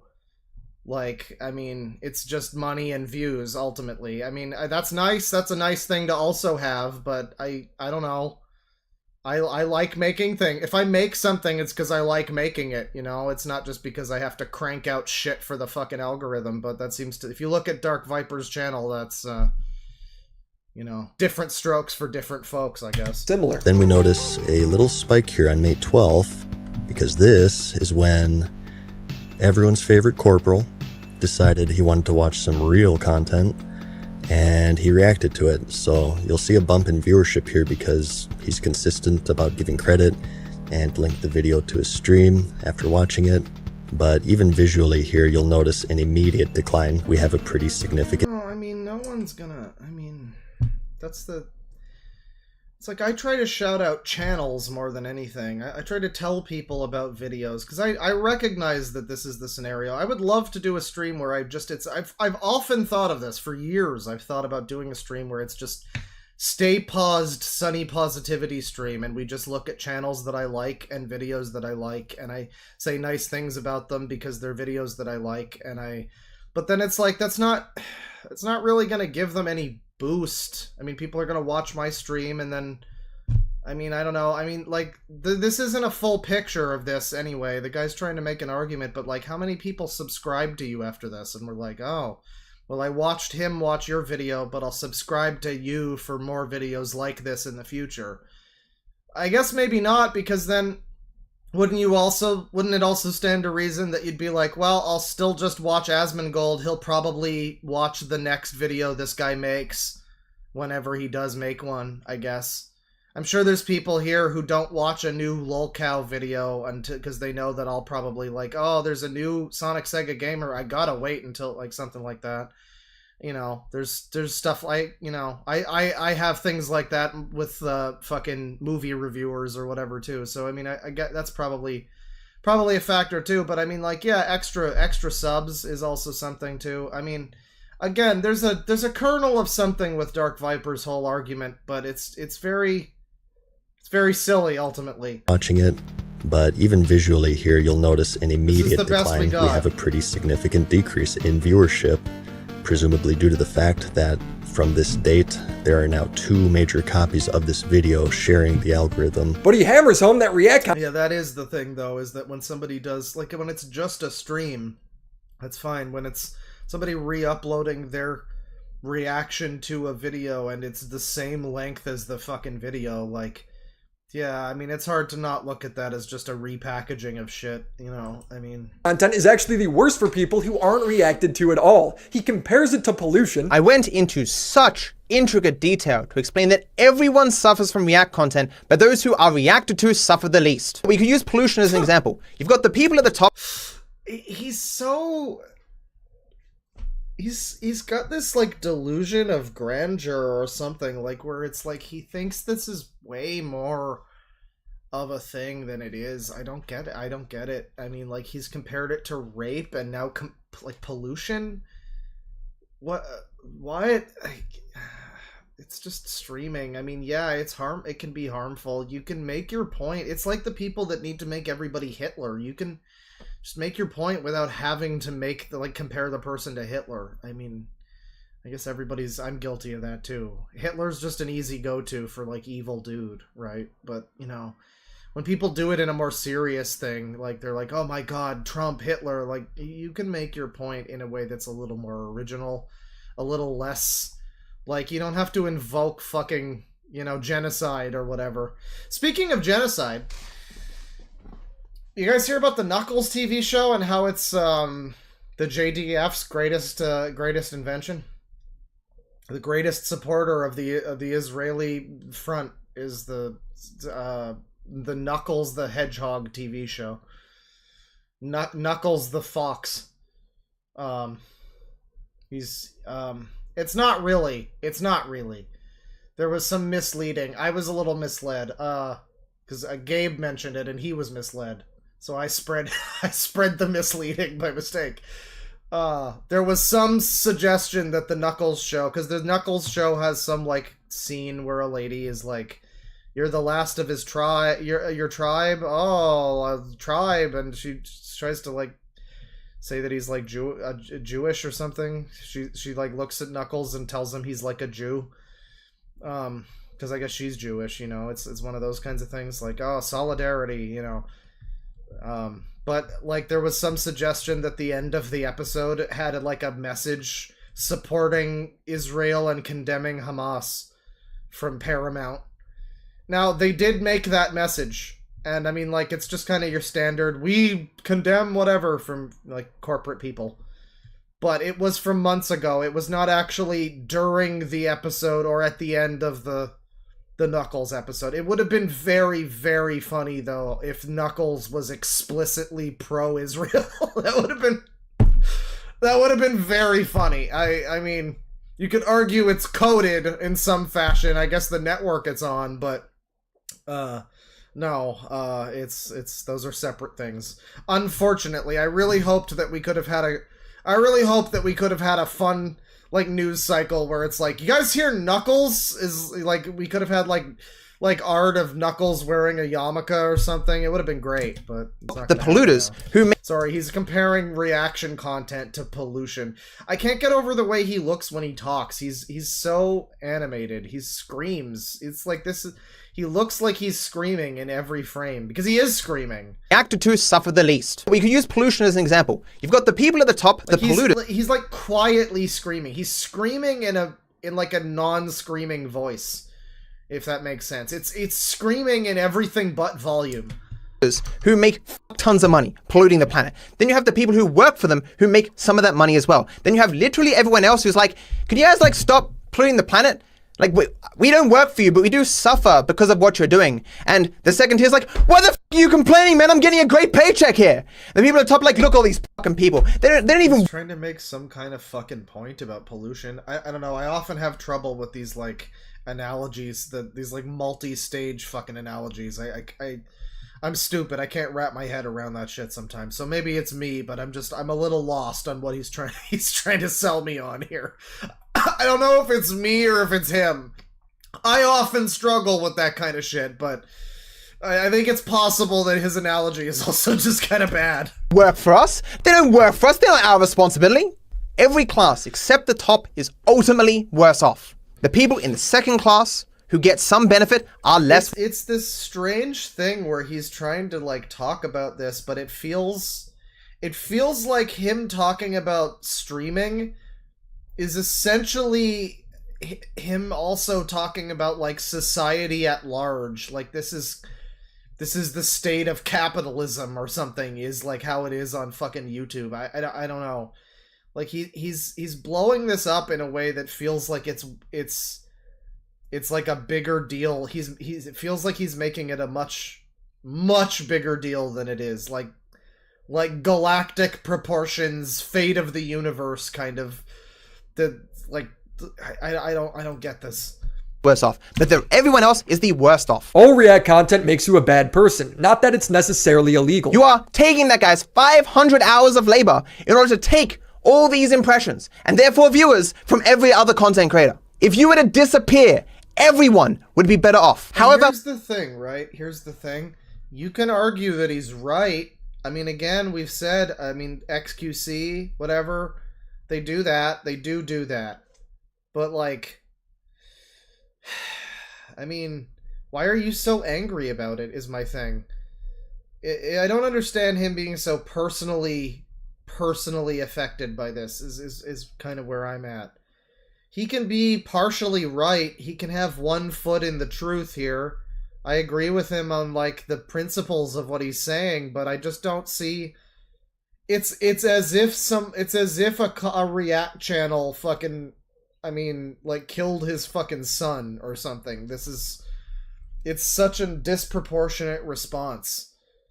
This screaming fit that he's doing, this, like, rant session.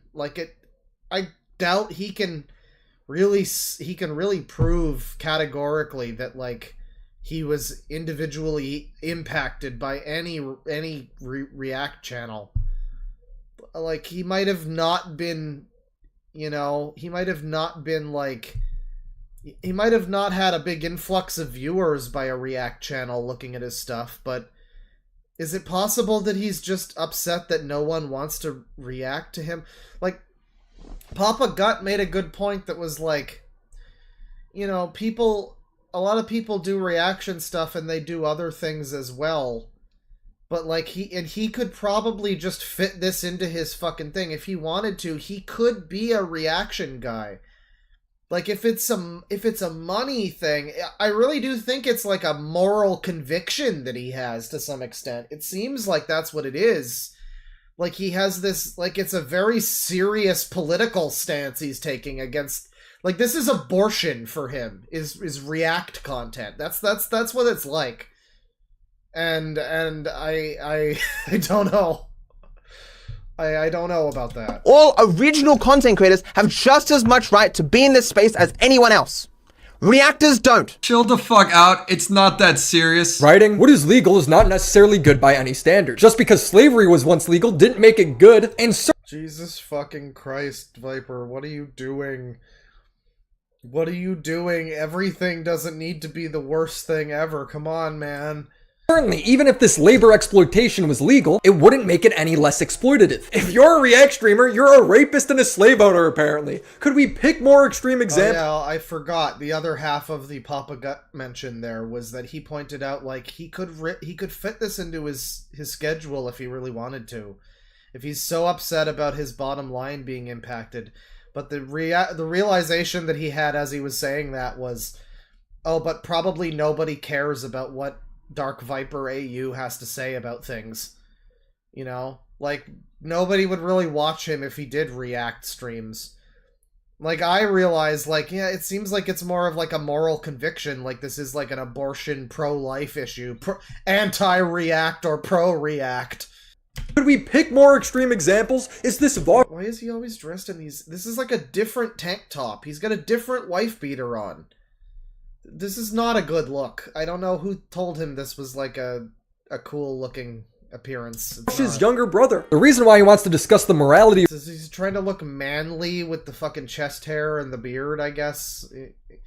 Listen, when he starts crying about how his friends wouldn't let him play board games with him, he doesn't look manly no matter what. So I think he could just put a goddamn shirt on. React content is because we don't know the legality of it. I get it, we don't have a legal precedent set, and everyone's barometer for what they count as fair use is going to be a little bit different, which is— Man, what kind of gunt was it? Hang on.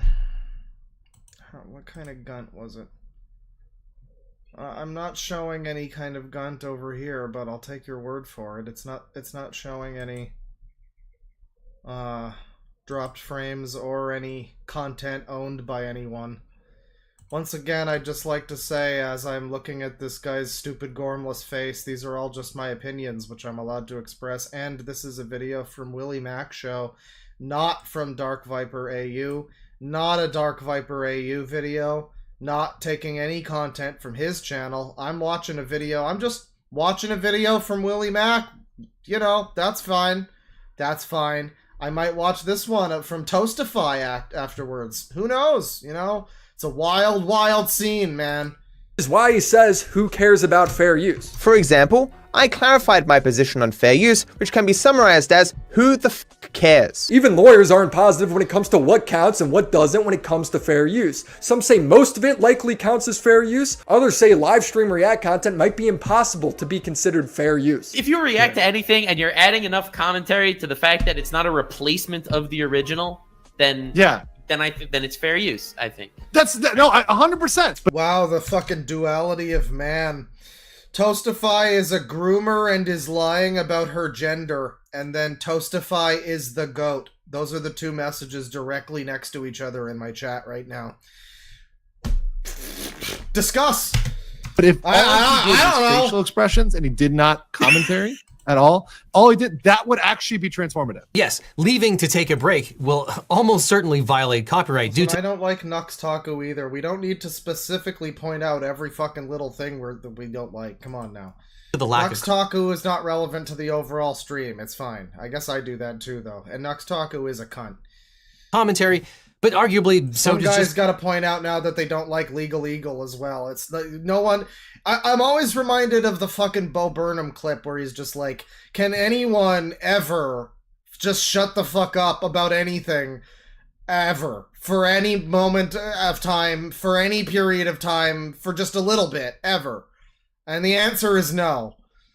We just go through this video. I don't like Nux Taco. I don't like Legal Eagle. Oh, Toastify. I don't like okay, fucking keep it to yourselves. Fuck off. watching it in real time. Settle down. There's no commentary being made. And this highlights why it might actually be impossible for any live streamer to Oh my god, he's cringe and gay. No, get out of here. That's bad rhetoric. That's bad faith. have a live stream reaction where they're just simply playing the entire video and reacting. At the end of the day, the legal argument just isn't that productive to debate because there is no black and white line for where fair use starts and ends. It's up to courts to figure that out. Now, the online community has largely already come to an agreement on what they think is and isn't acceptable when it comes to React content. And that's if you're getting up and leaving or adding minimal commentary that might as well not be there. Yeah, we forgot the whole Jax films of it all, of course.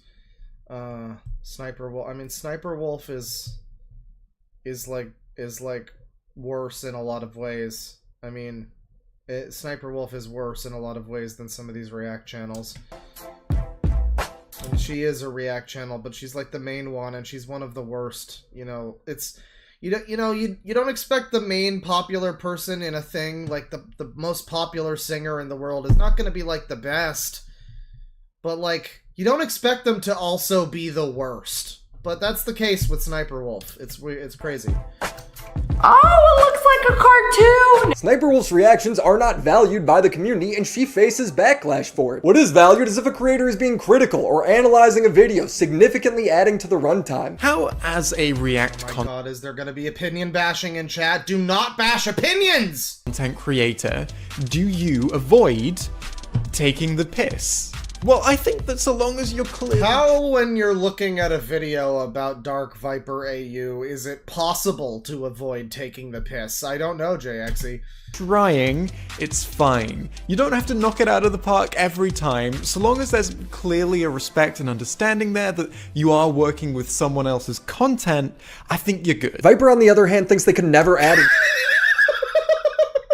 I just love going from JXE calmly explaining things. You are working with someone else's content. It's just a normal person talking. I think just, you're good. Yeah, and then we just go to this like 999 fucking Hitler speech. On the other hand, thinks they can never add... This guy's like a fucking... He looks like a dictator. He's like goose stepping with his fucking. It's all bad all the time. All reactors do is sit and steal from the original content creators. They siphon exposure via impressions to themselves, keep people on their channels instead of other people's, and I like the thumping noise you can hear as he pounds his desk with his fucking finger. Flick a few every once in a while to someone else. Accepting the premise that React content shouldn't exist, everything React content takes is taken from these people. Whoever they are, wherever they are.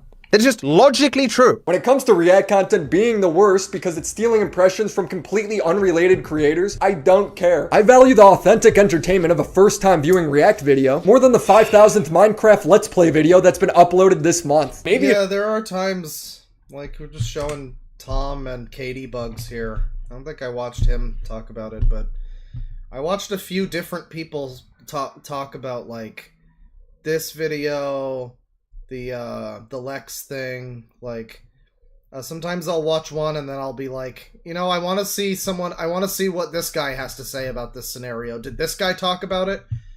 And yeah, no, I mean, it's different perspectives. It's the same reason people watch the news where there's like talking head pundits or whatever. I mean, you know, I remember there was something I saw years ago. Oh yeah, it was Hot Chick Heaven guy.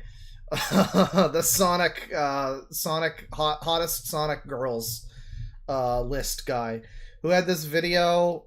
I forget what it was, like, what the video was about, but he was like criticizing, I guess, channels that were like imitating AVGN, like AVGN ripoff channels, I guess, and one of the things he was saying was to, like, script your videos. No one would want to watch you if you're just going, the other day, like, I went to the store and, like, that would be, like, boring. And I was just like, when was this made? I think it was made after the point when the podcast revolution had already fucking taken over. But, like, people want that. People don't want overproduced bullshit a lot of the time. People just want to see another human being speaking to them about their opinion about things, because that's a lot more authentic, and, like, yeah, I would rather see that than a fucking shit-ass Minecraft video. That's exactly. Doing React video more than the 5,000th Minecraft Let's Play video that's been uploaded this month. He was mad about swearing in videos. That's right. Doing your mom. I think that was the doing your mom video too. Yeah. Maybe it's just because I'm a drama YouTuber, but I think the internet's at its best when people are easily able to just insulting interact and give their opinion without having to worry about copyright. It's called social media for a reason. Of course, there are some nuanced differences from what creators want reactors to do. Some don't want them to reuse the thumbnails, others want them to wait 4 days before reacting. What I realized is that if you're a big creator who's going to react to someone's video, you should wait at least 4 days for it to be pushed in the algorithm naturally. And that's what Asmon... I mean, that's very arbitrary, but, like, I guess. I mean, you know, maybe you got some analytics to prove that 4 days would be the sweet spot, I guess. Yeah, there's, like, grace periods. Everyone's kind of, like, set on this, and that's what's weird about this, is, like, most people do agree with Dark Viper's whole thing. It's just that he does... You cut to footage of him and he looks like Hitler giving a speech, right? Like all these other people, Actman, JXE, all these other people that we're seeing footage of, they're talking in front of a camera, they look normal, they're talking, presenting themselves normally, and then we cut back to fucking Dark Viper and he looks like a dictator. Or just a dick.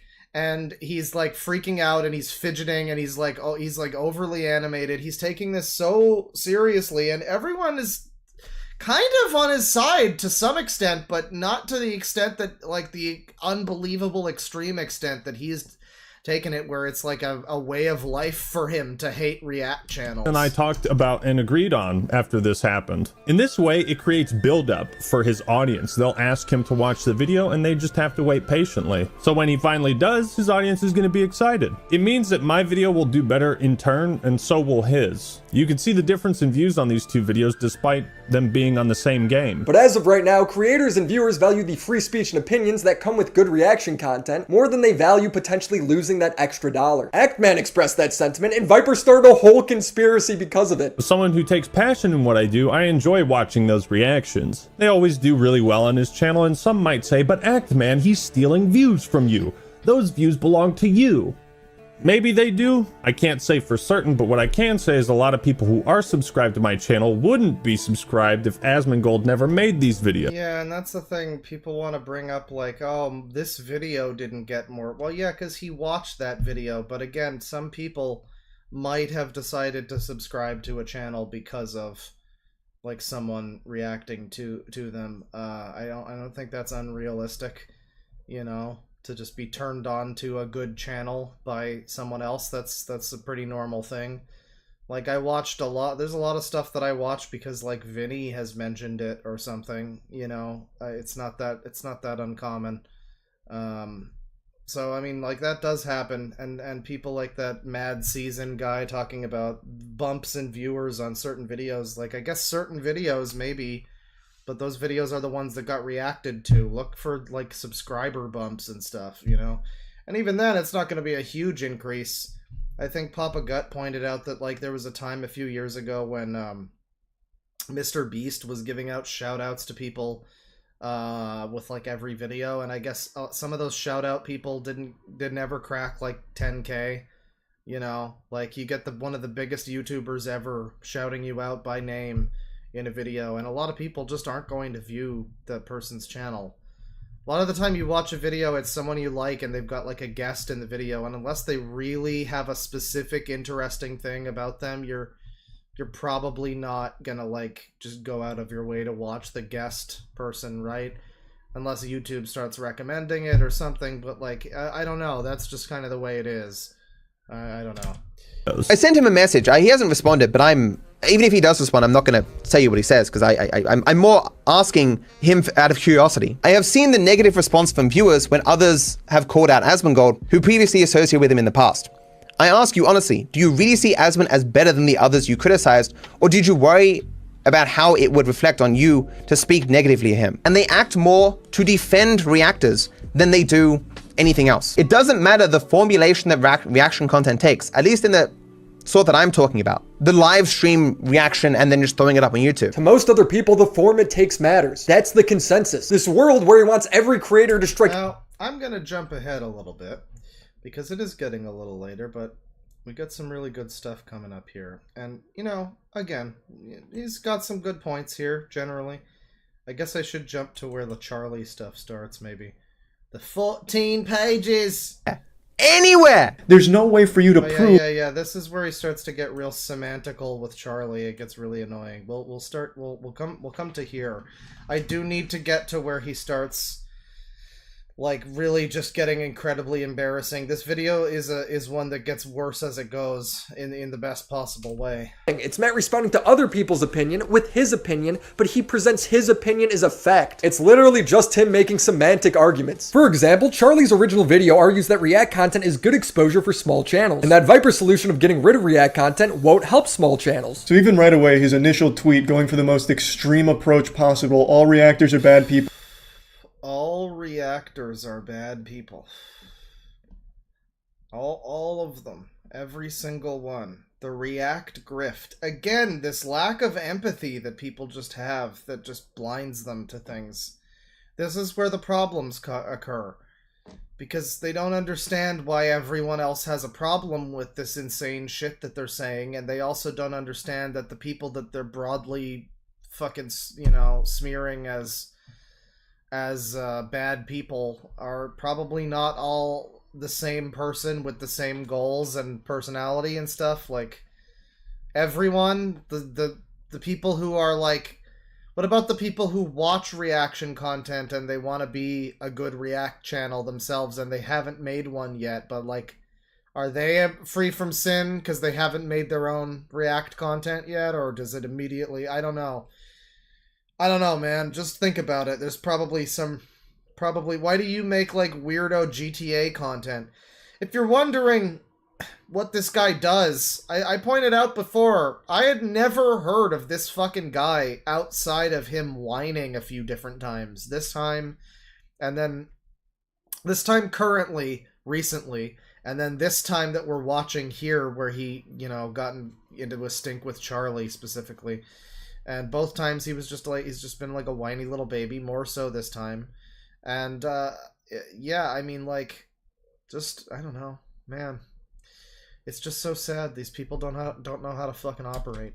Will exploit others to benefit no one but themselves, collectively stolen millions of dollars from actual creators, and have stopped countless thousands from having a career. Yeah, I wonder how many. He's a GTA speedrunner. He's a fucking. That's what content he makes. That's his great content that he makes. Like, he's a GTA guy. He makes slop fucking gaming content. Like, it's so funny. It's not as if it's some guy who. It's not as if it's like a guy who puts effort in. You know Brutal Moose? Have any of you seen the recent Brutal Moose video? It's fucking unbelievable the effort that he put into that video. It's outstanding the effort that he put into that video. It's a Brutal Foods video. It's one of the ones where he tries different TV dinners. And normally they have pretty good editing. And his editing is already like notable as being really good, but it was fucking unbelievable in his last one. And, like, yeah, if he was, like, complaining that his videos were being reacted to and he wasn't getting, like, that would be, okay, yeah, you've made some really good stuff here, it's unfortunate, whatever, yeah, whatever you say, if whatever we can do to get more eyes on stuff like this, you deserve it. But it's not him, it's some guy who just makes trashy fucking gaming content. It's just some shit about, like, the most generic fucking slop series in the universe. Like, good job, dude. You're such a real creator. Your 500 hours of effort that went into talking about is GTA 6 coming out this week? No! Tune in next time, when it also won't be coming out next week! Well, maybe that's not what he does. He's not one of those is GTA 6 coming out channels, I assume. He's like a speedrunner, but even still, I mean, I guess speedrunning is kind of impressive, but that's not the only thing he does. He does do a bunch of other just kind of generic shit.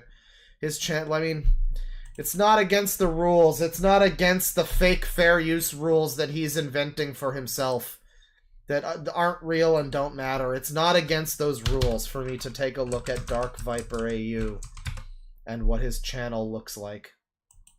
Okay. This is just me taking a look at what his channel looks like. And he actually does have a recent video talking about all of this, but that's fine. Maybe we'll get into some of that in this video later. So this is Dark Viper AU's channel, and he's got more, reaction content. He's got that video. He's got this one here about YouTube's copyright blunder, and Chud Logic, Turkey Tom, they're all there. But you can see outside of that, it's like GTA Online, GTA Facts and Glitches number 71. For GTA Stunt Jumps. This is content that I wouldn't have clicked on in 2015. This is slop content from 9 years ago. And he's, like, wondering. It's amazing that he gets the views that he gets. Franklin Facts and Glitches. Oh, good. He is a GTA leaker rumor guy, too. That's cool. Great channel. Yeah, really. Oh, there's a cheese tier list, guys. It's definitive. Yeah, really high quality fucking channel. You can see why this Picasso of his fucking craft is so protective of his works, right? Small channels. Don't worry, buddy. No one wants to watch any of your fucking crap. Are out there shaking their fist right now like, damn you, Pokimane, my channel died because you watched my video on your stream and said nice things about me. But I would like to give you a couple of examples of times where channels we've reacted to, very small channels, have been able to turn it into a full-time career, and it has really helped them grow. Viper then responds saying he never argued on behalf of small creators. And there's no guarantee that now that the React content's gone, those eyeballs turn So pay attention to this. It's very specific that he used the words small creators. Towards the small YouTubers. You can't prove or some variation there. Prove that. Nowhere in this document do I use small creators anywhere. Anywhere! He's trying to say Charlie is wrong, because even though the argument that Charlie is saying that Dark Viper is making is pretty accurately the argument, or like he's accurately talking about what this, like, they're both talking about the same thing. This guy's just being a little bitch and being very specific about the exact wording and being like, Charlie's lying to you. There's no way for you to prove that if the React content wasn't there, all of those eyeballs that they are occupying of that finite pool of impressions would be redistributed to the smaller creators. You have no way of proving it. Nobody really does. Then it is fantastic that not even for a single moment did I come anywhere close to arguing that point in all 14 pages that I wrote. But he did. He 14 pages! Creators who are reacted to should strike down the reactors' channels, and they should do it for all those people who have had to quit the career they love due to a reactor's greed. Yeah, so he's making the same argument that Charlie represented, but he didn't use the exact same wording, so he's acting as if Charlie is lying. He's trying to throw that on the fire of Charlie is lying to you about me and taking me out of context and yada yada yada. The other buzzwords people like to say when they're wrong. In the same video where he says he didn't make the small channels argument, he makes the same argument. You have collectively denied thousands of people careers. Because an algorithm has a better chance of serving people content that they want to watch long term than you do watching videos at random. Whose careers are they denying if not small creators? This is semantics to frame Charlie as being dishonest when he's not. If Matt could name one big creator who's lost their career due to React content, that would give his argument a lot of backing. But he doesn't name them because that person— This is like the piracy— oh, this is a great pause frame. Sorry, Willie Mac. This is like the piracy argument. Fucking Dark Viper is basically like if he's like a Nintendo or something, you know, in this scenario where he's like, he's basically here. I'm trying my hand at making one of these analogies that they like doing. It might go off the rails. Stay with me. Stand by. He's doing the thing where they argue like, oh, you can't pirate our game. That's stealing. And everybody else is pointing out that like, okay, well, all right. If you're a small creator, right? If you're like a game, you're either getting someone to buy it or you're not getting someone to buy it. People that are gonna pirate it are not hypothetically just like they're not. It's not stealing a copy of the game, and it's the same type of thing. That's like, this isn't like removing views from you. I mean, if you're a small creator and someone watches your video, or sorry, whatever specific wording he wants to use, not small creator. There's no small creators never shows up in the document in that exact wording and that exact phrasing. I just saw his face again. But if you're like a small channel and you're making content and someone reacts to it, what's going to happen is either you're going to get, it's like piracy. You're either going to get somebody who pirates your game and goes, oh, I should pay for this. And like, you know, support the developers. And then they go to your channel and subscribe, right? Or you get someone who wouldn't have bought your game anyway. They wouldn't have watched your fucking, they wouldn't have watched your video anyway. They didn't know you existed. It's not removing a view. It's only possibly a positive, ultimately. There's no real negative. They want to pretend there is, but there really isn't actually a negative. There doesn't, even in the examples that like the Mad Season guy gave, it didn't look like there was a negative, really. It just looked like regular fucking YouTube analytics. Like, I guess you didn't have a huge bump, but it's not like his fucking, it's not like his views tanked either. I mean, as far as I could tell, I don't know, maybe I read it wrong. But it's like it's either positive or nothing. And it's the same thing. Doesn't exist. It's a made-up scenario. Hell of an argument you got there, Matt. Another YouTuber tries his best to cite some sources on why React content hasn't hurt his channel. Viper says his sources aren't good enough to draw those conclusions, and then he recites his own argument, which has 0 sources. So without any obvious sign of benefit, Nakrit decides that he just needs to invent benefits that while he can't show them to you, you should nevertheless just trust they exist. That's the same with you. He's so unself-aware, he just screams 14 pages over and over again as if that proves his point. It's 14 pages! 14 pages, painstaking detail. Viper. Jesus fucking Christ, dude. Can we see that one again? 14 pages! 14 pages. I like this. I like the way he looks here. Oh, please stop reacting to my videos. Oh, please, won't you please stop reacting to my videos? Oh, I'd really hate it if you reacted to more of my videos. Oh. Pages, 14 pages, painstaking detail. Viper said Ethan memeing him saying 14 pages. Like, I also want to point out, what is so fucking special about 14 pages?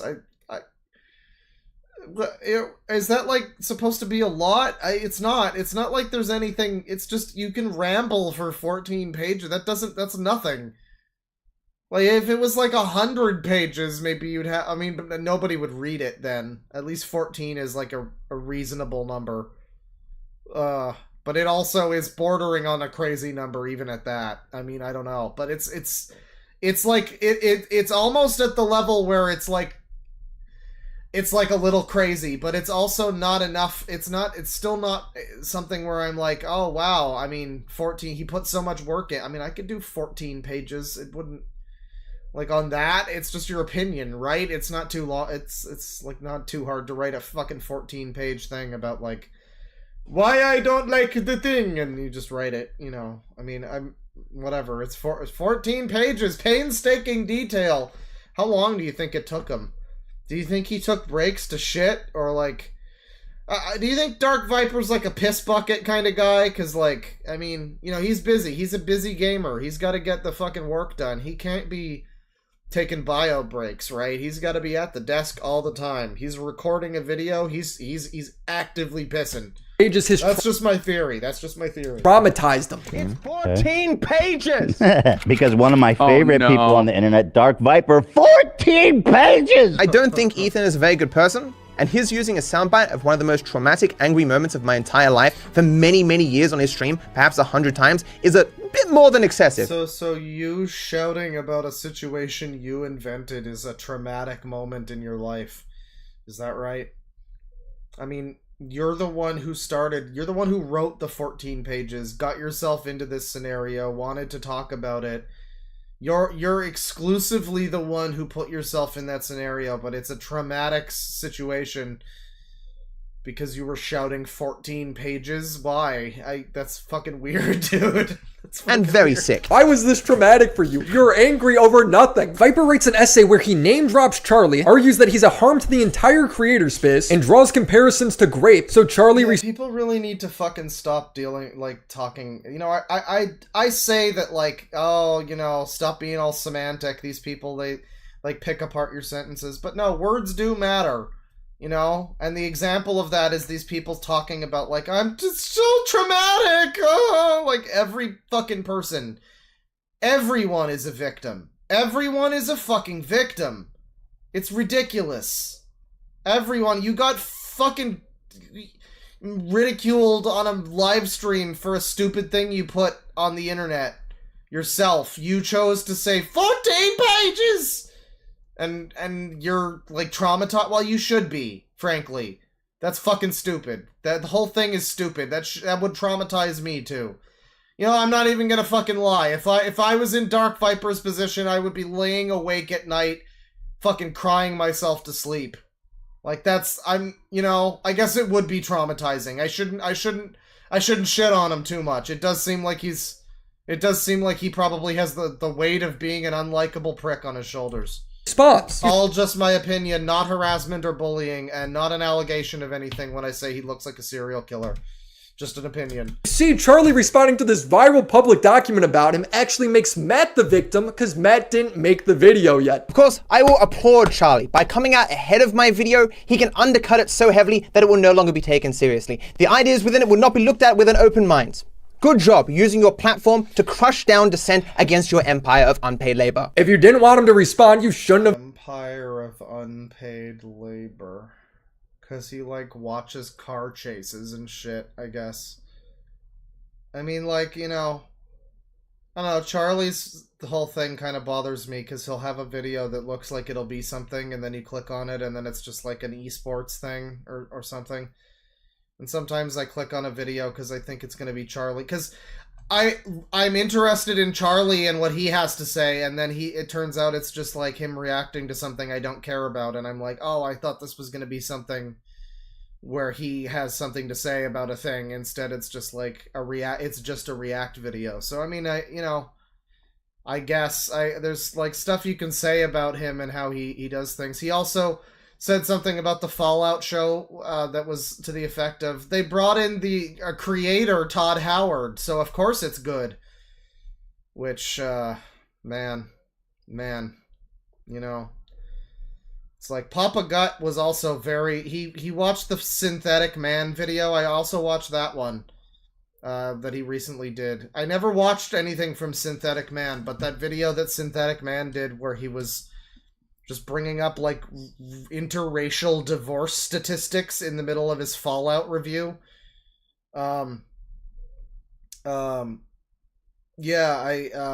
I was watching some of that, and I mean, I don't know.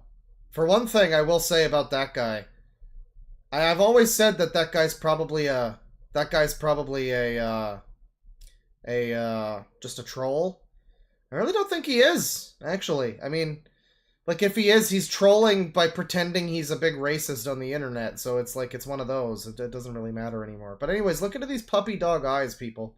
Don't you feel depressed? Don't you feel remorse and shame? Tweeted the essay. He frames all these people as corrupt, but maybe they just disagree, man. That's why Eggman's not responding to your long-ass essay. And none of these people care enough at all. They just want some views. He ended relationships with friends over this. For a critical reaction. Yeah, he apparently ended a relationship. He knew Carl Jobst, and they were friends.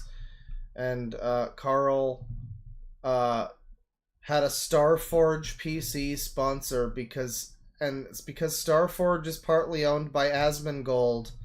Dark Viper doesn't like Asmongold because he does reaction videos. So Dark Viper banned Carl Jobst from I guess his chat or something, his subreddit, whatever, his Discord, I don't know. But he banned him. He'd just recently spoken to him, Carl and Dark Viper. They were friends right up until this video. It certainly has nothing to do with drama DV's Reddit is dredging up from years ago. So, yeah, the dude apparently, like, ended a friendship with this guy because he associated with the wrong sponsor. You know, this is very important stuff to him. This is war. This is serious, serious business, people. Over this, struck critical reactions of him, and openly abused the DMCA system. And he's always been this way, spazzing out and banning supporters for not being good at Among Us. I apologize, I'm still a little new at the game. If you... Okay, chat. Now we're starting to get into it here. Now, what's the next part of this? Dark Viper confronts me. It gets into that a bit. Striking clips. Yes, Sad Man is where it really starts to get exciting. I might skip ahead to that, but this is a little taste of that. So, again, I remember when Among Us came out, I got pretty mad at it too. I called a lot of people retarded at that point in time. And sometimes I would leave the Discord call and I'd be very upset. I mean, it can happen. It can happen to you. That game, I mean, again, I saw Papa Gut talking about it. He was calling it a children's game, which it is. However, when you play it with other people of your own age, it's just a social game. So it can become as frustrating as, you know, there's a lot of situations in that game that can become frustrating. So it's understandable to get a little angry, maybe a little heated, maybe when you're playing some Among Us. You know, it can be a hectic thing. You know, you feel like it can reinforce existing feelings of like, oh, they're not listening to me. Oh, and they didn't listen to me, and then I died, and that kind of thing. And like, it's a social game, you know. And so if you've got some social stuff going on, it might not be great. It might not be great. So that all being said, let's listen to Dark Viper play Among Us with some of his people in his chat. And when I tell you that his explanation for this only makes it worse, well, that's what I'm telling you. You do with that what you will. Use the DMCA system. And he's always been this way, spazzing out and banning supporters for not being good at Among Us. I apologize, I'm still a little new at the game. If you don't even know how to win the game, why are you playing? I do, I'm just sorry. Claiming other speedrunners have made his life worse simply because they were better than him. Well, we really get a little shortcut of that. Okay, I want to see more of this. Other yeah, okay. This is another He has made my life worse. So he's talking about another GTA speedrunner who has apparently demonstrably made his life worse. Measurably so. And being depressed because a guy trolled a forum. Why must... Oh, this is the best one. Yes, this is what I was thinking of. Some guy, like, trolled a forum. I don't know the extent of it, but whatever it is, he got this response. My life worse. Measurably so. And being depressed because a guy trolled a forum. Why must my life suffer? Why must I suffer so with no one caring for so long? This is a lot. There's a whole section in this called Sad Man, everyone. We're not even getting to that yet. Need a break. With Fume. Okay, enjoy your sponsor. Go check out Fume. There you go. November of 2023 when Viper... Dark Viper AU, the absolutely pathetic specimen that he is, has tried to copyright strike my coverage of his video about React content. Sadly, YouTube have kicked it back and said they believe my content is protected by fair use. Struck Chud Logic for reacting to his video. Now this is a big deal in the Chud Logic, who famously had a video about the SuperMega situation, which was titled, "Are Women Getting Too Comfortable?"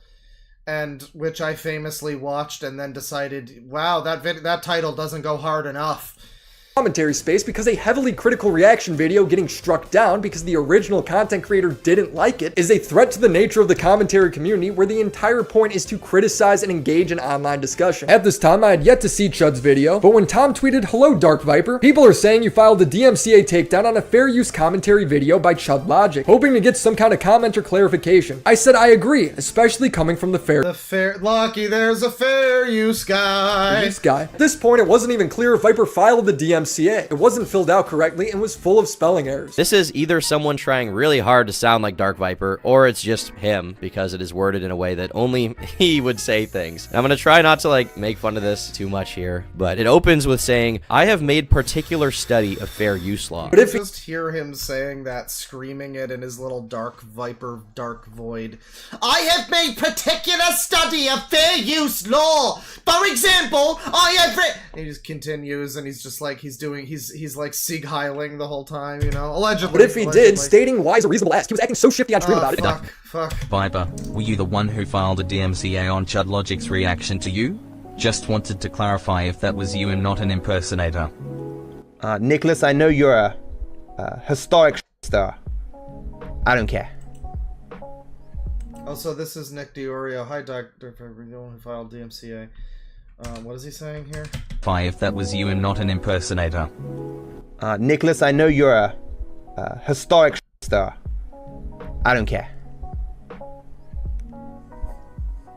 He screenshotted my tweet. He's one of these. Is it so, like, what is the demographic of people that are, like, okay with this type of behavior? This, like, quantum TV kind of, like, I'm gonna be a little shit on the internet, and I'm gonna abuse all the fucking systems and be a little fucking goblin. These, like, fucking shit-eating, sneering fuckheads that just, like, you know, weasel between the fucking cracks, and, like, this is disgusting to me. This is fucking disgusting to me. Like, who is giving these people fucking the time of... No wonder this guy has no fucking friends. Wheaton said, "I gotta say, the staggering irony of you going after Hassan right now for being uninformed and yet speaking confidently, then coming..." No, that's not the lobster font. That's not lobster font. ...out with this take that suggests the absolute polar opposite of my viewpoint that I've repeated ad nauseum for I find it very funny. Now, yeah, for some reason he gets very upset about Willie Mack calling him the fair use guy. This is an issue for him. The past 4 years is breathtaking, my dude. He then messaged me 2 videos timestamped with him saying he doesn't think React content falls under fair use, but even if it did, he doesn't care. While I did take one paragraph to point out that the React content I was criticizing is not protected under American fair use law, I further went on to say that even if it was, I wouldn't care. The reason I think React content shouldn't exist has nothing to do with America's antiquated ideas of copyright. No, see, but that's very important too, and it's easy to look at this and be like, oh my god, he doesn't care about the law. Does that mean he's illegally striking people? Probably yes. And that's going to catch up to him eventually. Whenever somebody eventually does sue him, like, that's going to catch up to him. But, probably yes. That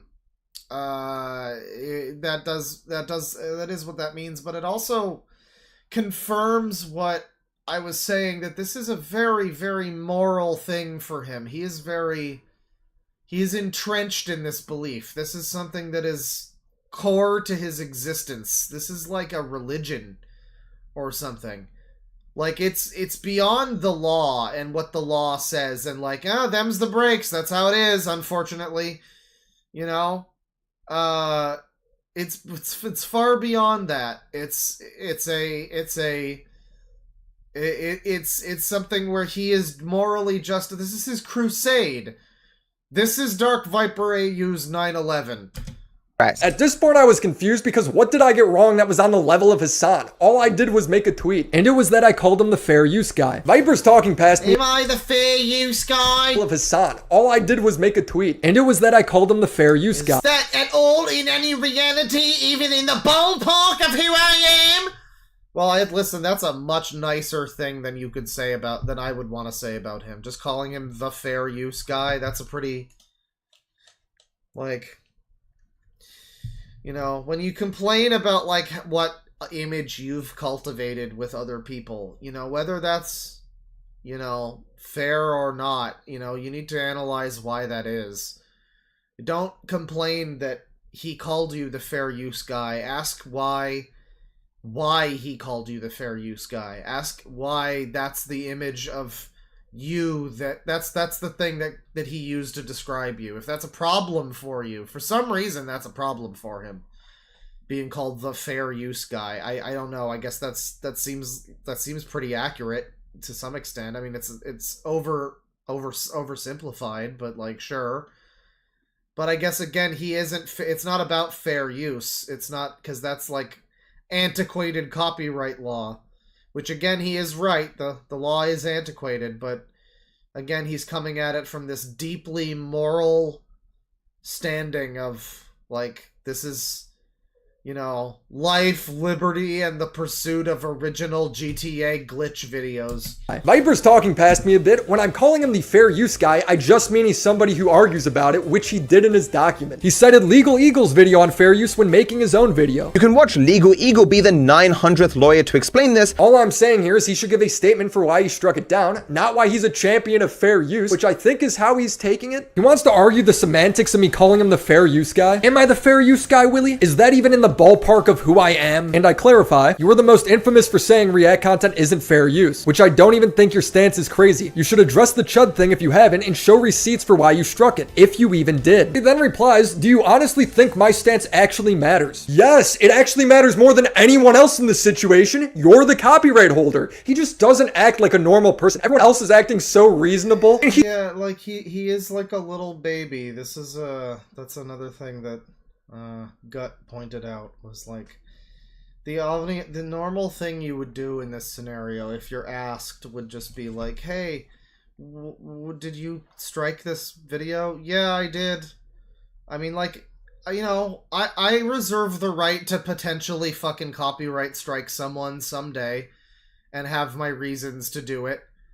And like, if, you know, just admit why, you know, like, it's your video, right? Like, it's your content. You don't need to be a weird, weaselly little baby about it, right? You can just say you did it instead of like, does it matter? Why are you, it's like these people that need to be a supervillain in their own life. They need to be the fucking, they need to be the Joker. They like, specifically Joaquin Phoenix's Joker, where he's the main character and the protagonist. But also, he's like an anti-hero who kills people. So it's like, you know, he's like a Machiavellian, but he's also the main character, obviously, because these people all have main character syndrome. He's so over the top. He then hits me with, how long have you been doing this, Willie? Yes. At this point, I realize I'm talking to a crazy person. He's not directly answering anything. I'm just here for the ride now. I go, a long time. He states, I have no way to not be patronizing when I say this. Perhaps not long ago, a long time. So wait. He's not directly answering anything. I'm just here for the ride now. I go, a long time. For the time. Just don't ask if you even did. He then replies, do you honestly think my stance actually matters? I don't know what... Because I don't think it's... Oh, is it Viper? A long time is in response to, but yeah, I mean, he is being patronizing here. Have you taken a peruse at what is being said about me? Taken a peruse? It is a combination of things shown false with about 6 seconds of a Google search, things inferable as false with the same amount of time, or every single false thing I have... Yeah, and it is another thing, like, he is convinced, I guess, that he thinks, like, all he needs to do is... I saw Charlie, funnily enough, describing, it was the guy who was filming women in public, like, he had his camera under some woman's skirt, and this person comes up and tries to like confront him. And Charlie described it as he tried to pick all of the right dialogue options to get the good ending out of this scenario. And it is like he thinks that if he like just if he words it the right way, finally he's gonna unlock the like the little 50 XP sound effect is gonna play, and he's gonna level up, and he's gonna, you know, he's gonna get out of this peacefully with no guns drawn, whatever. He thinks that if he can finally explain it the right way, people will go, oh, okay, and then they'll, I don't know. Like he thinks he can explain himself, but people do understand what he's getting at. They just are confused at why he's so insane and, you know, acting like a weirdo. This is what I meant when I said he seems a bit like people that I have seen in the past who have been serial killers. Not to say that he is one. However, he seems like people that I've seen who just do very weird things like this. Just weird little odd shit that's like, that's not the way human beings act. That's just not the way they function normally. It's like a social setting, at home, at the park, at church. It's not the way they act. Shown false in about a 6-second Google search, and that everything is false about him. All I wanted to know is if Viper struck Chud and why. He's being so indirect. If Viper just said, because I don't think it's fair use, that would have been a good enough reason for me. Chud's even been reasonable about it. How is the market for your original work affected by this use? Well, it's unfortunate that Chud Logic is British, but no, there's no end to that sentence. There is no reason to watch the original if you have viewed the re-upload. All information and graphics have already been seen.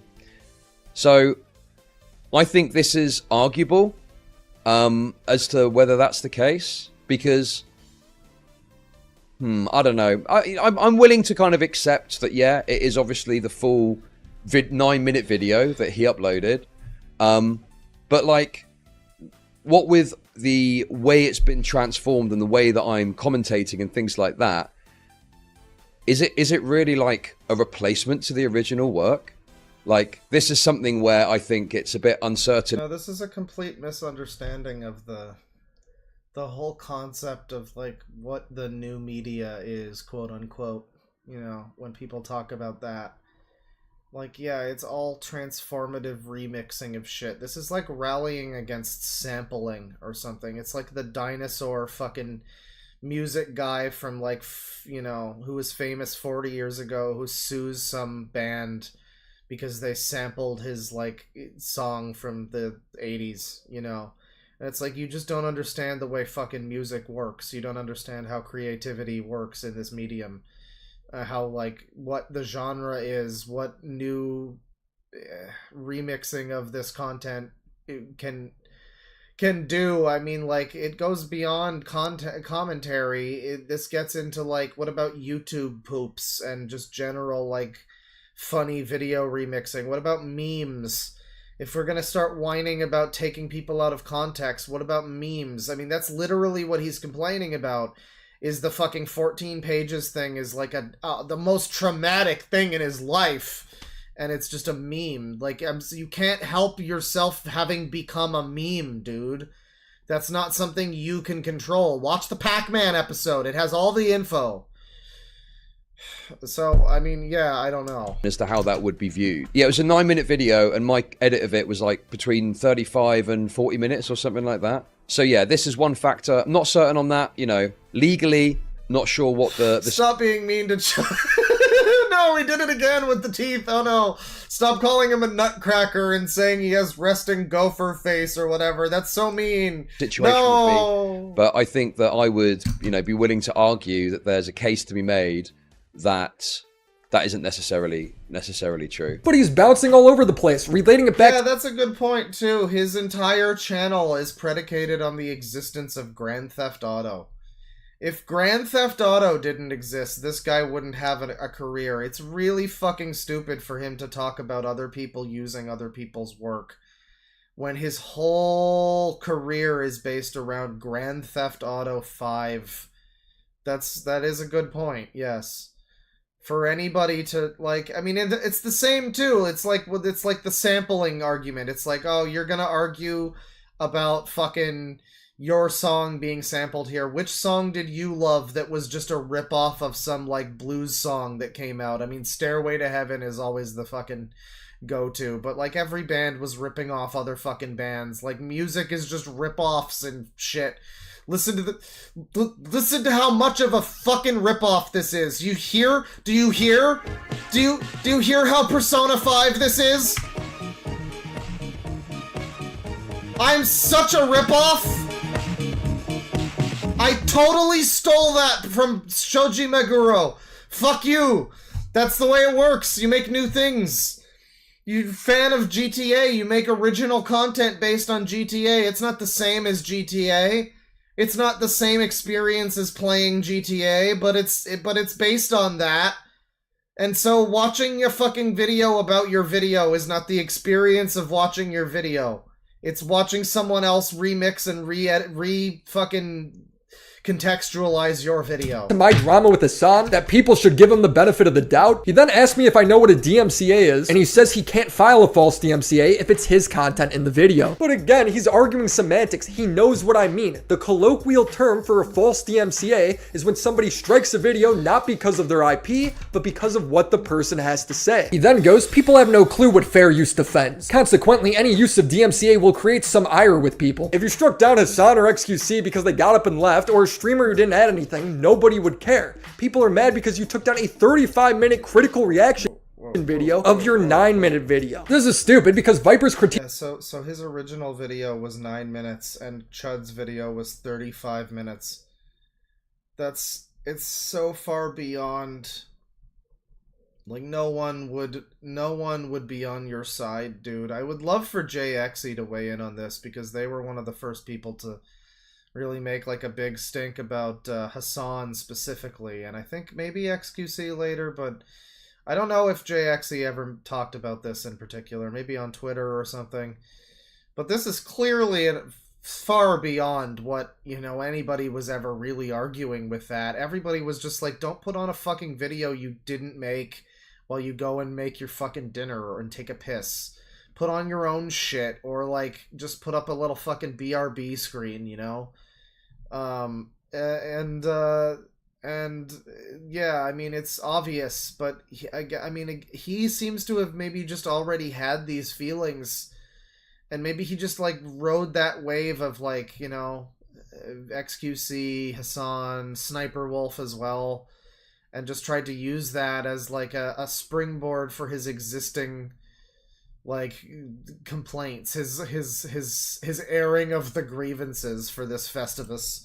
React content is that they're taking the hard labor of others and passing it off as their own, not adding anything worthwhile. And how React content harms everyone except the reactors. Reactors to mean the people who watch videos and pause occasionally. Some other things people stupidly call reactions, like commentary content, can be fair use, but it's so without any self-awareness. You play Grand Theft Auto, dude. Like, and it's not that simple. You're like, this is another good pause frame, by the way. He looks like Sargon in this one. You know, he's like a speedrunner. He does more than just play Grand Theft Auto. It's an oversimplification, but that's what he's doing with React content. He's oversimplifying it. He's acting like it's just watching the video and pausing occasionally. Yeah, I guess. And you just play Grand Theft Auto. Shut the fuck up. You're both unoriginal fucks then. Fuck you. not watch parties. How skilled you are at pressing the pause button and having a discussion harder with your chat is entirely irrelevant. Chud reacted to a low-effort 9-minute stream segment of Viper being salty that Jax Films was getting praised for criticizing Sniper Wolf. Chud reacting to and making fun of Viper took more time and effort than Viper's original video. What Sniper? Okay, I didn't even notice what this was about. Am I jealous of Jax Films' success with Credit the Creators? Oh god. Oh god, I wish I could have watched this video. This seems like a really good one to throw on while I'm cooking or something. This seems like when I've been cooking and cleaning and stuff lately, I've been putting on stuff like this a lot of the time. The Chuds and the people, well, not super recently, but last little while. There's good background noise while you're doing stuff like that, and man, I would have loved to watch. This looks like a terrible video. He is just going to go in on Jax Films about Sniper Wolf because he actually had a point and clearly was, and Jax Films is also clearly someone who's like passionate about making videos and was passionate about also uplifting the small creators and actually giving them, you know, showing off their videos and shit, and crediting the people that Sniper Wolf would show off in her videos, and trying to get Sniper Wolf to stop stealing people's content. He had an actual goal. He had an actual real target that had like a purpose. There was a real reason to get behind the whole situation. This guy had nothing. This guy has insane lunatic ravings that people can kind of a little bit. It's like when you encounter like that guy that set himself on fire in front of the Trump trial. Like, yeah, do I agree that there's like a shadowy cabal of weirdos that's trying to drive us into the ground? Probably, but like I'm not gonna fucking set myself on fire over it. That's probably not gonna like help my case, really. You know? Yeah, there's like a kernel of truth in there. Maybe even 2 kernels, perhaps even a third. But he's still crazy, and that's not the fucking point. It's like people aren't arguing your point anymore. They're arguing that you're crazy. Does is orders of magnitude more creative, or at least what editors do, than what Asmongold does. He is just creating these distinctions where no distinction exists because he wants to shit on the streamers more. That's my interpretation of this. I don't see any other way of interpreting this. Because you can have criticism of Asmongold's React stuff, and there's some good arguments against it and whatever. But like, Asmongold does say a lot of stuff when he's watching these videos. That doesn't mean legally he's justified, because I don't... It's really stupid stuff, but it is technically stuff, that's true. I don't know if that is the case. But the idea that, like, Sniper Wolf is more creative, I don't know. Has he even watched the fucking Sniper Wolf video? Doomer Media gave a great take for why this point makes no sense, even using Viper's logic. Looking at Dark Viper's original argument, there is no ethical justification for striking Chud's video. It is not parasitic. It is not exploitative. It is not lazy, and it is not a market replacement. Using Dark Viper's own logic against him here, and I mean, that's based on what he said, I guess. I mean, like, this is interesting because it's not even on the metric of is it fair use or not. It's is it ethical based on how Dark Viper views this as being like an ethical situation, like a fucking like seal clubbing or some shit. And according to this guy, it sounds like it is. Seems like a good video. I might check that out as well. Only justifications you can really give are legal justifications, which should not matter because Dark Viper himself is claiming that the legal arguments don't matter. I just don't know anybody who watches Chud's video tearing into Mad and views it as a market replacement. If I'm wrong, he should be able to show the damages, similar to how Mad Seasons did when Asmon was using his title. Here's the other thing with Viper, every time someone has a critique of them, he claims that it's out of context when it's not. Hey guys, I'm gonna take this thing entirely out of context. He is so keen to poison you against this 14 Yeah, so if you take him out of context, you're wrong. If you show his entire video with all the context, you're stealing from him. Basically anyone, it's just all fucking, it's all a bunch of fucking excuses to just be a whiny baby man, you know? It's like, it's tiring. It's like, we're all supposed to navigate this little fucking maze of little excuses that he comes up with that are ostensibly all just, oh, you're just a little baby. Okay. Alright. Like, cool. I can see now. Oh, another, like, oh, wow, it's this and that, and it ultimately just comes back to the same fucking thing. Meticulously argued document that he goes to the length of finding tweets out of context. He doesn't show the context. And to say that I'm taking things out of context to poison the well. Yeah, it is also a problem when you are gesticulating wildly like a Hitler, and I'm making jokes about you being like Hitler. It is, you know, allegedly, just as a joke. It's just jokes. Those are legal. It is also unfortunate when you have a meme associated with you that's the 14 pages. Yeah, yeah, you know, that's dangerously cheesy right there. Is very disingenuous because I didn't take them out of context. I'll show you the whole context right here. One of his fans pointed out their disappointment that he would compare React streamers to someone that would commit sexual abuse.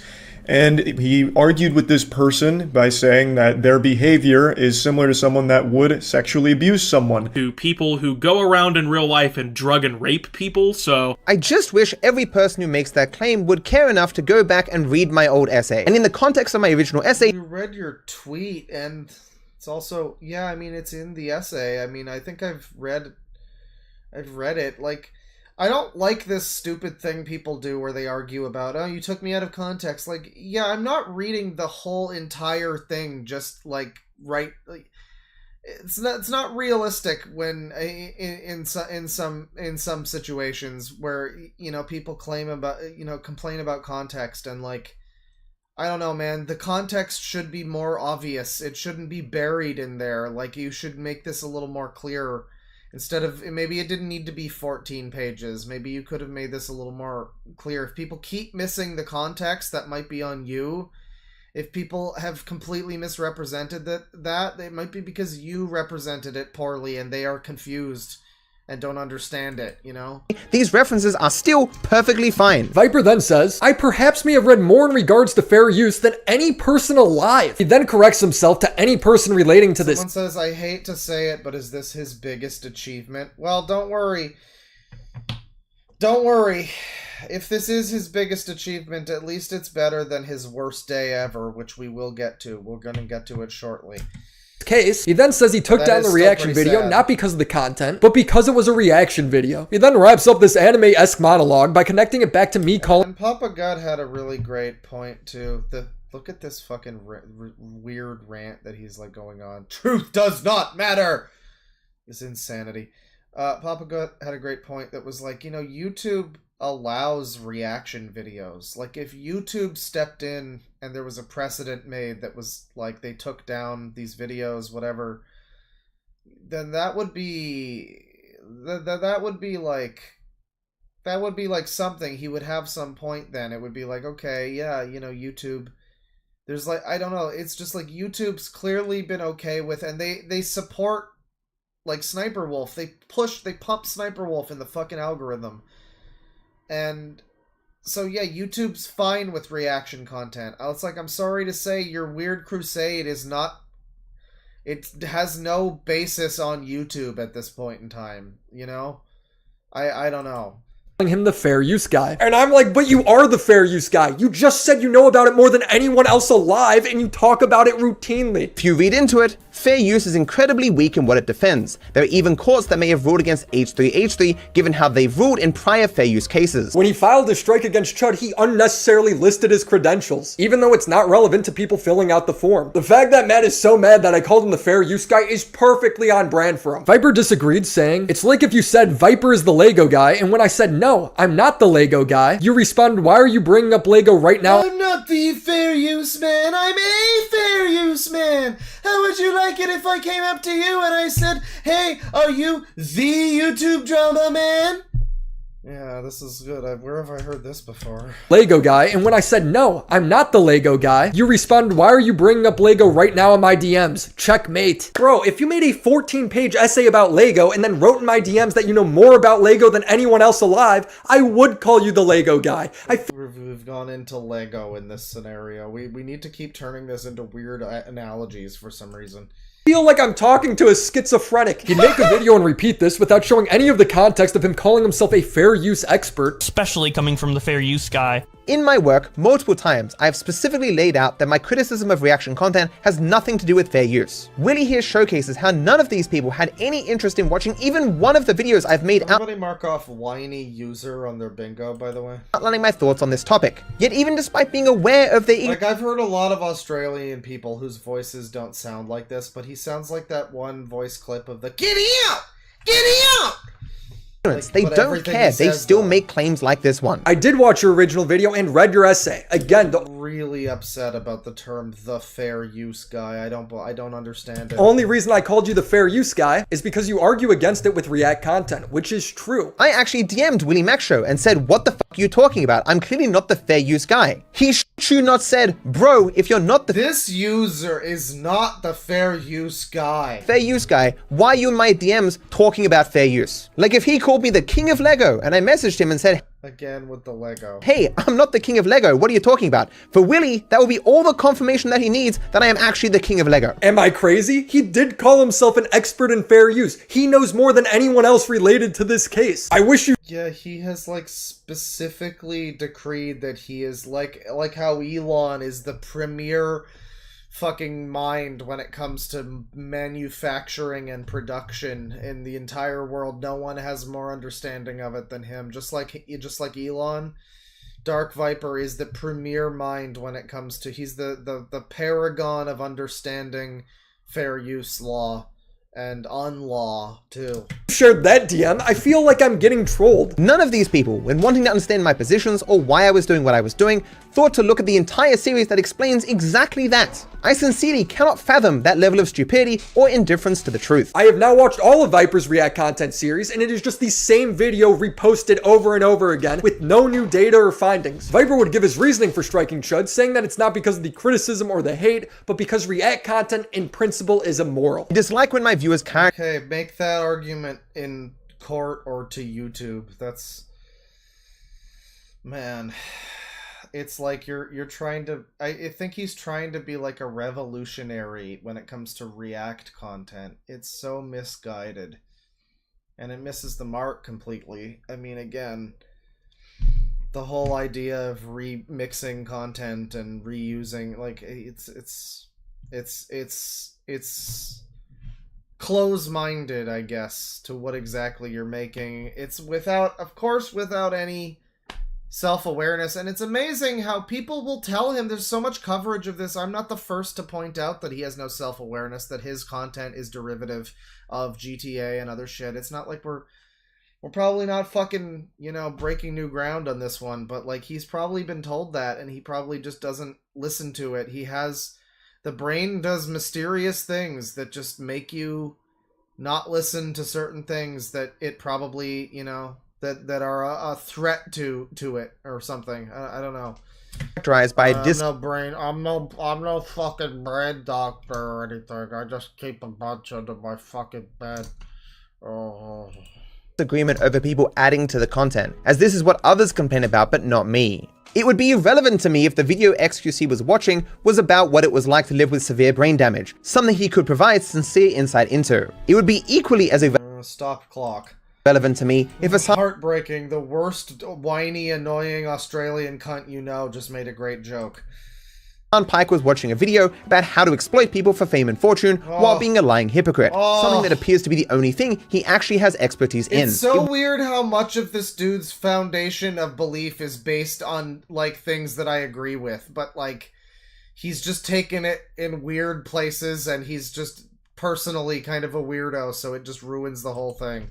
Wouldn't matter to me because addition is irrelevant to my issues with reaction content. To give a very, very brief summary, my issues are with the market impact of reaction content. We have two groups of people, reactors and creators, but only one of these puts forth effort and incurs risk and cost. I already showed why I disagree with him, but he believes it and he was willing to take it to court. And Viper has every legal right to do that. I just don't think this case... No, now that you mention it, Aimbot, maybe he doesn't have it. But he believes it and he was willing to take it to court. And Viper... It's like, I thought it was the angle, but then you look here... has every legal right... He's got a little bit of a neck, but... It's kind of disappeared. It's being eaten up by the beard and, like, I don't know. I guess this is a normal neck. It's a very broad neck. I don't know. Right to do that. I just don't think this case lines up with his moral reasoning. Chud doesn't have money to go to court, so he had to take the video down. But then Viper inarguably started to falsely copyright strike people. He admitted to abusing the DMCA system when it comes to unfavorable clips of him. So can YouTube just get rid of this fuck ass? Like, what is that? This is... I don't care what your weird little crusade is, dude. This isn't the way the fucking system works. End of story. You know, maybe you're right, maybe you're wrong. That's not... Whatever. I don't care. That's not the way the system works, and it's not going to be the way it's... And fucking, I hope it's not... It doesn't become the way the system works, because you're insane. Like, this is the kind of guy that you get rid of, right? This is, like, again, like a Quantum TV. Like, this is... he's very different, because Quantum TV was, like, a weirdo who, like, beat his wife. He was a racist. He was, like, threatening fucking Act Man and fucking calling his family and stuff. And it was weird shit. And that other kid that was, like, making videos about him, who was, like, what, 17 or something? And he was, like, harassing this kid. But this dude's very different, but it's a similar type of person, though, I feel. It's a similar type of thing. It's the same kind of, like... I'm skirting around the system and you can't stop me, haha. And I'm justified in doing so, and it's clearly brought about by some kind of unchecked mental illness. The guy needs to be on some kind of fucking medication. Are we about to watch his cool Among Us clip? I can't wait. We're so close to Sad Man, everybody. We're almost to the Sad Man segment. Because no one knows what it's like. People. He admitted to abusing the DMCA system when it comes to unfavorable clips of him. So people start making fun of him, using old clips of him getting unironically angry while playing Among Us. He runs around the entire fucking map to come to O2. And I'm like, I had nothing to say. Whoa, wait, hang on, hold on. So people start making fun of him, using old clips of him getting unironically angry while playing Among Us. He runs around the entire fucking map to come to O2. And I'm like, I had nothing to say. I was literally speechless. I did not speak that entire time because I was so confused why we were still in the game. I have never been this mad at a person in the entirety of my life. I apologize, I'm still a little new at the game. If you don't even know how to win the game, why are you playing? I do, I'm just sorry. No, I'm just gonna ban Scott forever because I'm gonna associate this with Scott for the rest of my fucking life. Yeah.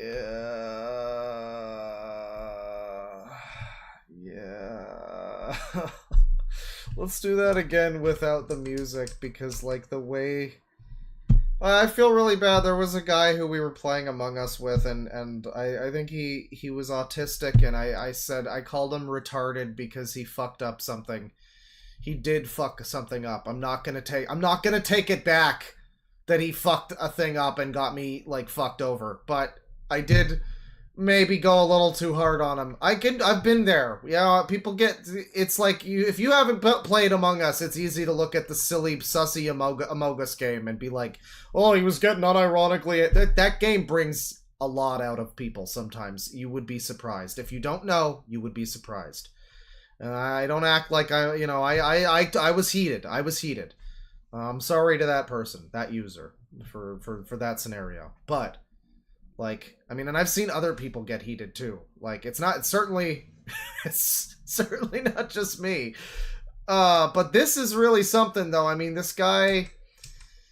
Oh god! Oh no! He's seaguiling! Oh no! Bad pause frame! Bad pause frame! Quick!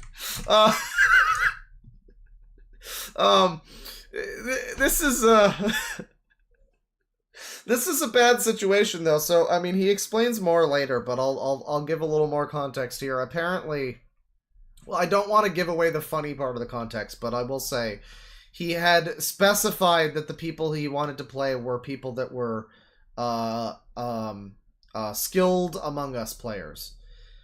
And so I guess it's reasonable to be a little annoyed that someone would join that has no idea what the fuck they're doing. I did yell at Tivy that one time with the Little Caesars too.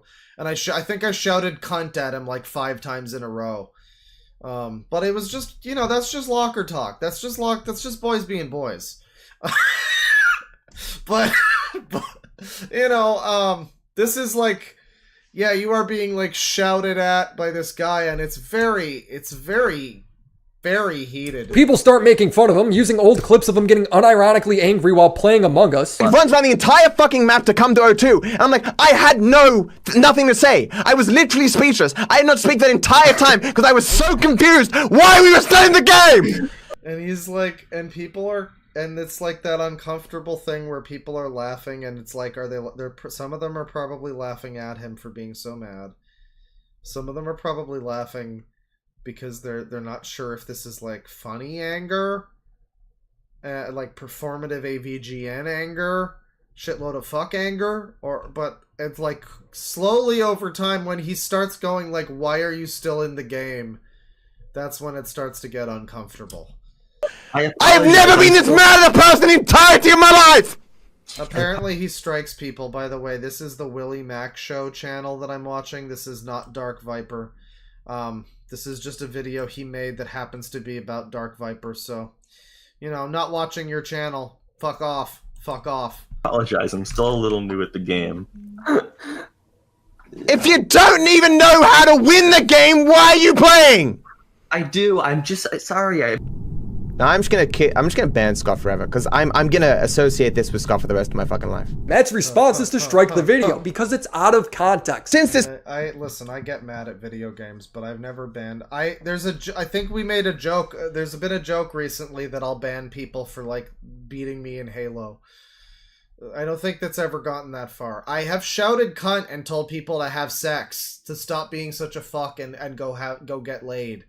You know, things like that. But I've never banned someone for life for, like, getting me killed in Among Us. That is, you know, I get worried. Some, like, you know, I get a little too heated sometimes with the video games.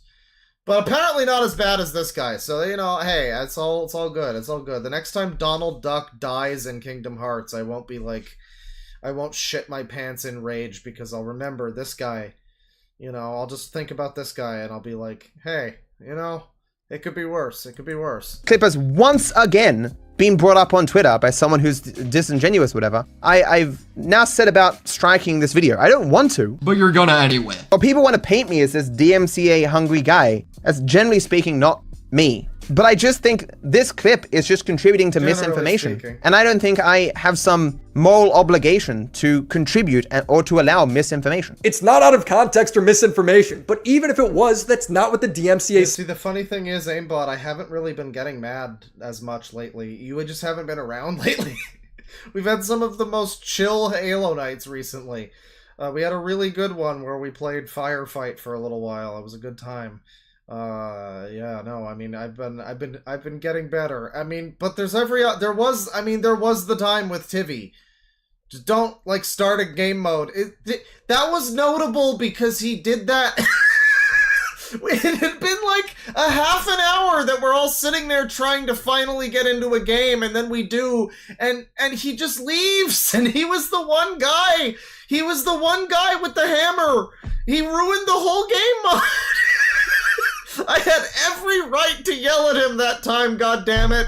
I'm sorry if it was traumatic and hurtful and it was the most traumatic moment of your life or something. I'm sorry, but, man, that was some fuck, though.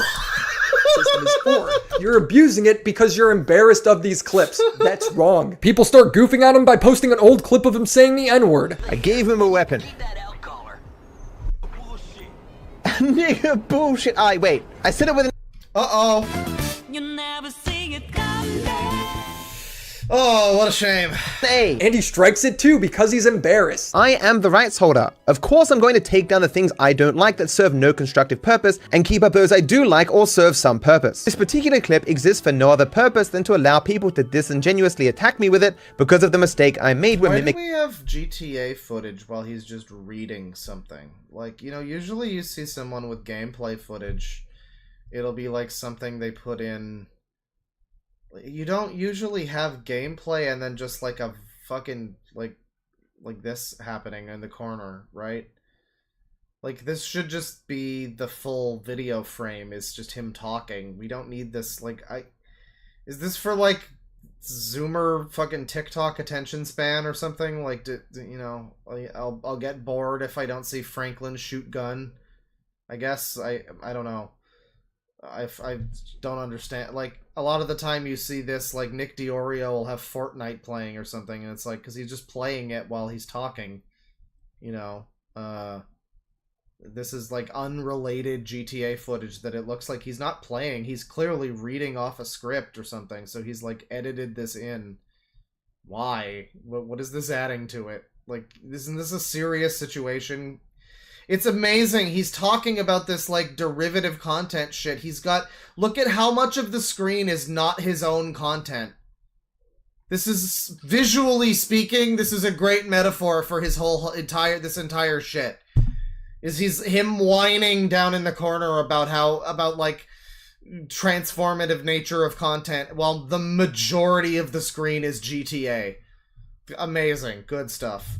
Good stuff. Franklin due to my surprise at the randomized dialogue. When ChudLogic puts more effort into his reaction video than Viper did in his original video, he strikes it on principle of it being react content. But when people post only the necessary clip, he strikes it because it's out of context. In short, I think this is the last guy I want in favor arguing for copyright. He's emotionally blinded. His ideas aren't well thought out. He engages with this guy, this scary Commandant Viper, you think he's emotional in this scenario, eh? criticism poorly, discrediting critics by using semantics, and speaks as if his opinions are based in fact when they're not. It is just annoying that he doesn't explain at all why there could be some small impact that he's unable to see. Bruh, I wish you'd reflect on that. I'm dying inside. Oh, it's time, people. It's sad man hours. Sad man. Viper's a very emotional guy. We talked about how Ethan traumatized him for saying this is going to be this is what we've all been leading to. If you've been sitting here, if you've been like, yeah, this guy seems kind of this is what it's all led up to. This is going to be you're about to see at a certain point here, just one of the fucking saddest displays. I mean, it's just a guy admitting to some shit that, like, again, you couldn't waterboard out of most people. It's really, I can't imagine why he put this, he willingly said these words into a camera on the internet. I don't know, but there's more to it than just that, but there's just one clip in particular that's just incredible. 14 pages? This reminded me that very recently I found out that Ethan has something like 6 different sound effects of me on his podcast. Not only that, he has used them frequently for over 2 years. That is just really fucked up. Divided by 14. It's 14 pages! As someone who has been in... This is why I'm careful with the Sangi sometimes, and I'm like, let's use a drawn Sangi or something, because, you know, I don't need fucking that guy to decide, like, oh my god, DeadwingDork has been making a mockery of me. I don't think he'd have much of like a fucking case in court, really, given what he's actually said and done. It's just a meme. But yeah, no, people get way too fucking whacked. They don't understand memes, and this is what I don't get, is like, who's watching this dude? Dark Viper has to have some kind of audience. He gets views on his videos. They can't be watching whatever that's gotta be the sad thing for him, is like he's not attracted an audience of people for him. Nobody wants to hear from him. He has nothing to offer. Like, people by and large are not interested in what he's selling. They're interested in maybe some of the stuff that he does in GTA or videos that he makes about things, but like anything he's offering to the table, they're not fucking interested. His own creativity, he's added nothing. And like, yeah, I mean, I don't know. It's like it's just pathetic. I mean, he has no idea about memes. I don't understand who would watch somebody like this. It has to be people that don't watch him for him. They watch him for occasionally his content, I guess. But he has people in his stream chat. Some people somehow who have no idea how memes and like transformative content works still support this fucking guy. There has to be some people for everyone. So somewhere out there, there's some more insufferable cunts that watch this guy that don't understand the way that things work, and that's great. That's America. That's America. Incessantly harassed by him for years in front of thousands, he is one of those truly deserving of being driven off the internet. I don't know how sick of an individual you have to be to do something like this. Like, if he was using it in some wholesome way or shouting me out in some positive way, fine, but he's just using it to mock me. Good. If he was just good. If he was, we needed to know what you needed is the Zelda clip from that one CDI Zelda game where she kills the other character, and then it's just like a long shot of her face where she goes good, and then just walks away. Yeah, I mean, if you use my content in a way that's nice to me, then I'll be happy, and if you're mean to me, then I won't be happy. That's essentially what he just said in that clip there. Like, if you're using my content in a way that makes me feel nice, that's positive for me, then I won't strike you. But if you're not on my side, then I will strike you, I guess. I mean, it's just like, and it's weird that he's trying to like justify it. Like, he can't come to terms with the fact that it's just him being like an emotional little baby. obviously that's like a difficult thing to you know, realize. So he's trying to make it into like trying to find reasoning for it. That's like legalese jargon fucking, oh, it's not reaction, blah, blah, blah, reaction, fair use, blah, blah, blah, blah, blah, all these fucking buzzwords. And at the end of the day, I mean, it is just, he was mean to me, banish his video. That's all it is. I mean, it's as simple as it's same as it ever was. You know, it's as simple as it ever is. It's just, you know, banish him to the Shadow Realm, he was mean to me. And find some explanation for why that's okay. After yelling at the guy in Among Us, Viper would write, "Scott will not be unbanned. It was not simply that I was having a bad day. I was close to tears at the beginning of the stream. I felt impressively down, perhaps due to a lack of caffeine as I was kicking soft drink. I came to the one thing I love at the moment, Among Us. To have it ruined by a guy who didn't just play badly, he literally didn't play." After this, Viper uploaded... and so we're getting into it now. This is his explanation, right? You're gonna see him explain it on camera, don't worry. But, you know, this is like a bit of it. He was close to tears at the beginning of the stream, chat. You know, you control when you stream. You didn't need to stream. You could have just played the game off stream with people if you wanted to. I felt impressively down. Well, I, for one, am not impressed, personally. Perhaps due to a lack of caffeine, as I was kicking soft drink. I came to the one thing I love at the moment. So now, but it's not anyone's fault that you were out of, like, you didn't have caffeine, dude. No one cares. I mean, you know, it's explanation versus excuse, right? Like, people try to give details for why they maybe acted in a certain way, and it doesn't it's like, maybe it's not supposed to be like, you know, feel sorry for me, I don't have caffeine. That's so weird. It's just like maybe offering an explanation for why he was so, but like, you were so angry. If anything, wouldn't you be chill if you didn't have caffeine? How did you have the energy to shriek at that guy? That can't be the answer, right? And then it just goes off into how the guy played like really badly, I guess. And that's, you know, hey, maybe the guy was really bad at it, you know. And like, if you're trying to play the game at a level, I mean, but what it came across when I was first watching it, and I didn't see any of this yet, when I was first seeing that clip, my first reaction was like, oh, this guy must have really wanted to have like an epic plays compilation. He wanted to be one of those, because there was like this period, and I watched some of them, like back in the era where like fucking Charlie was playing Among Us with everybody, and everybody was playing Among Us together on streams during COVID, and everybody you watched was playing with like fucking everybody else in various little cliques, and it was a whole thing. I streamed it once. It was a whole thing. And like, yeah, I think he wanted to be Among Us famous, maybe. I think he might have wanted to be like famous for his stunning fucking plays. Like he has this problem with Charlie, and that's funny because Charlie, it might be some like, oh, I just realized this. It might be some like inadequacy, because Charlie was always like notably pretty good. He was known for having some pretty good plays when he would do Among Us. When you would watch his Among Us videos, he was pretty fucking good at that game. He had some really good deceptive strategies and stuff. He was great. And so maybe this guy just is like super fucking intimidated by Charlie, and he's emasculated by his Among Us strategies. And so he needed, this is my theory, I might just be totally off, just my theory, I'm thinking he wanted to be an epic Among Us player on par with or better than Charlie. He wanted to have epic plays that people would know him for, and he knew that guy with his you know, botching his fucking plays was never gonna let it happen. It was never gonna happen.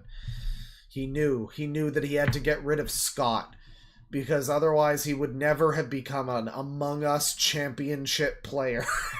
He wouldn't have been the biggest sussy baka, and it would have been really sad for everyone.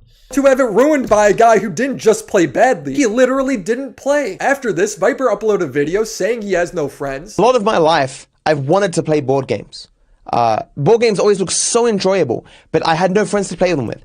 Okay, chat members. Chat members, this is...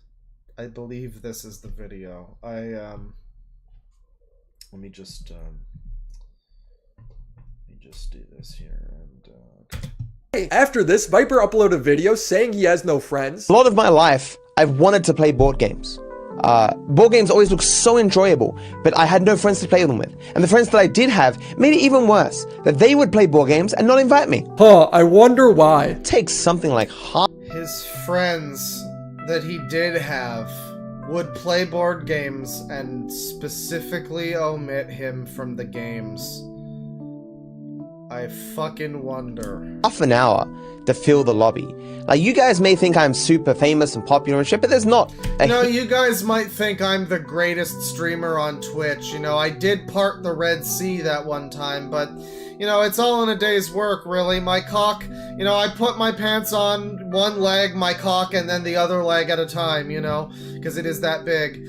I did fuck all of your mothers last night, but it's no big deal, really. I am just an ordinary man. All of this in one man. I know, it's hard to believe. I am big and famous and well-known. I am fucking Dark Viper AU, okay? Obama has talked about me, motherfucker. But, in real life, I am a pretty sad man. Heap of people who want to play with me. As a matter of fact, I once more asked a Discord full of other streamers if they wanted to play with me, and I got no responses. Again. Oh my god. Why does it get worse, Dark Viper AU? Why is it getting worse? No! I think this may be the third or fourth time Please respond! Academics required! I've tried. I've left that server now. Because it just brought back all the memories of my fucking friends not inviting me to play games. Well, I don't think they were your friends, buddy. If they didn't want you there, I don't think they were your friends. Just brought up those feelings. I don't like those feelings. I have people I'm playing with who are experienced with the game because that's what I requested. And so I kill a guy and the game doesn't end. I'm sitting there like, the game's not ending. The game is not ending. Why is the game not ending?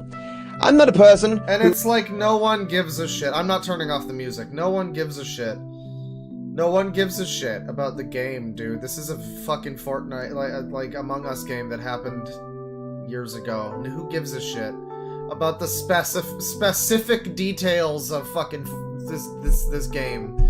It's not about the game, dude. It's not about big picture. It's not about the game. It's not about this specific game, nor is it about Among Us. It's about you. Look deep within, pal. Look deep within. Who is lost for words very often, but my body from the person I killed was found, and they accused me of the kill, and I literally didn't speak. I was so just the weight of still being in like anyone who played a lot of Among Us has had this happen to you, probably. Where it was a really frustrating thing where, like, some other guy got you killed because he, like, said something stupid. Everyone's had a situation like this. And it never usually leads to an insane breakdown of this magnitude, where you have to issue an apology. Game was still washing over me. I was just having that bad of a day, and I'm like, is this it? Is this me one day doing something for myself, and this is the situation I find myself in? And so the game plays out for another 10 minutes, and me sitting there just going, I can't believe we're still in this game. I love the way he gets introspective for a bit. Like, he gets into just... It's like that classic Miiverse post from Super Mario 3D World that just said, like, this game is pretty fun, my mom and dad fight a lot. It's just like, he's just talking about this game, and then he's just like, and that's why I can't have anything good, and nothing good should be in my life! So, then I was in electrical, and I did the wiring tasks. And we end up losing. And I go off at this guy. I was just so fucking pissed that my one chance to save my day, to make myself feel good, is ruined by this guy who joined a game that he clearly should not have been in because he mustn't be experienced at the game, which was the very thing that I requested. And so, I timed him out. He did request academics, hey. And then I realized, like, I don't want to see this person ever again. I don't want to remember this bad day. I want to move on with my life, smooth sailing, so I banned this person. They were in a lobby they should not have been in, explicitly, and made no mention of their inexperience of the game. He's still mad. He He's still mad. I wish I could have pissed someone off like this, you know, in an online game or something. This is really special. I would feel really... Like, it would be weird to get shouted at by this guy you maybe watch or whatever. I assume it's a fan of his that he's, like, yelling about, you know?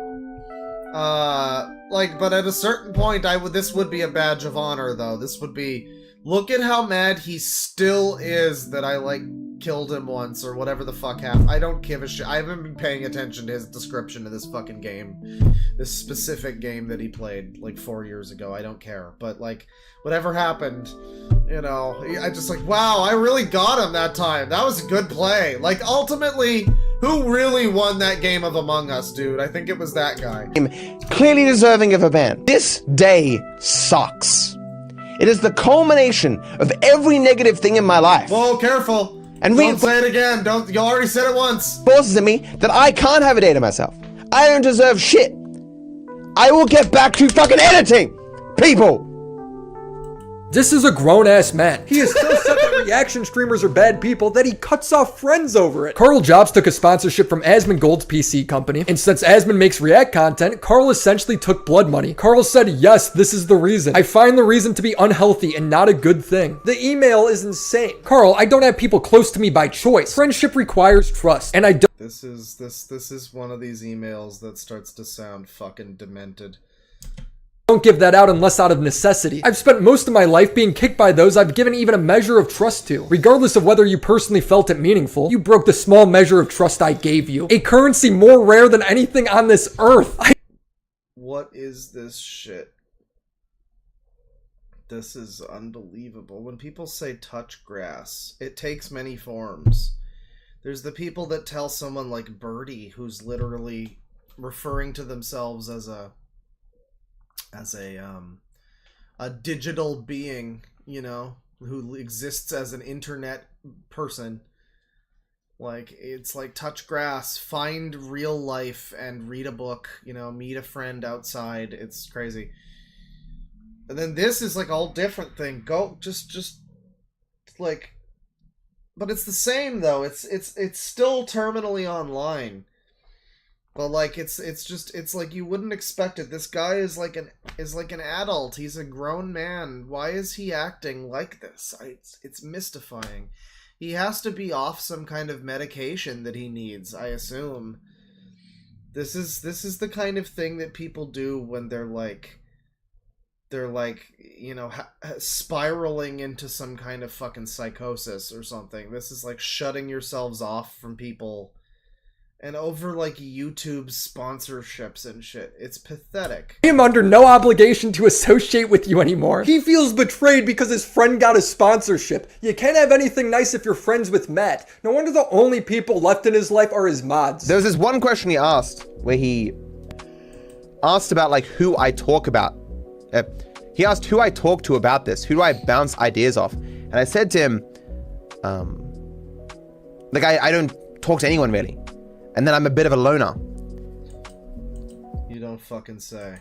Because I, in some respects, consider myself to be an old dog who was kicked a lot when he was a young dog. And so I don't really trust anyone. Fucking saying this on a stream, dude. I mean, like, yeah, you know, he's a guy who's been, like, plotting this in his fucking secret cave. You know, plotting the downfall of the React channels, and nobody is seemingly aware of him. He has no friends checking on him. He has like no people to bounce ideas off of. Nobody to tell him that he needs to rein it in a little bit. He has no one. It is embarrassing. It is. What is it compelling him to say this? He wants sympathy. Like, sympathy is the reason. He wants sympathy. He doesn't anticipate that it's... Oh, motherfucker. I didn't drop it. It's not a drop. Don't mark that off. It was just my controller. It fell in my... It fell in my lap a little bit, but it wasn't a drop.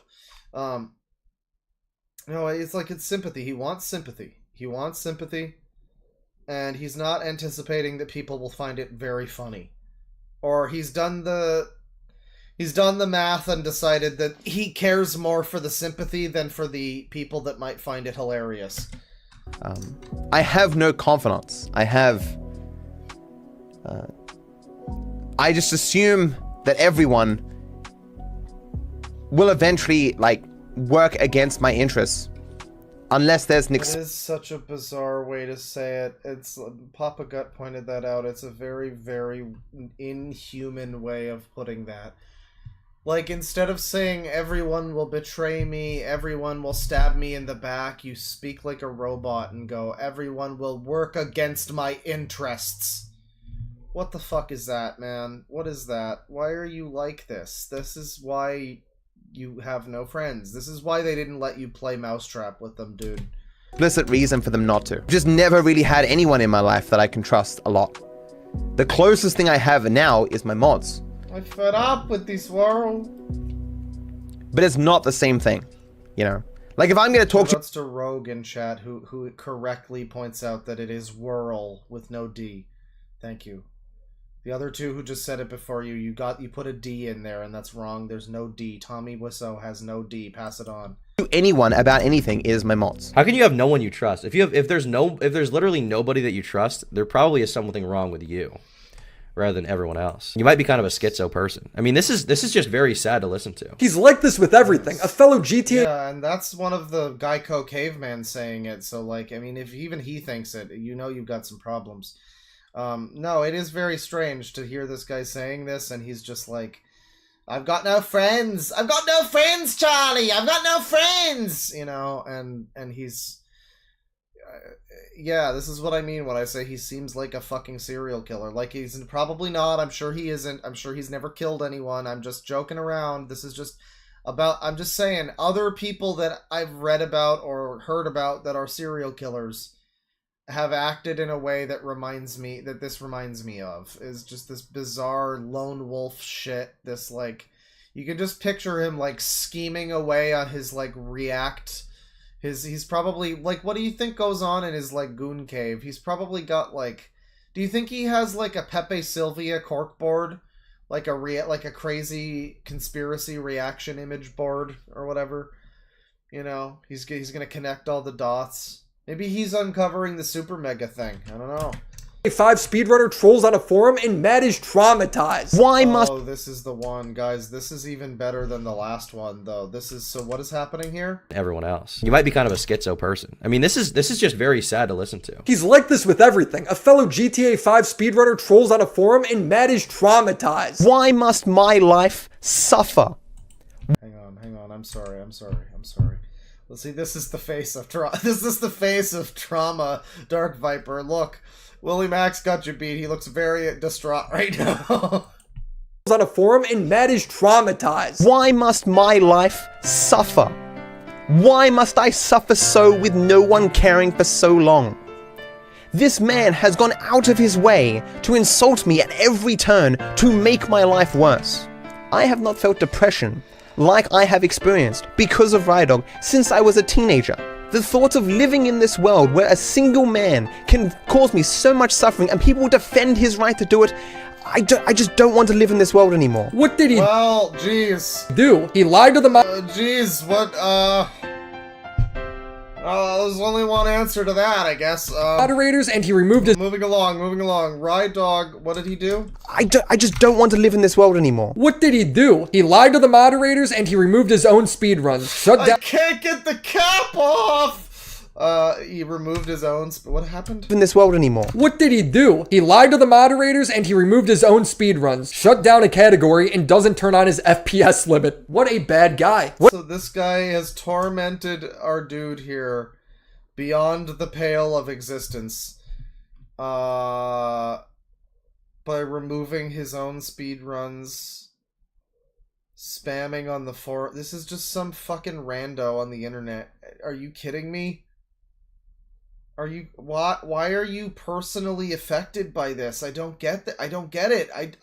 This is insanity. This is just a mental illness. This poor man needs help. This is like Kanye or something. Like, this is just a cry for help. This whole scenario is a desperate, pathetic cry for help. It was removing of all his previous runs and posts. His own speed runs. Shut down a category. Desire to compete, but to enable further shitposting. His submission is in fact a resubmission of an old run done over 3 years ago. This act is clearly done to quell the flames. He is not a runner of the game. He admits this in the tagline. He couldn't even be bothered to run the game once more to achieve his malicious ends. He deleted the entire San Andreas individual leaderboards at one stage simply because he felt like it. It does not follow the rules that FPS must be shown and capped to 90. This clearly evidences Rydog's lack of respect for... Man, it's a shame this guy's name is, like, not funny. Rydog isn't funny. If it was, like, Smegma Cannon 666 or something, like, that would be great. Lack of respect for these boards and speedrunning in general. These actions are clearly disqualifying. This is not Rydog's shitposting playground. I am tired of being the one to have to clean up...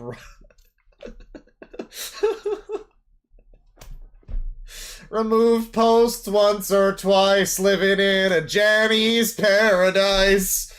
This guy fucking cries, living in a Janny's paradise. So he's just like a Janny on a fucking like a GTA speedrunning forum, I guess. And this is his plight.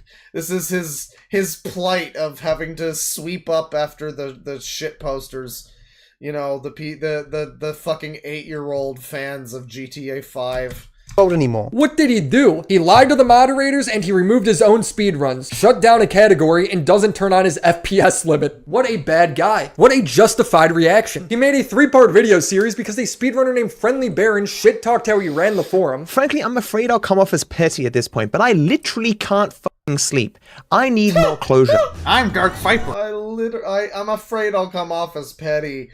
But I can't sleep over. So this is the offending situation. These are his examples of Friendly Baron. This guy has made some horrible remarks at this point, but I literally can't fucking sleep. Our man can't sleep. He has been pushed beyond the reasonable limit. Okay, this guy is suffering daily because of this other guy who looks identical to him. The one on the right is like Actman fused with a thinner Quentin Reviews. And then this one is like both of them mixed with me and like Jay Bowman. More closure. I'm Dark Viper. I'm 5 seconds behind after 4 minutes. I'm gonna reset. Where the fuck's the chopper? Dead. Gonna reset. Like Dark Viper. You're losing sleep over this, bro. So he resets quickly sometimes when he plays games. I don't see why that's really a reason to make fun of him, especially if you're a speedrunner. Like, yeah, just save the time, whatever.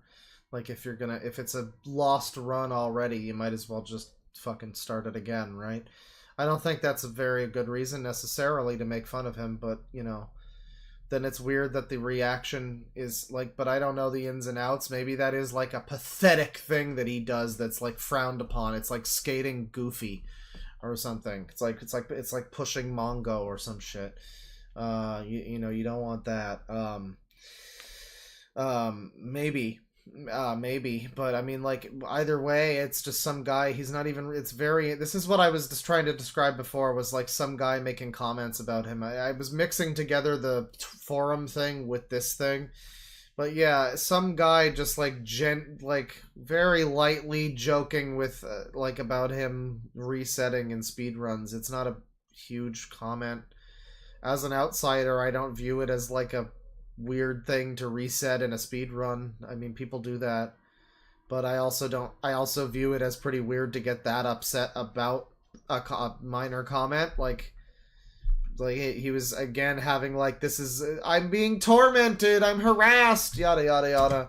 Somebody beats him in a speedrun and he acts like it ruined his life. A guy named Unnamed beat GTA without taking damage. Viper, who was running that same category, then banned this guy from his YouTube and Twitch. Viper justified all of this by writing another brick of an essay. I have known for quite some time that other people were doing runs off this category. People that could run from dawn till... Jesus Christ, like, this is why people take you out of context, is because you write shit that requires you to be like, look at this. Like, TLDR, motherfucker. I'm not reading this. I'm not reading this. This is why you're taken out of context, because you talk in 40 paragraph essays. No one gives a shit. You like learn to be less annoying, fucker. I don't know what to fucking tell you. Like sometimes there's just harsh truths like that. That's just, I don't know what to tell you. Be less annoying, idiot.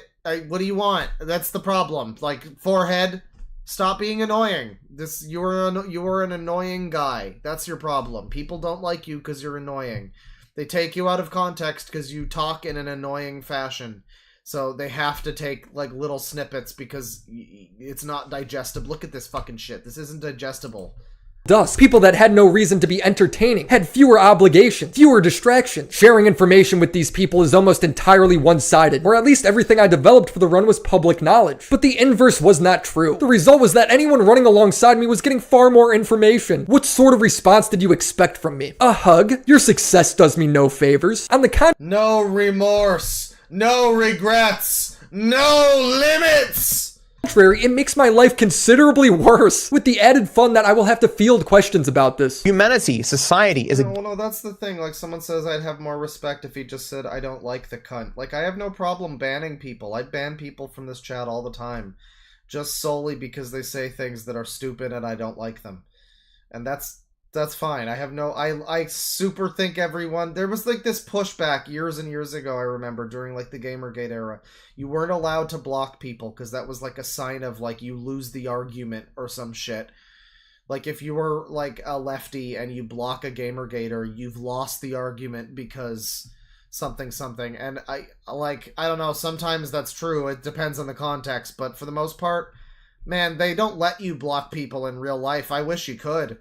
Can you imagine being able to block your mother-in-law or something, or even just your mother sometimes? Just like, a little while, every now and then, just put her on mute, something like that. They let you do that on the internet, So, like, that's the great thing, is that you can block people. It's great. It's a great process. I really recommend it.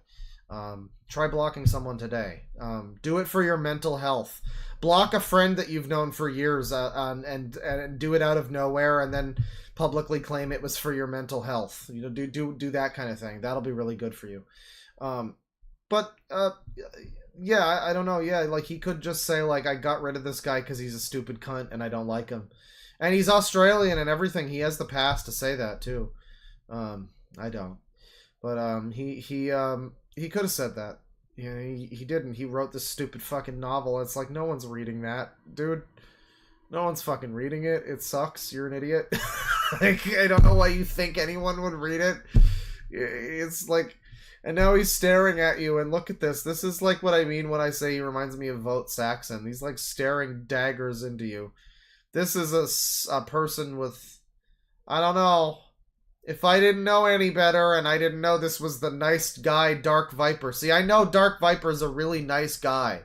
So I know that this isn't true. But if I didn't know better, I would say this seems like a fucking murderer staring you dead in the eyes with plans to kill you. But, I know it's Dark Viper, and he's a really nice guy, so that would never be the give case. and take relationship. And I've experienced a massive take with no give. And people seem to be confused as to why I'm not a fan of this. When I say he has made my life worse, measurably so. I'm not starting in with the fucking rice cooking again, dude. Like, I don't wash my rice and it's fine. I found the method that's great. You do 1 cup of basmati, 1.5 cups of water, cook it. It starts to boil a little bit, put the lid on, 12 minutes. Bing, bang, boom, you're done. You don't need to wash anything. It specifically says you don't need to wash it, and it's great. It works out every time. I cry every time. I have beat the rice washing allegations. It's unnecessary. The only person who could have benefited significantly from doing this first. But not only that, failing to do this will now impact the rest of my career. What's funny is this guy did give Viper tips on how to improve his run. Matt is always a victim. He's got ultimate victim status. Even how he talked about me is just weird. This was just me talking to Willie Mac about him calling me a fair use guy. Despite that we had never spoken before, Why are you so mad about that? I mean, again, I just don't understand, like... it's unfortunate maybe, like when I go into a comment section and people comment on, and I leave an innocent comment, minding my own business, not a care in the world, an innocent comment, and someone comes along and they call me like a transphobe or something, and it's like, I don't know what I did to put that out there. Maybe calling Chris Chan a he like 600 times. Yeah, I'm gonna keep doing that shit. So I guess that's fair. But, you know, they say that, and it's like, I don't know where you get this from, realistically. Like, but I mean, hey, I guess that's out there. I mean, it's unfortunate that that seems to be something that's stuck with me. Given that I don't, you know, listen, man, with some of the shit that I look at, I'm really stuck in the middle. I have to look at a literal group of transgender groomer pedophiles, and then I've got right-winger people saying I don't go hard enough.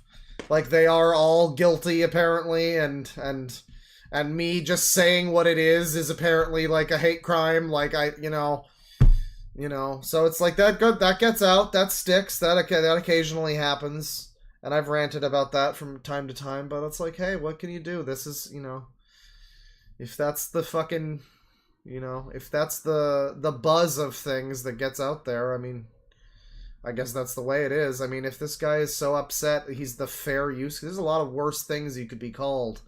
I mean, even this guy, he could be called the whiny Australian cunt. But, like, he's not. He's being called the fair use guy. It's weird that he's so upset by that. Just because someone else perceives you as that. It's like, just, well, take steps to not be the fair use guy. You could have been the funny GTA moments guy. You could have been the great epic Among Us kills guy if you were competent at that game.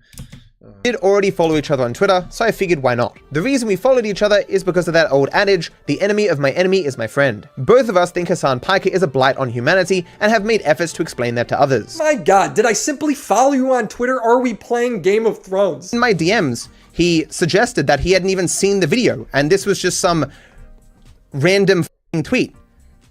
And I was like, oh, okay, then I guess I will. This is so confusing. This is the entirety of. It's all very confusing, Dark Viper. Dark Viper, you've done this to yourself.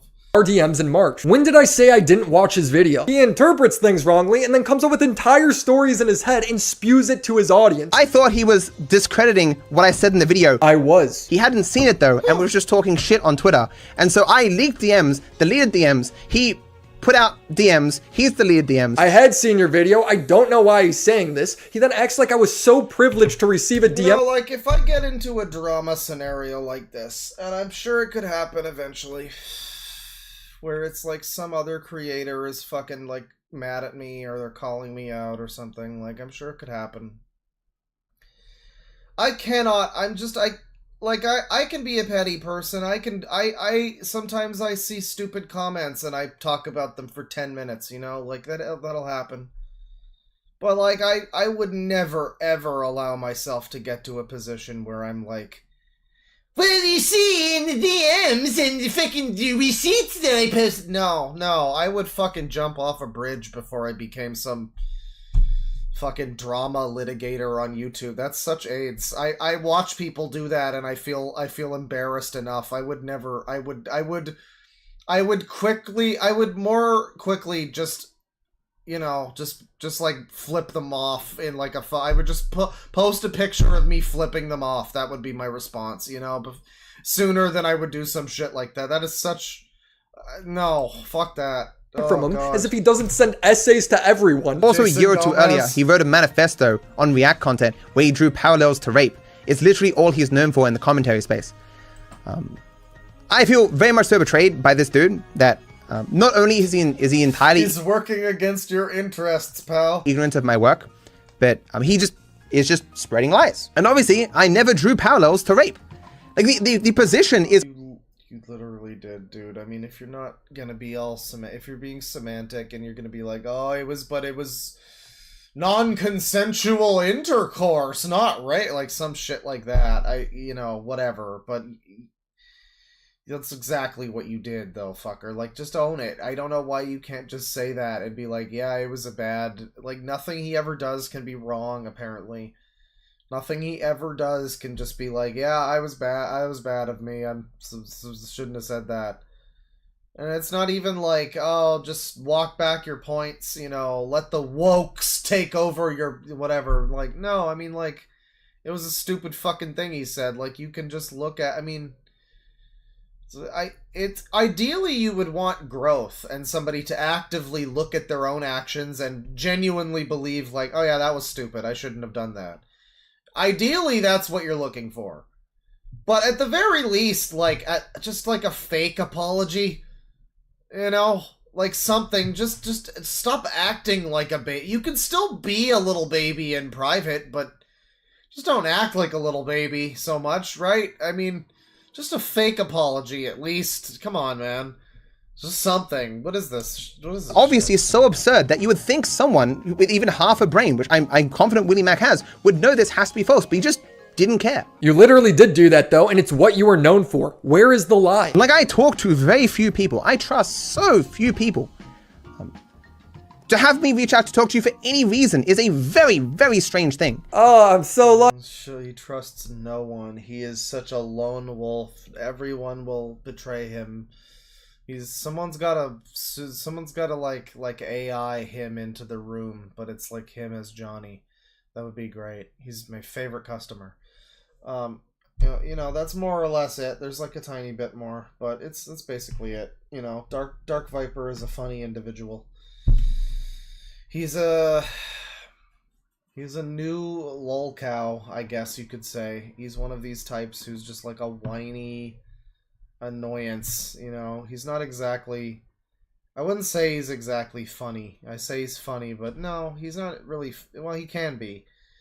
But he's interesting. He's kind of depressing. He's interesting in a psychological sense, you know. How he seems like if he weren't a YouTuber, what would he be doing? He clearly doesn't have any interest in YouTube. He's not particularly fond of, like, he doesn't have, like, one thing that struck me watching Papa Gut talk about this, he doesn't have, like, any appreciation for, like, thought and commentary, I guess. Like, having someone thoughtfully add things to your video, even if all it is just them and their opinions, that's not anything to him. Just thoughts, thinking, you know, offering opinions, criticism, stuff like that has no value to him. So, yeah, I don't know. He doesn't seem to have a lot of appreciation for, you know, the platform he's on and stuff like that. He and the other people that are making stuff on there. And, you know, that's fine, I guess. But he's very whiny. It's very self-centered, not able to think about fucking, you know, his own place in things, how his entire career is based on GTA content, but he's complaining that other people are using, you know, his videos or something. It's obviously pretty ironic, pretty hypocritical, rather. So that's Dark Viper. You know, he's been getting in the news again lately. Probably gonna have to private this stream, you know, because Dark Viper is crazy, after all. You know, but it's been real. We're gonna do some super chats and stuff now. We went a little long. Oh, it's 10:47. Jesus Christ.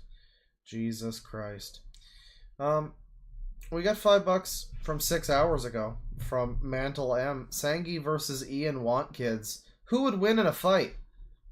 Well, Sangi's obviously the more evil. I mean, Ian Watkins was bad. But, Sangi has done a lot of, well, Ian Watkins might have more, like, human victims, potentially, I don't know. So, well, Sangi's got the dogs and stuff, though, and that's also pretty bad. What he's done. Sangi's definitely worse, but, I mean, Ian Watkins could maybe beat him in a fight. You know, he's been in jail, so like, he probably could, like, at least beat Sangi. Oh, Sangi's been in jail too, I guess. I don't know. It's tough to say. It's tough to, as Sonic Sega Gamer says, it's tough to say. $2 from HG Mick Cartoons. Thumbnail suggestion: Fall of the House of User. That's pretty good. Yeah. I was gonna do The World Ends with User, but the font for that game is like pretty specific. If someone wants to specifically make me the world ends with user as a...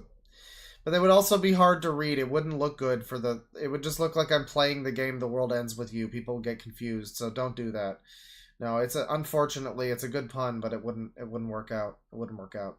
But that's a good one, though. $2 from Strawman. IGN said Stellar Blade would cause people to die. Oh, so does IGN every day. They have at least one terrible take every day. It's, many such cases. I don't know what it is. I know Trump is like whatever. I mean, some people vote for him, and you're allowed to. That's fine. But it's just like people don't like him. He's a pretty bad president. All things considered, in my opinion. However, I just really, really enjoy saying things that he says. I still just find it so funny.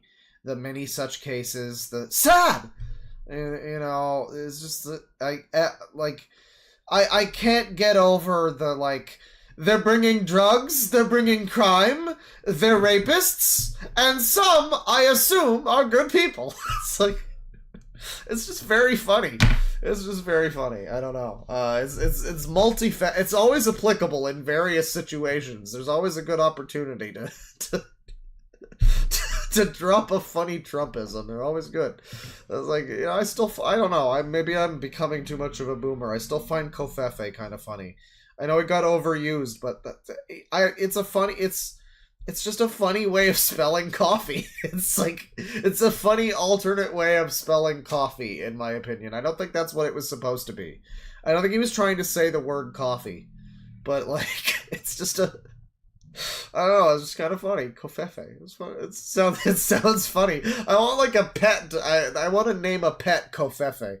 So that's a great name for a pet dog. Kofefe, where are you? Kofefe. You lose your dog in the mall. You start looking like a psychopath. Let me see here.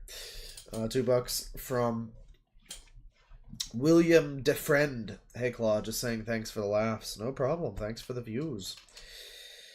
$5 from Super Spookies 64. She's the kind of person with all the anime on her shelf to make it seem like she has an actual personality, but she don't be like that. She groomer. I don't know. I don't know if she's a groomer necessarily, but we are tossing that word around like it's fucking candy, so I guess. I almost forgot we even did the fucking Lex video. It was so long ago now. 420 from Ray. This shit is unbearable. I'm getting crossfaded. That'll happen to you. $5 from the Emerald Templar. Someone called KFC. It looks like the Double Down is back on the menu with this lady. Oh dear. Oh dear. Let me see here. $2 from Autistic Wolf. We got a bunch of fucking cowboy emojis, and it just says, howdy, y'all! The funny thing is, Scott the Waz does the, hey, y'all, Scott here, and it's like a running joke that it's not entirely certain whether it's hey, y'all, or hey, all. Hey, space, all. I like to assume it's hey, all. I think it's hey y'all though. He's one of them. I mean everyone. We all do it. Y'all have done it. I've done it. Everyone has said y'all. But it's the amount that they say it in those fucking SuperMega things. They need to start saying yins instead. They need to really expand their horizons. Learning Japanese, I've been watching videos about language and stuff outside of just Japanese, but learning about old fucking English words that we could bring back, some of the good old ones from the medieval era, or learning about words, like gormless, but there's no word for gormful. We don't call people there's no Vinny might jokingly say this character looks full of gorm. That's a pretty gormful face, chat, something like that. But no, it's not a real word. Gormful or even just gorm on its own, I don't think is. Maybe that one is. Maybe that one is. But there's gormless. There's no gormful though. That's it's a lost positive. That's what it's called. It's interesting stuff. We could be speaking a whole other language. There's a funny alternative version of English actually called Anglish, where it's English if they removed all of the French and Latin and shit. So it winds up with words instead of question. I think you have ask thing. Is the way that you have to say the word question. Instead, you say ask thing, and it's sort of like that. If for some reason it reminds me of like micronations, but as a language instead. It's weird. Let me see here. $2 from Autistic Wolf. I lost at the sudden Crypt Keeper hand close-ups. Again, apparently that's Matt's hands. I mean, very bony. Very unfortunate. $2 from Mikey Jesus. She says she can't smell, but I think she stinks. Oh, dear. You got her right there. 7 months membership from Exiled Postman. Thank you very much. Thank you very much. Blocked on Twitter. 10 times worse than Peter Griffin! That's right. And 11 times worse than World Trade Center. $10 from Cobalt64. Too drunk to watch. Come to Brazil. Well, no, that's fine. But hopefully if you guys keep posting "Come to Brazil" on Beethoven videos, he'll come eventually. He will. $5 from Liquid Snappy. Comparing reacting to slavery has got to be some kind of fallacy. Absurdist, maybe. Oh, you would assume. You would assume.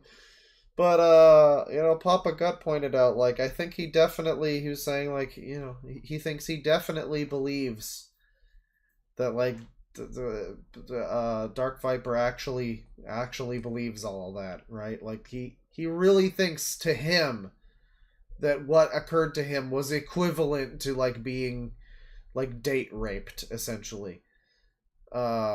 Is how he described it. And I mean, like, I don't know necessarily. I think it's possible. He's very morally righteous about this fucking thing, so I guess it's possible.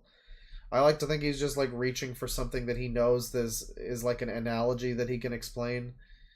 Explain his thing, but, I mean, he might actually believe that, he might believe this is, like, a racial injustice, but instead it's, like, his videos being reacted to or something.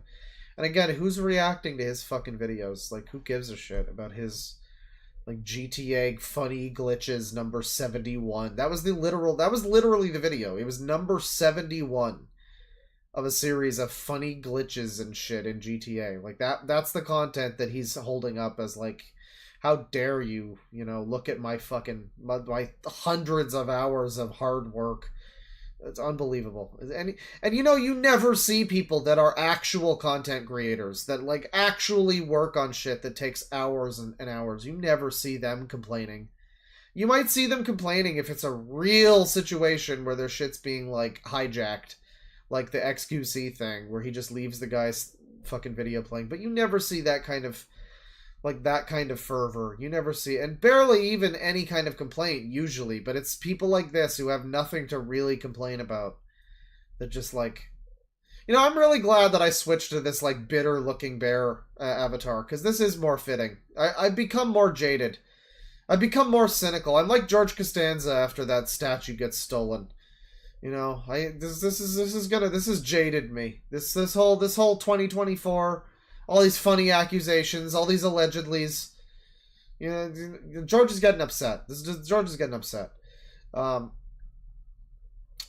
yeah, no, I believe that he thinks that it's, up on par, for some reason. $5 from, I read that one. Jigglypuff Main has become a member. Thank you very much. AIDS! Thank you. The Toastify vid is worth checking out. It's a 2-parter. I'll maybe take a look at that. Apparently they're cringe and a groomer, but, like, who isn't these days, so it's fine. Vector Equinox has been a member for 3 months. Thank you. Are the gamers rising up again? Well, they weren't 2 hours ago. They were back at the start of the stream when we did the Mark Kern thing. I would love to see some more videos from that. I could just sprinkle some of them in on future streams. If we can get access to more of the, like, gamer testimonies from that thing, that would be amazing. Because it only showed me, like, so many of them. Tyler says that he has, like, a RAR of a bunch of them, so, I mean, I'm officially asking for that if he's here. If you're here, I would, if you've got more than what I've looked at today, I would be very happy with that, because, man, those are some good videos. That's some good content right there. $2 from Hylian Overlord. Dark Viper looks like Mike Outlaw.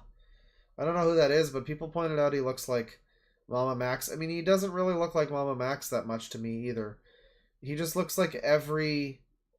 He looks like Vote Saxon 07 mixed with like, yeah, again, a thinner Quentin Reviews maybe. $2 from Autistic Wolf. How are you still going? Here, have 2 more bucks. Well, thank you. That was 2 hours ago, by the way. We're still going. It was never supposed to go as long as they never are supposed to go so long. But I kind of knew the risks. You know, I started a little late. We had some drama. I wanted to do some non-user stuff. And once I got into the stuff with what's his name, I just couldn't stop. I had to get to the sad man arc, and it was, you know, I was having a good time. $2 from Autistic Wolf. Looks at clock and sighs. Here's another $2, Bear. Well, it's been another hour or so. Come on, chip in. That's fine. Don't worry about it. Don't worry about it. $2 from Nick C. Dark Viper AU, the rapper, dropping the saddest bars. Oh God. Look toward the horizon. Your copyright strike awaits you there. React channels can't read 6. God has no respect for you. That's just a real Viper album name, but instead it would be Dark Viper the rapper AU, or however you want to structure. Somebody has to make an album cover that's Dark Viper the rapper. And it's just like a blurry blurry smear frame of one of his videos where he's got like one eye half shut, and it's got like Comic Sans fucking, you know, the classic when we think of a real Viper album cover, one of those Kill Yourself My Mans or whatever, the ones where it's just the 100 different album covers that are all the same thing, slightly different text. One of those. And then Kate from $2 from Kate. Get a sandwich. I gotta get something. There's probably pizza open or something. I'm not sure, but I'll figure something out. Thank you everybody for watching. It's been a little bit of a long one. Not as long as it has been recently, but you know, longer than I used to go a lot of the time. Or the average is climbing up, people. And yeah, we had some laughs. We had some good times. We had some cringe embarrassment and some allegations. Take it easy, everyone, and penis. Go listen to my music, eat shit and die. Fuck you.